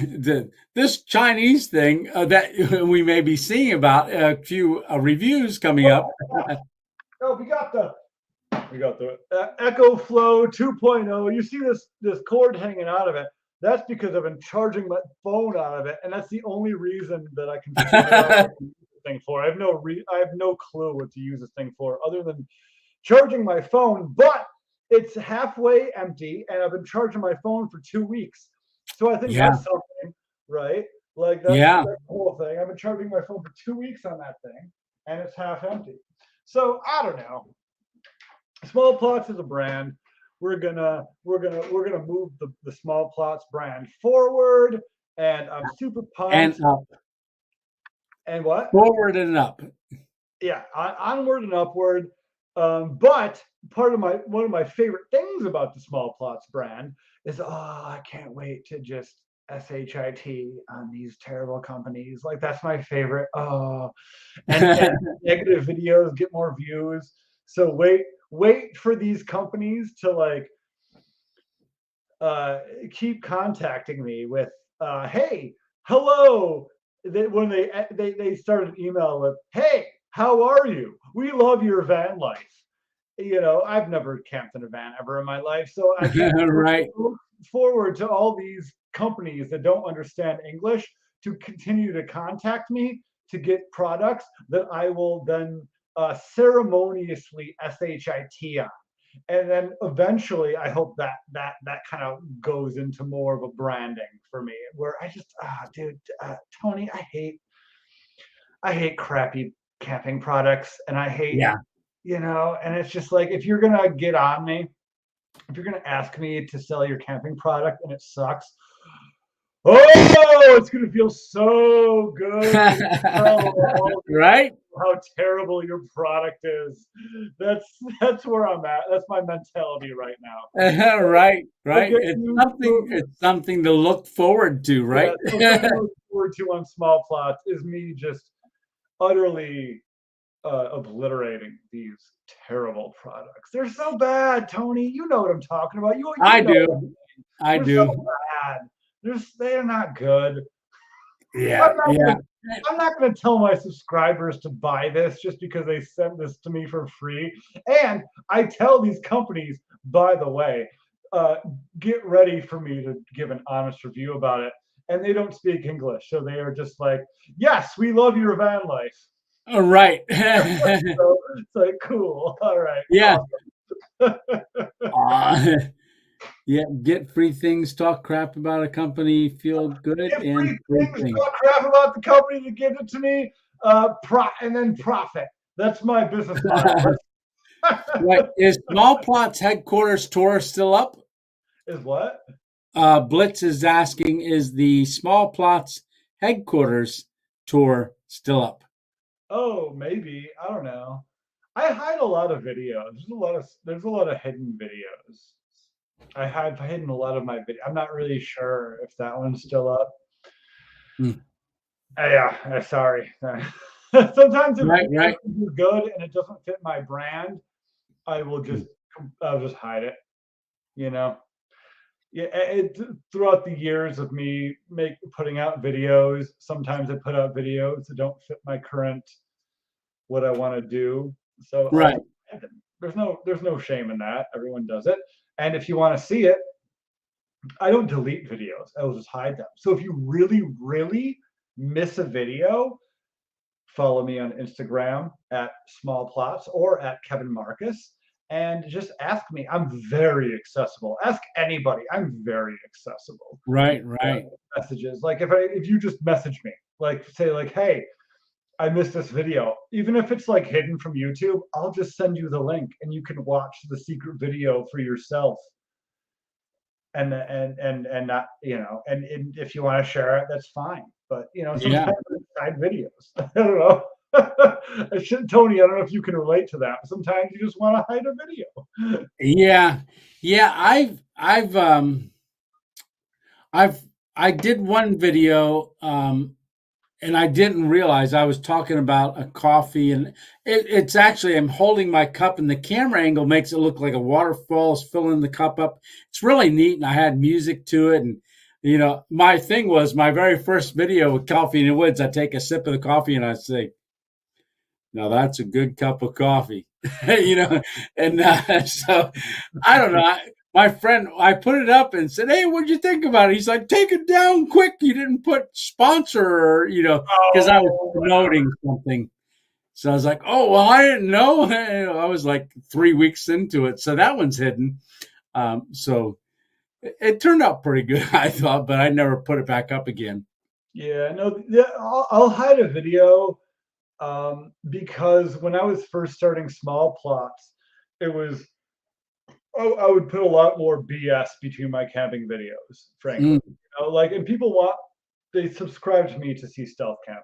That's just what it is. Like, that's if I post a backwoods camping video, I get like 7 to 10 subscribers. If I post a stealth camping video, I get several hundred. Like, it's very clear what people want from my channel. right, So there are channels in the past that I've posted where it's like they're just like random stuff where it's like me sitting at my computer desk or something like I am now. Those those be hidden. Who cares? They don't drive traffic to the channel, right. and they don't expand the brand. I don't know if that's too like much. Is that too much to say? Like, is it bad to say I care about the Small Plots brand? Like I do. Absolutely not. Because just like, the random adventures and also small plots, I mean, the hope is that this could be our career. And, we're planning for the future too. Sure. Yeah, we love doing it.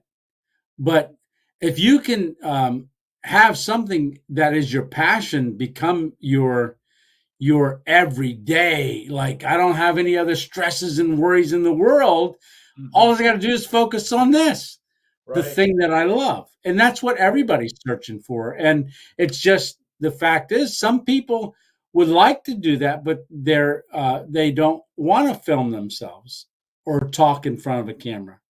Well, then that their passion's something else.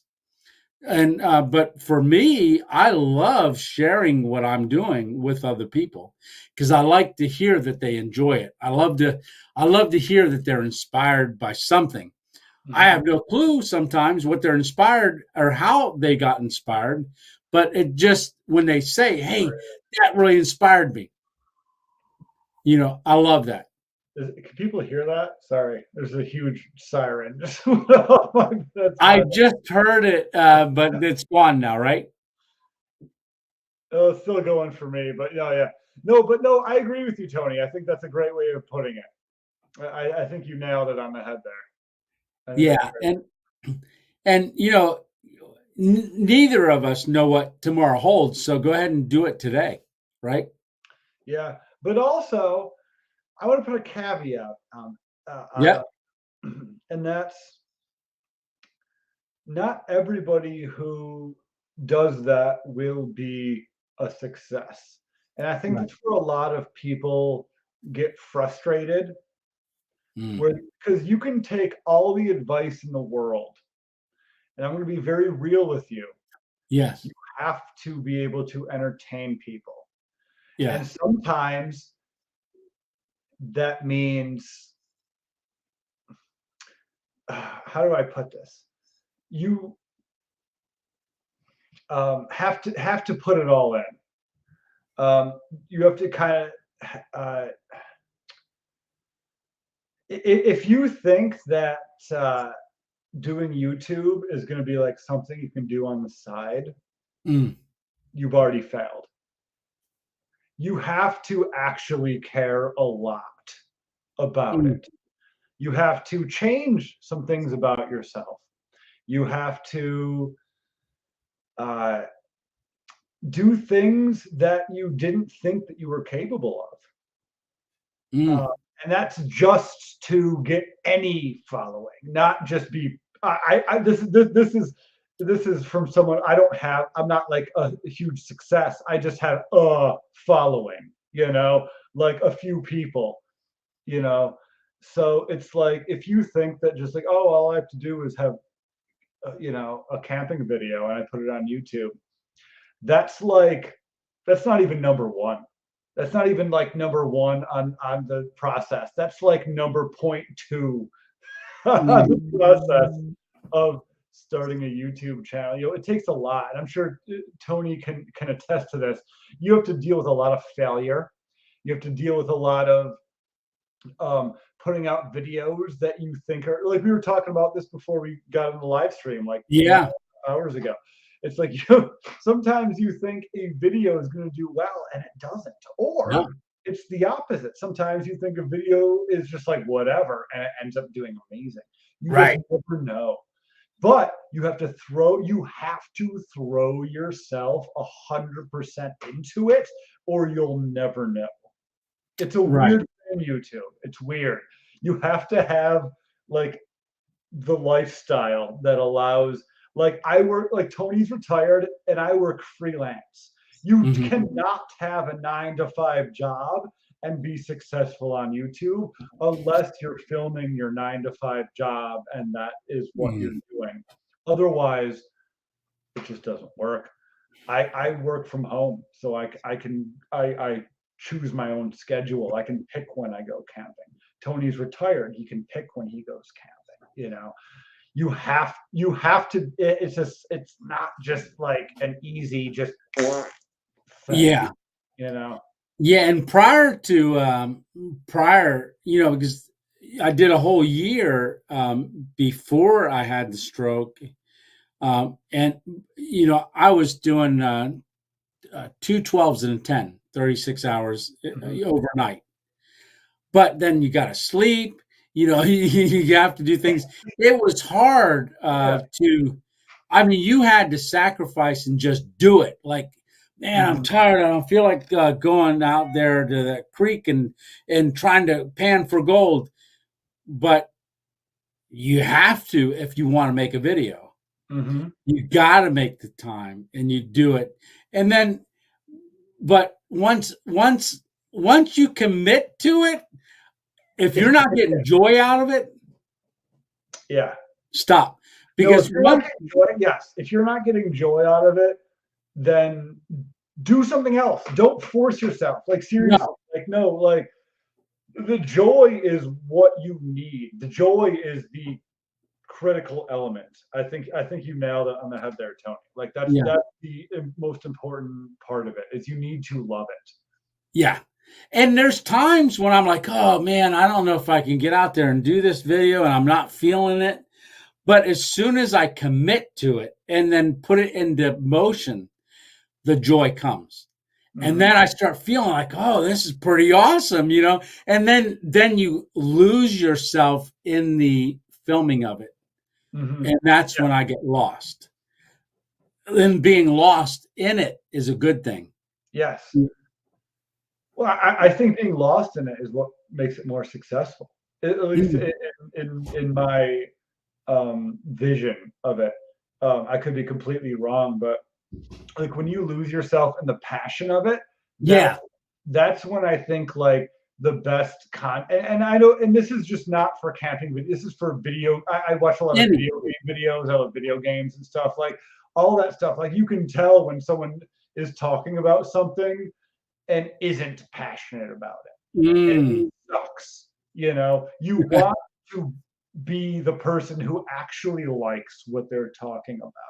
It's a bit. I know it seems like an like yeah, obviously, but like once you get into something, you have to really make sure you love it.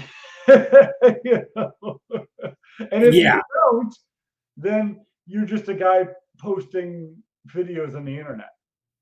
And Yeah. there's no growth.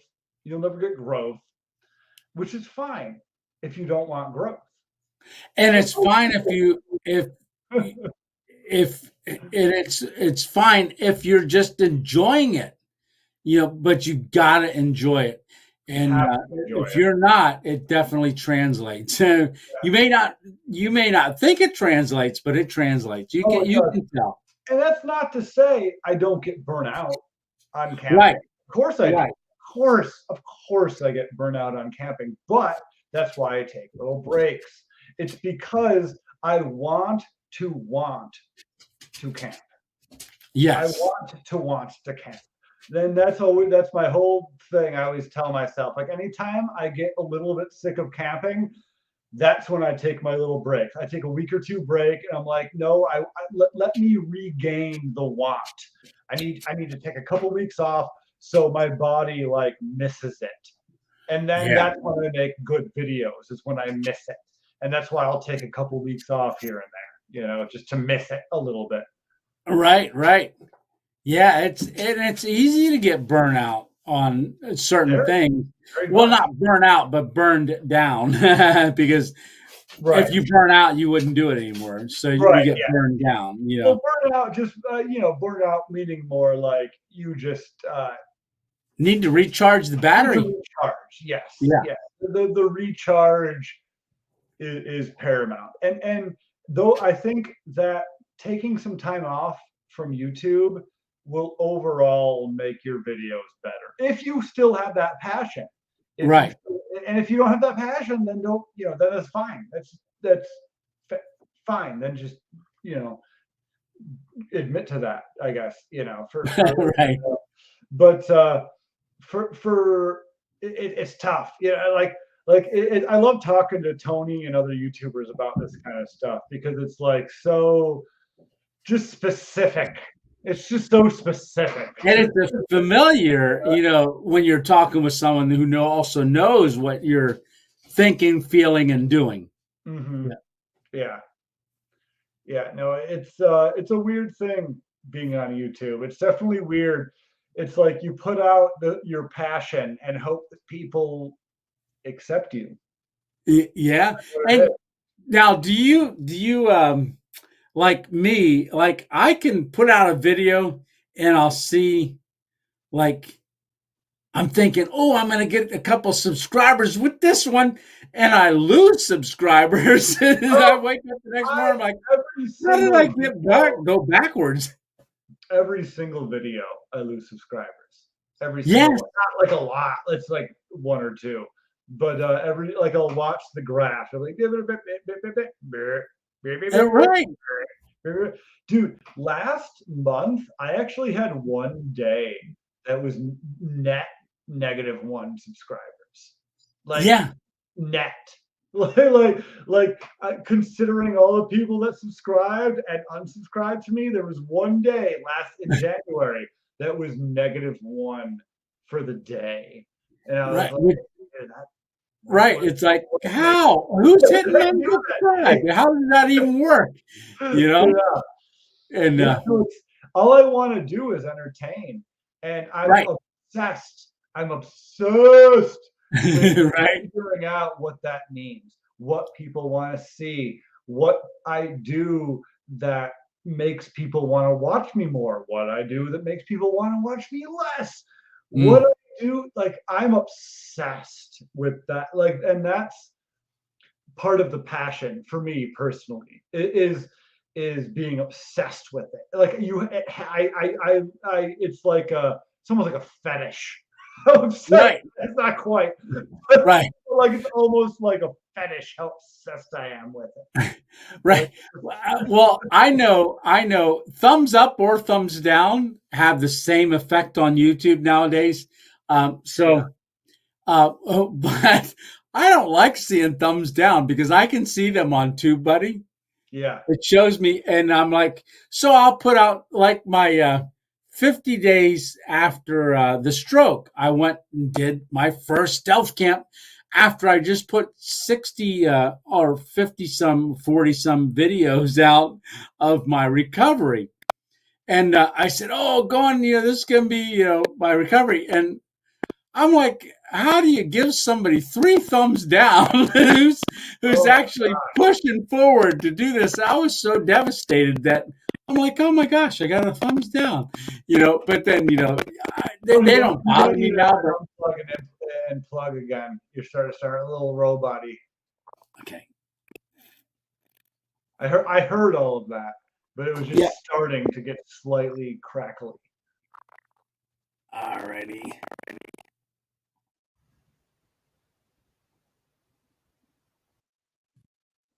back. Yeah, sounds great. Good.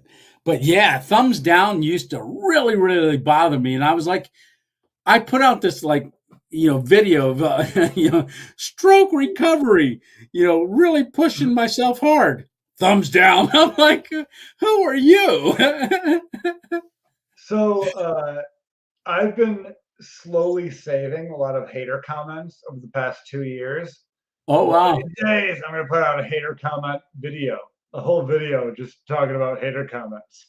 Oh, cool. Yeah. Yeah, well, YouTube camping channels don't like lend themselves much to drama, but drama sells. So, Right. Right. Yeah, that seems to be the big thing is, and I haven't really done it. I think the biggest I've ever done was like I did use the Celsius temperature in one of my thumbnails, because I was like, how's yeah. all these people camping in -4 degree temperatures? And then Celsius. I was like, Well, so one of my on YouTube are Canadian or European. yeah. So I'm thinking, oh, okay, well, it's 26 degrees out. That's -2 Celsius. So I'll do a -2 Celsius thumbnail and just try it. I don't know if it helped or not, but I put the C. A lot of people don't put the C. I put the Right. C because I'm like, 2 degrees minus Celsius, right? Yeah, well, I mean, the coldness is the same, and I feel like a lot of Canadian YouTubers, I'm talking to you, uh, what's his name, Cushion the Bush. When you put negative numbers like that, yeah, it looks good in Celsius, but yeah, like the Fahrenheit version of it is a little different, but the coldness is the same. The coldness Yeah. is identical. It's just Yes. the number and the way the number looks. Right. And mentality, because I'm used to Fahrenheit, mentality, when I see that, and then you see the guy in like a little knit sweater or something, like I'm Right, scratching my head, how is that negative? right. And he looks warm. But yes, I know we were talking earlier. You said you like the hammock tent. Yeah. Oh, dude, that's so cool. I love that. And I want to use it for like not even hammock hot tenting. Like I feel like that would be a cool tent to just have for anything, like for like for It's any camping experience ever. Like it's so cool. and what's really cool is that it's so versatile. Right. If you got trees and you want to do a hammock as well, you can. If you just want to throw a cot down, you can. You don't. It's a versatile tent, you know. But hanging the hammock in the middle of it is just crazy. I was just like, first time I used it, I was like, this is so cool, so cool. Yeah, I remember Lone Wolf, the YouTuber Lone Wolf. Uh, 902. yeah, 902, I think. Yeah, yeah, something like that. Yeah, yeah. Dude, I gotta give credit to that guy because he was like putting out like 2 or 3 camping videos every single week. He's bigger now, but for like years and years, he was Really? rocking like 10K subs, putting out like 3 camping videos a week, Oh my goodness.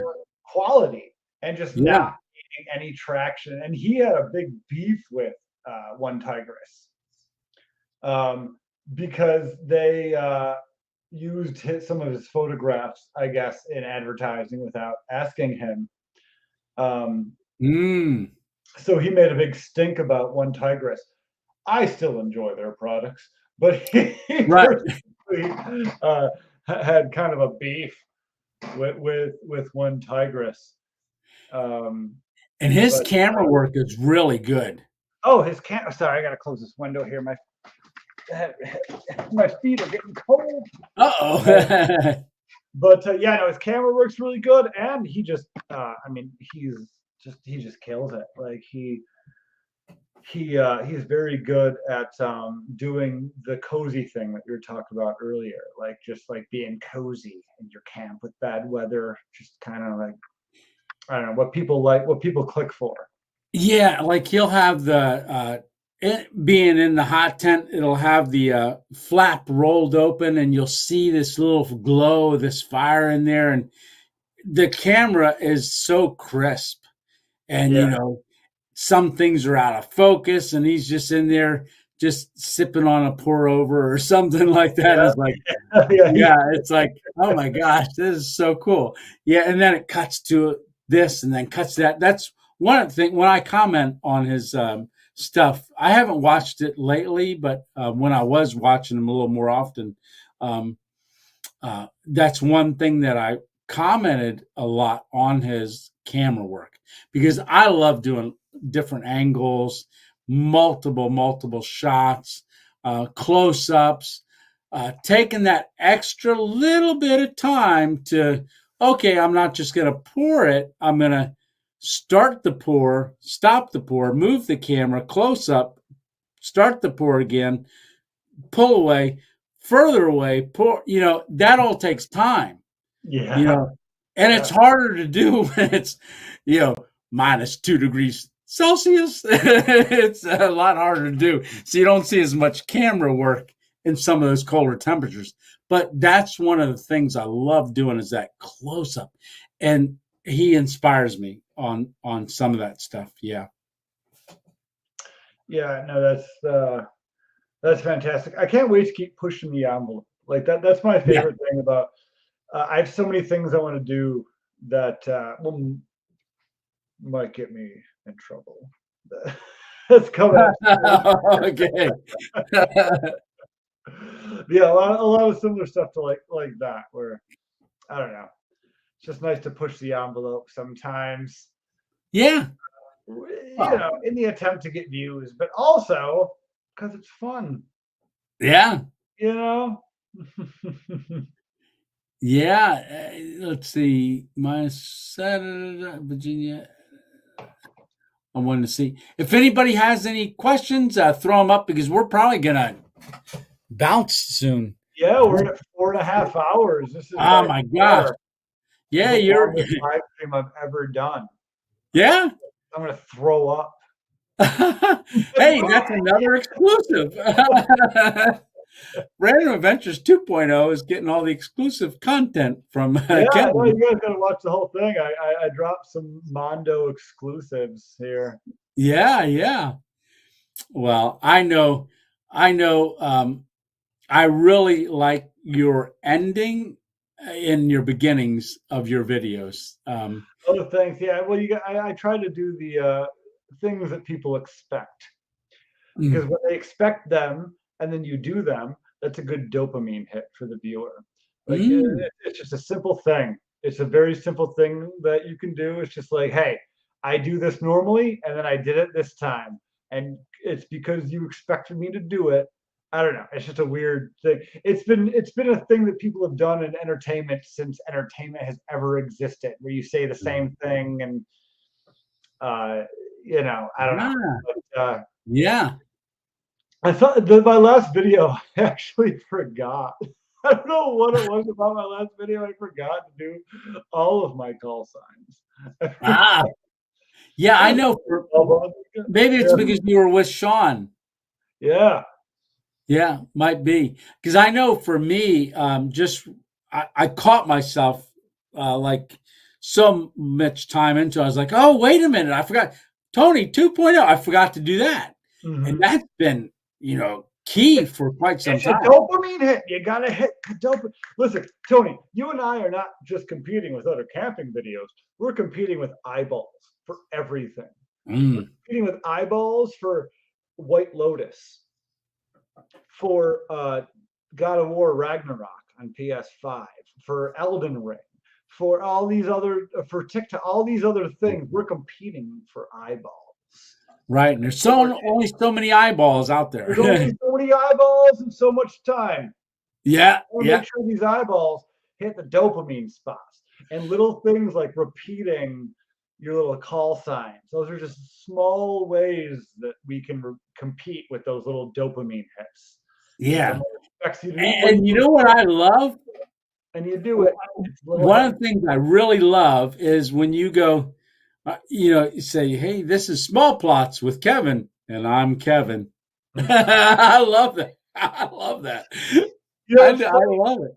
I Well, was trying to figure out how I can incorporate that as part of mine. Like, hey, this is Random Adventures 2.0, and I'm 2.0. I it's funny when I was looking through some old notes. I was looking at what I was originally um, wanting to do. So, like I said, I make a lot of notes of things that I Mm, want to do in advance. And one of the things when I originally thought of small plots, my call sign originally that I made for myself was, "This is small plots with Kevin. I'm Kevin with small plots." And then like the first time I did it, I just like forgot the second part. So it yeah, just became I'm small plots with Kevin. This is Kevin, or I'm Kevin. So like that's what I went with, and I like completely. And then when I forgot the second half, I was like, "This is Kevin with small, or I'm small plots with Kevin. This is Kevin with small plots." When I went back and looked at my notes, I was like, "Oh my god, I completely forgot that was yeah, what my original plan was to say, and I just forgot it." And because I forgot that, that just became the thing, and I can't change it now. right. Oh, you So shouldn't change it. No, it's awesome. I love it. It's like, and I'm Kevin. Like, really? I will say, I think I may have internalized. There was back in the day, there was this artist named well, he's Australian. So to him, his name's Jazza. To me, his name's Jazza. Uh-huh. I'm a Northeasterner. So Jazza to me, Jazza to him. But he his original call sign was um, drawing with like welcome back to drawing with Jazza. I'm Jazza. And I think like that, like I think that may be where like my brain just got that from. I Yeah. didn't like, necessarily purposefully copy him, but like I think that was probably what was it. He doesn't do it anymore, by the way. He like if you go to Jazzza, if you go to his channel, he doesn't do that. But I think that may be where I got it from unintentionally. Like Right. I may have unintentionally stolen it from Jazza. Subconsciously stole it. Right. Well, yeah, but like it was just in my brain, and like I said, Yeah. I even said it wrong the first time I said it, and then I just kept up with the wrong saying. It was supposed to be small plots with Kevin. I'm Kevin with small plots, but that's I'm glad that I'm glad too, because that's too I'm glad long. I didn't do that. That's a whole lot. Yeah, that's a whole lot. That's a whole lot of plot. That's a whole lot of plot. That's too much plot. Too much plot. I don't even need that much plot. Come on. So Lisa says, great show tonight, both Tony and Kevin. Thank you, Lisa. Thanks, Lisa Chapek. Yes. And Blitz and Aaron Go Camping said, Tony, more camping with your dog. And yes, there will be once I get back. There's actually a company sent Bailey a bed, pad, boots. I don't know if I can get her in boots, but treat bag and something else. And so I got to unbox that and stuff and take her out with that. But that's not going to happen until I get back from the road trip. But because she's never camped before, when I did that camping video, she came along, but she ran around for a bit and it was rainy and stuff. And then her nose was right at the door to hop in. So I let her back in, wiped her feet off. She laid down, thought we were going home. Nope, we stayed all night. And so like the next day I thought, oh, well, I'll take Bailey along on a little car ride. She ran out the thing and I opened the back door of the car. She turned around literally and ran back to the house. She didn't want to have anything to do with the car again because I think that I overwhelmed her. But then a couple days later, she was okay. But I haven't done another one since then. Yeah. Do you have any pets? No. No. No pets, no kids, nothing. I'm completely estranged. Estranged.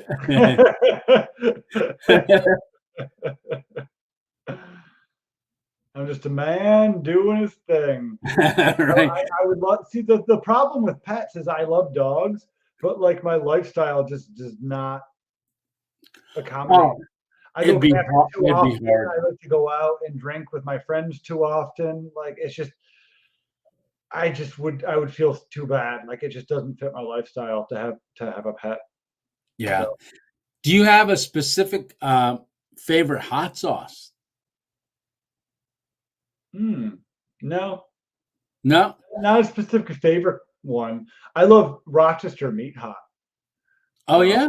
Which is basically hamburger meat and a bunch of spices, and it's what they put on garbage plates. It's a very local thing. If you're not Oh living in Rochester, you don't know what meat hot is or what a garbage plate is. no. Yeah, so that's a very Rochester specific thing. It's a meal. A garbage plate is the worst amount of calories that you can put into your body. First of all, it's terrible for you. But it's burgers and meat hot sauce and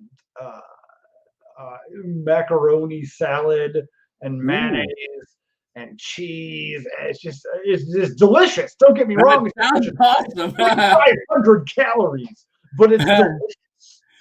That actually sounds like some of the meals I make out on my camping Yeah, things. With the mayonnaise and the noodles and yeah. the tuna and the peas and just If throw you ever, all that yeah, stuff if you in ever there. come to Rochester, you'll find that people are very opinionated about their garbage plates here.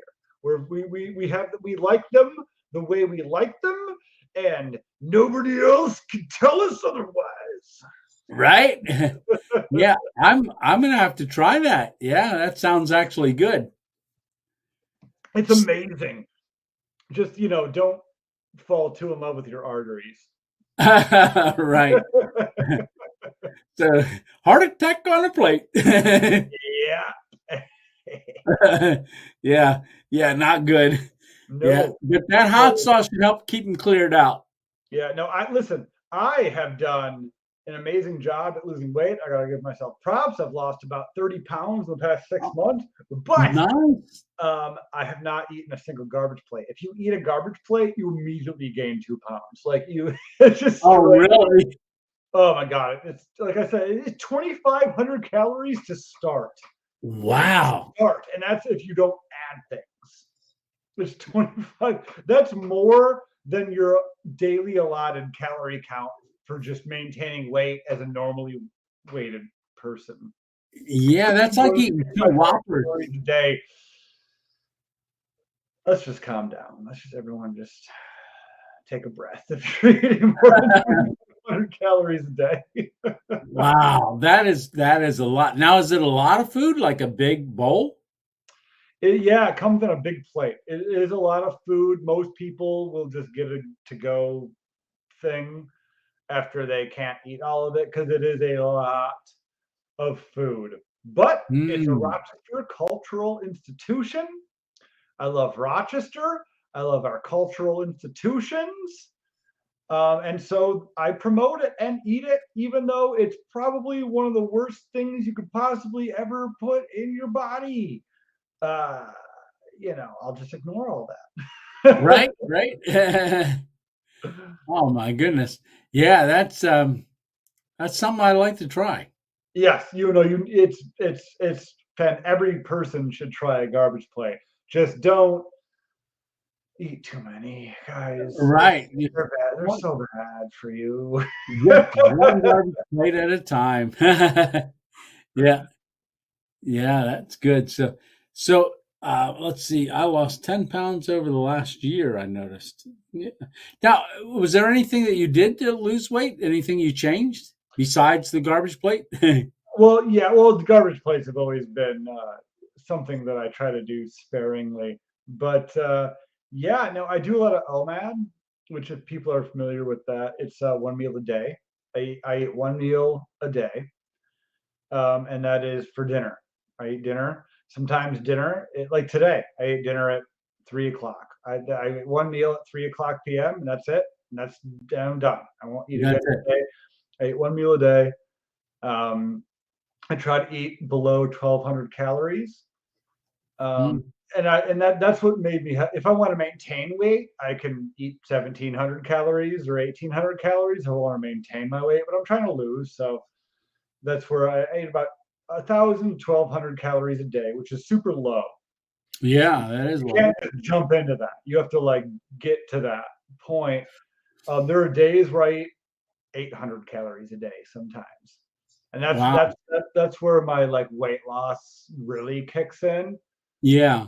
Um, but God, I love beer and I love fatty foods, so it's like so difficult. Yeah. Right? Like this beer, this one Space Kitty is it doesn't even have nutritional facts on it because it's Oh, probably it like doesn't. 500 freaking calories. Right, right. So four of them because they come in a four pack, right? Say About 2,000 calories. yeah, Yeah, yeah. No, I try to keep it down, and like I said, I've been actually like I very rarely am proud of myself for accomplishments, but me losing weight, I've yeah, always had a weight.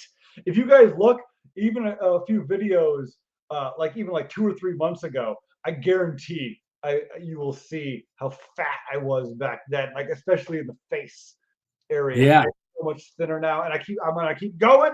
I gotta get my I was 180 pounds for most of my life, and right now I'm 100 or 206. are So you really? Wow, yeah, you don't look 206 it. pounds, give or take. Your scale, you can Yeah, fluctuate a pound or three a day, but yeah, I'm 206, give or take right now, and I will guarantee you that I'm trying to get down to at least 180. I thought for a minute I was gonna go to 200, but like I'm just too fat. I'm just too fat at 200. I just don't like it. So I got to keep going. yeah, I got to keep going, Tony. I got to keep yeah. going. Well, go. Where are you at now? I'm at 206. So I'm about 26 away from my goal. Okay. Some Yeah, people yeah. don't. But Yeah, I know. I do mainly it's intermittent fast. yeah, yeah, the intermittent fasting. Yeah, Yeah, OMAD. because The OMAD. basically, I should have phrased it that way. I said OMAD, 1 meal a day, but that's intermittent fasting. It's just yeah, it's the same thing. Yeah. okay, yeah, and I actually I was a lot heavier at one time. I'm around 160 some, but I'm shorter than what you are. I'm 5'7 3/4. But Okay. my I was doing I read about it and I thought, oh, 3 days without food, 72 hours? How in the heck can I do that? I went on a 72-hour fast. I dropped weight. Very good. Because it says it resets your metabolism. And then Yeah. I prepared my mentally. I was like, I read stuff and it says, well, you're only going to be as hungry as what you, at one point, you'll never get hungrier than that. You'll never feel hungrier. I was Hmm. like, really? So it was just mainly water. I did drink some coffee, but on that, once I ended it, I had mixed one of those green drinks and I had it in with ice cubes and I had it in a little cooler thing and I took it to work with me and I was working nights and I thought I would really have trouble keeping up because no energy, stuff like that with food, but I actually had more energy. Um, Boy, when I got that one break and I knew it was coming. I wasn't hungry until I knew I was going to eat. And that eating was like 2 hours away. And I was like, ah, man, I'm starving. It was killing me. And as soon as that break bell went, I went out there and opened that thing and I started drinking it. And because it was ice cold, I felt it. I know where all of my intestines are the whole way through. And I felt it going around the lining of my stomach. And I'm like, oh, that's my big intestine. and, uh, and, but then I didn't drink all of it, but I actually got a little dizzy from it. No Yeah. kidding. Yeah. I got dizzy and then I went back to work. And then the next break, I introduced a little bit more food. And then after that, I steadily lost because it did reset my metabolism. And I was around 190, 205, right around there. Then I did that 3 day fast. I only Mhm. did it once. And it got me down. I weighed 147 at one point. I haven't weighed Oh, 147 until high school. From yeah. high school, So I weighed that's what I'm trying to 147. get. Like when I said 180, that's my high school weight. That's what I'm trying to get down to. So yeah, I can relate. Yeah, and yeah, and well, oh no, wait, I was when I was doing gymnastics, then I was 147, but when I graduated, I was 160, and I maintained 160 for a long time. But when I met my wife, I was working at a Gold's Gym and I lost a bunch of weight because I didn't have money. Mhm. I was eating out of tuna cans and a loaf of bread. Fair That was enough. all week long because I wanted to drive home to see her. And I lost a lot of weight at that point. And then I weighed 147. Then after we got engaged and then married, I plumped up. The most I've ever weighed was 226, I think. It's funny you said that's actually when I started losing weight. I was 225 and I was Okay. like, I'm fat as shit. I gotta move this number down. And that was in August. I was 225 in August. Really? And Okay. so yeah, no, I've lost a Well, how tall lot of are you? weight. What's that? How tall are you? I'm Six six something, right? four. Oh, wow. Yeah, See, to me, I'm very tall. mentally, take that same weight and throw that on a 5'7" guy, 5'8", So right? cool. Yeah. Yeah, I was 42-inch waist at Oh one point. wow. Okay. I was actually 32. Okay.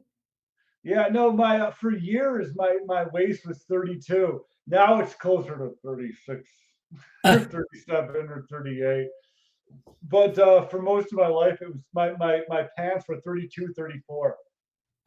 Yeah, mine were, Not super tall. And it's really tough to buy 32, 34 pants. No, almost no one sells 32, 34. no, Because almost nobody is my stat is thin and tall like I was. right. Uh, no, I want to keep losing weight, but also I want to get these guns going. Yeah, yeah, yeah. There I'm a you go. YouTuber. I can't just have these little like loosey goosey noodles going. I gotta get the guns going. Yeah, So absolutely. So you doing any working out? and small plots 2023. Let's go. Let's go. Right, right. Absolutely. So yeah, Kevin Gunn's coming up, right? You're gonna see muscular small plots. Right. Emma Brown says, I'm not fat, I'm just short for my weight. uh, Yep, yeah, me too, Emma. yeah, yeah. I see Josh with Hidden Hammock. He says, I just Googled the Rochester Garden Plate. Well, Yeah. it's actually the garbage plate. I'm sorry if you didn't know. I'm a bad enunciator. It's the Rochester Garbage Plate. It's not garden. I know that you're from New Zealand where like things are nice, but, Right. but like we're in Rochester where our food is literally called garbage plate. That's what.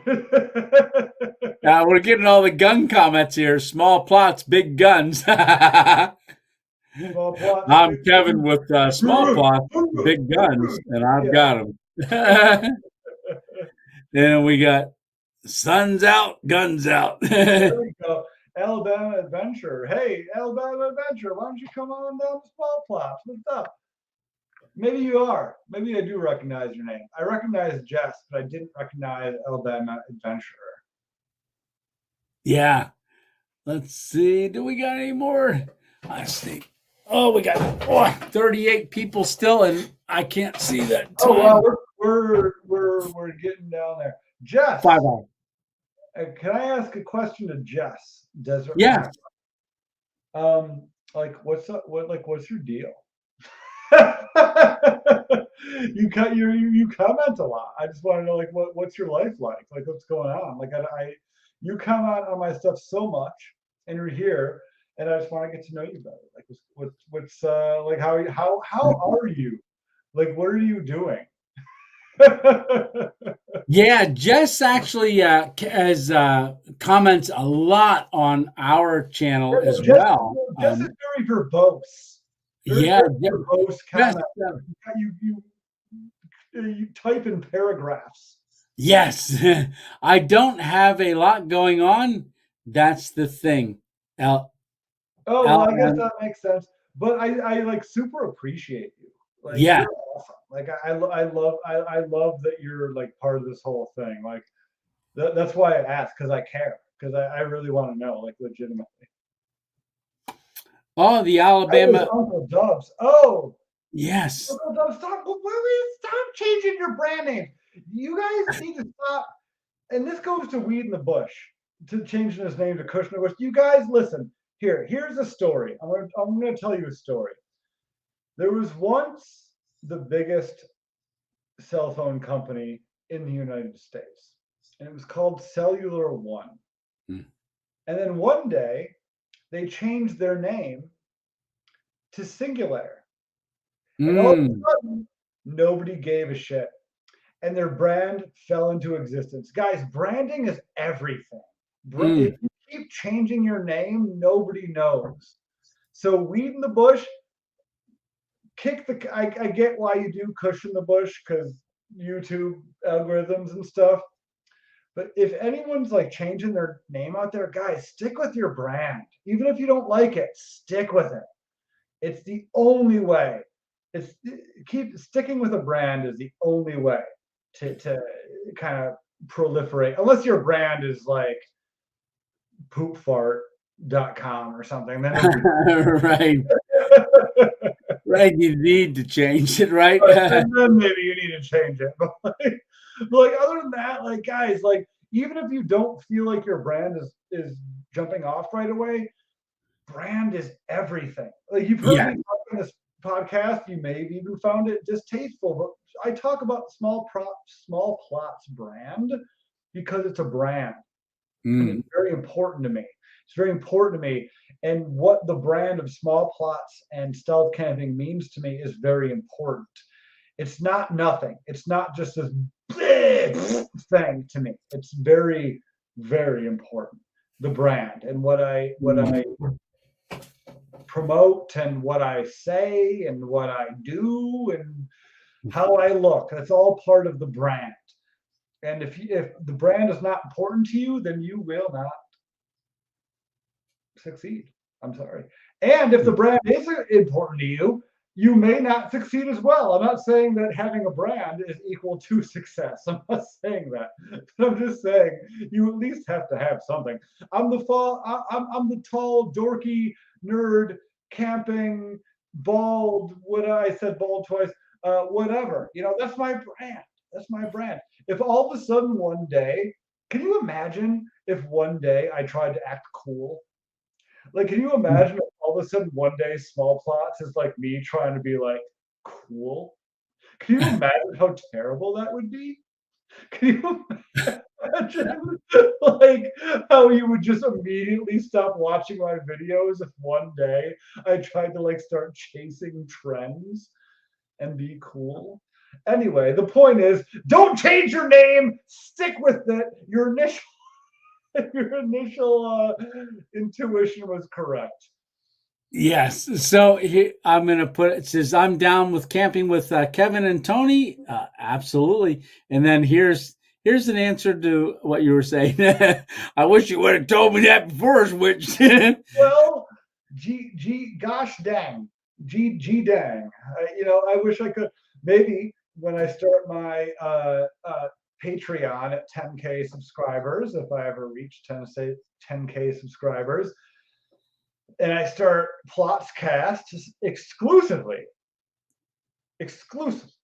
for the subscribers, then maybe I can give that kind of advice. But for now, you're just going to have to tune in to Tony at Random Adventures 2.0 and wait for 5 hours before.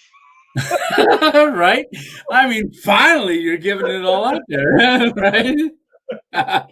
Yeah, he felt like Uncle Dubs was too obscure and wouldn't catch on.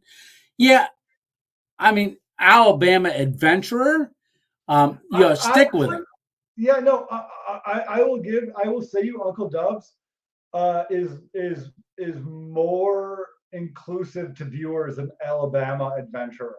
I don't want to watch Alabama Adventurer.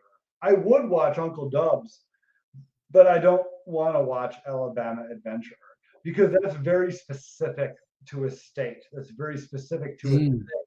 You want to be more broad. I think Uncle Dubs worked. I think you should go back to Uncle Dubs. Um, Nobody like imagine if all of a sudden I changed small plots to New York stealth camping. Nobody would give a Mm. shit. Who cares? Nobody cares. I've already. It's just different. It's just different. So my advice would be to go back to Uncle Dubs. I loved Uncle Dubs. I love Uncle Dubs. You comment on my stuff all the time, and I love your name, and I recognize your name. I don't recognize Alabama Adventurer, and even to me, is like I have to remember all these names. Like I will start to forget you. I'm sorry to say, but like if you start commenting on my stuff as Alabama Adventurer when I know you as Uncle Dubs, I'm gonna start to forget. Like I can't keep all that in line. Like I can't keep it's you gotta keep one thing. You gotta keep one thing. Kaz or Grant. Oh, what's the name of the big animation cat? Nerbrassen. It's a name that's not even English. They have like 1,000 billion subscribers. Name it. You put too much thought on a name. It's all Mm. about recognition. The name is nothing. Your name could be 66754. If 66754 puts out good content, people will remember 66754. You thinking that your name is what drives views to your channel is a wrong thought. So change your name back to Uncle Dubs. Uncle Dubs. Absolutely. I remember Uncle Dubs too. Yeah. Yeah. Yeah. Yeah, and that's my best advice I can give you. As someone who has failed 1,000 times on 1,000 YouTube channels because I thought that the name mattered, please, the name doesn't matter. It's what you put out that matters. I'm small Mm. plot. That doesn't mean freaking anything. Right? Yeah. It means everything tonight, though. It Yeah, right. No, it's all about the branding. Branding. is. It is. That's true. It is all about the branding. All Um, branding. oh, look. Hidden Hammock said, change your name to 66794. Yeah, Well, exactly. no, if I were to say 8675, I used to know somebody's phone number like that. 86753 something. Oh, 8675301. right, 309. Yeah, yeah. So, but that jogs a memory. Even if I heard it a long Yeah, time ago, yeah, it comes up. Name recognition will come up later on. They'll say, "Oh, I came across your channel," but if you change it multiple times, nobody knows who you are. nobody Nobody knows. remembers. Even if they were on the fence a little bit, I don't know if I like this guy, don't like this guy, and then you change the name, they're going back again. I don't know if I like that guy or not like that guy, but at least if you kept it the same, they go, you know what? This guy's starting to grow on me. Yeah, I think, yeah, because not every video you make, and we even talked about this earlier, not every video you make is going to be the one that is, oh no, man, this one's good. right, You know, it's going to take multiple ones. What's good for some is not good for others, and right. you know, Paul said, I became all things to all men that I might win some. So, doing that, your content, what you put out there is going to overall be your brand, and it's got to stay within that. And the name will also add to it, but it's not the only thing that people can subscribe to. I mean, I could find some really cool names. I'm not going to click on it because the name means nothing to me, no Right. matter how cool it is, right? If their content isn't interesting, the name means nothing. Nothing. Yeah. Yeah. No, it's all about the content. So don't focus so much on what your name is. Focus on putting out things that people want to see. Mm. And for Jenny, me, that's what her number was. Jenny. what's that? What did you say? Sorry, what? That 8675309. It was Jenny, I think. Oh, yeah, yeah, yeah. Yeah. Oh, Yeah. dude. Oh, you knew her too? I'll never forget back in the day, I had a friend who was like texting a girl and she wasn't responding. And I was like, dude, what's her number? And he said 8675309. I was like, dude, you're texting no one. Right. Where are you? Yeah, no, that's nobody. She gave you a false number, my dude. All It's right. like the most common false number of all. That's probably one of the biggest, most uh, given out number Right. is that Yeah. number. Yeah, I don't know. What's your number? Well, it's 8675309. Yeah. Oh, Yeah. really? Okay. That's Yeah, funny. no, I'll do some online dating sometimes, and so every once in a while, it's been a long time, but every once in a while, someone will throw out that number. Is that a clue? Right? Right. Like, no. So, No, like I gave a real name, no one would know me. Okay. All righty. So, Kevin, I'm going to say I'm thinking we had a great time tonight. It's I'm satisfied with this live stream. Yeah, we're at over 5 hours. Yeah, we're killing it here. Yeah. So, in a month or two, when you're at 10,000 subscribers, would you come back on?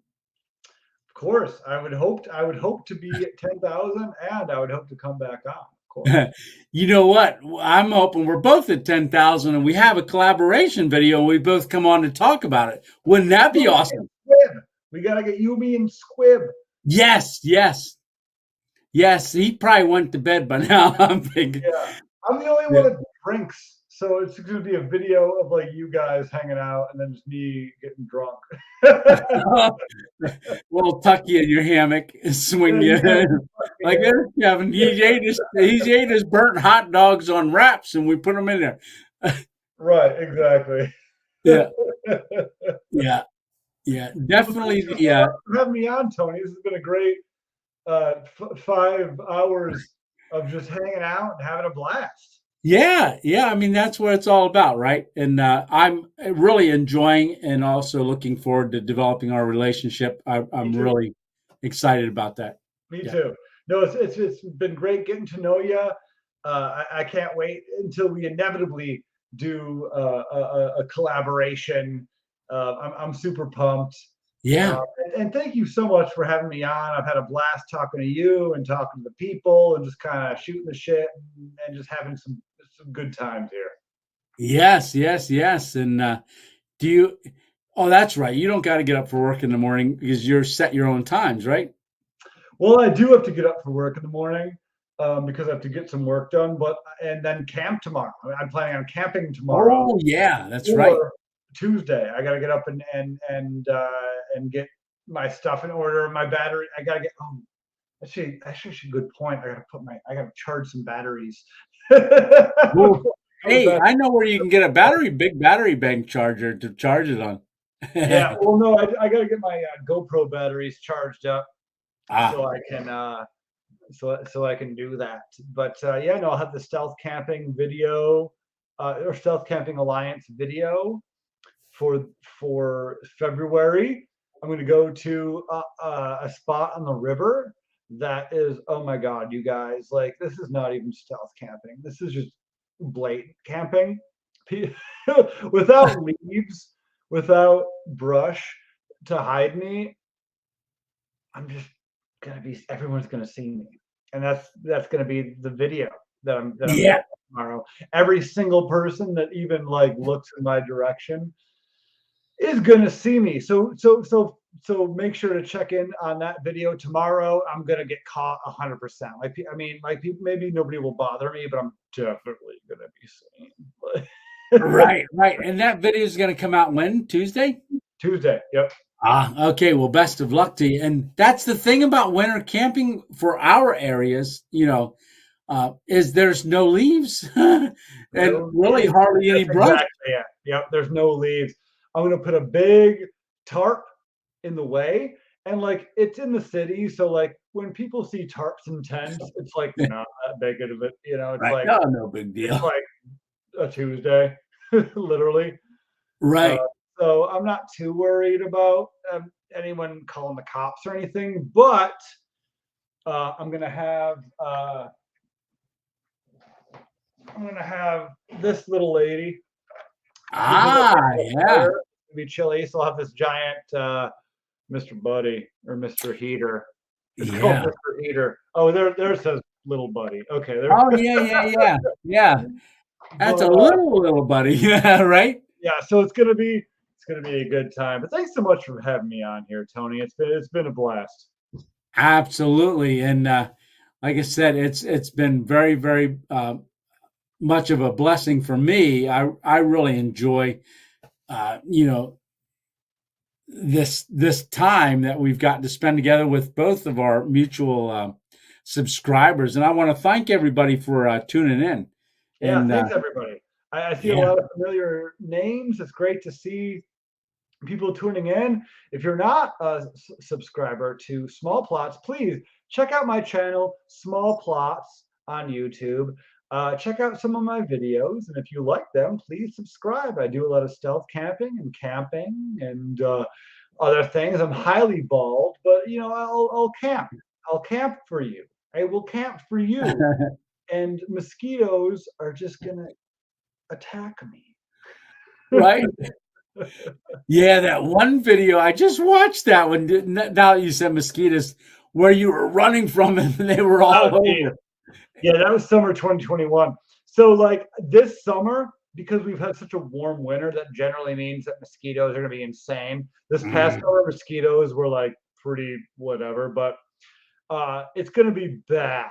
It's going to be bad this summer. So look forward to me suffering Right? mosquito With some swarms. you like, right? Yeah. So we're gonna do some bloodletting this summer, Yeah, I'll be have a bloodletting video. right? Well, what is it? By 1,000 needles cuts, but 1,000 mosquitoes. Yeah, yeah. Right. Those little blood suckers. All right. Well, Kevin, thank you so much for coming on. I greatly appreciate it. Thanks so much for having me, Tony. This has been a blast. I Yeah. appreciate you having me on here. Oh no, absolutely. And best of filming for tomorrow and enjoy it. And what's the weather supposed to be like? 50 degrees Okay. Fahrenheit. No, no, no, no. You got to say 18 degrees Celsius. I mean 0. It's going to be completely frozen. Oh, yes. So you're going to the tundra, right? Frozen I'm going tundra. into the tundra. Can I do an outro before I cut out? Can I do a Oh, little? yeah. All Because I right, was do going a to little say, outro. All right. Thanks for watching till the end here, everybody. This has been Random Adventures 2.0. Thanks for watching to the end, and I'll catch you on the How Big Are My Nipples Nexty. right. Alrighty. So, hey, thanks a lot, Kevin, for coming on. Greatly appreciate you, buddy. And hey, we're going to do this again. And I can't wait to do it when we're both in the same area, in the same campsite. All right. Hey, thanks a lot, everyone, for coming on and hanging out with us for 5 hours and 15 minutes. Alrighty. So, hey, don't forget to watch and tune in for tomorrow's live, or not live. No, wait, we're doing live now. And it is tomorrow. Later today, check out Mail Monday. And we will see you. And then Thursday, hopefully a camping video. Hopefully. But I will be starting my travel vlog. Alrighty. Take care. Tony 2.0 out. Good night. All right. See ya.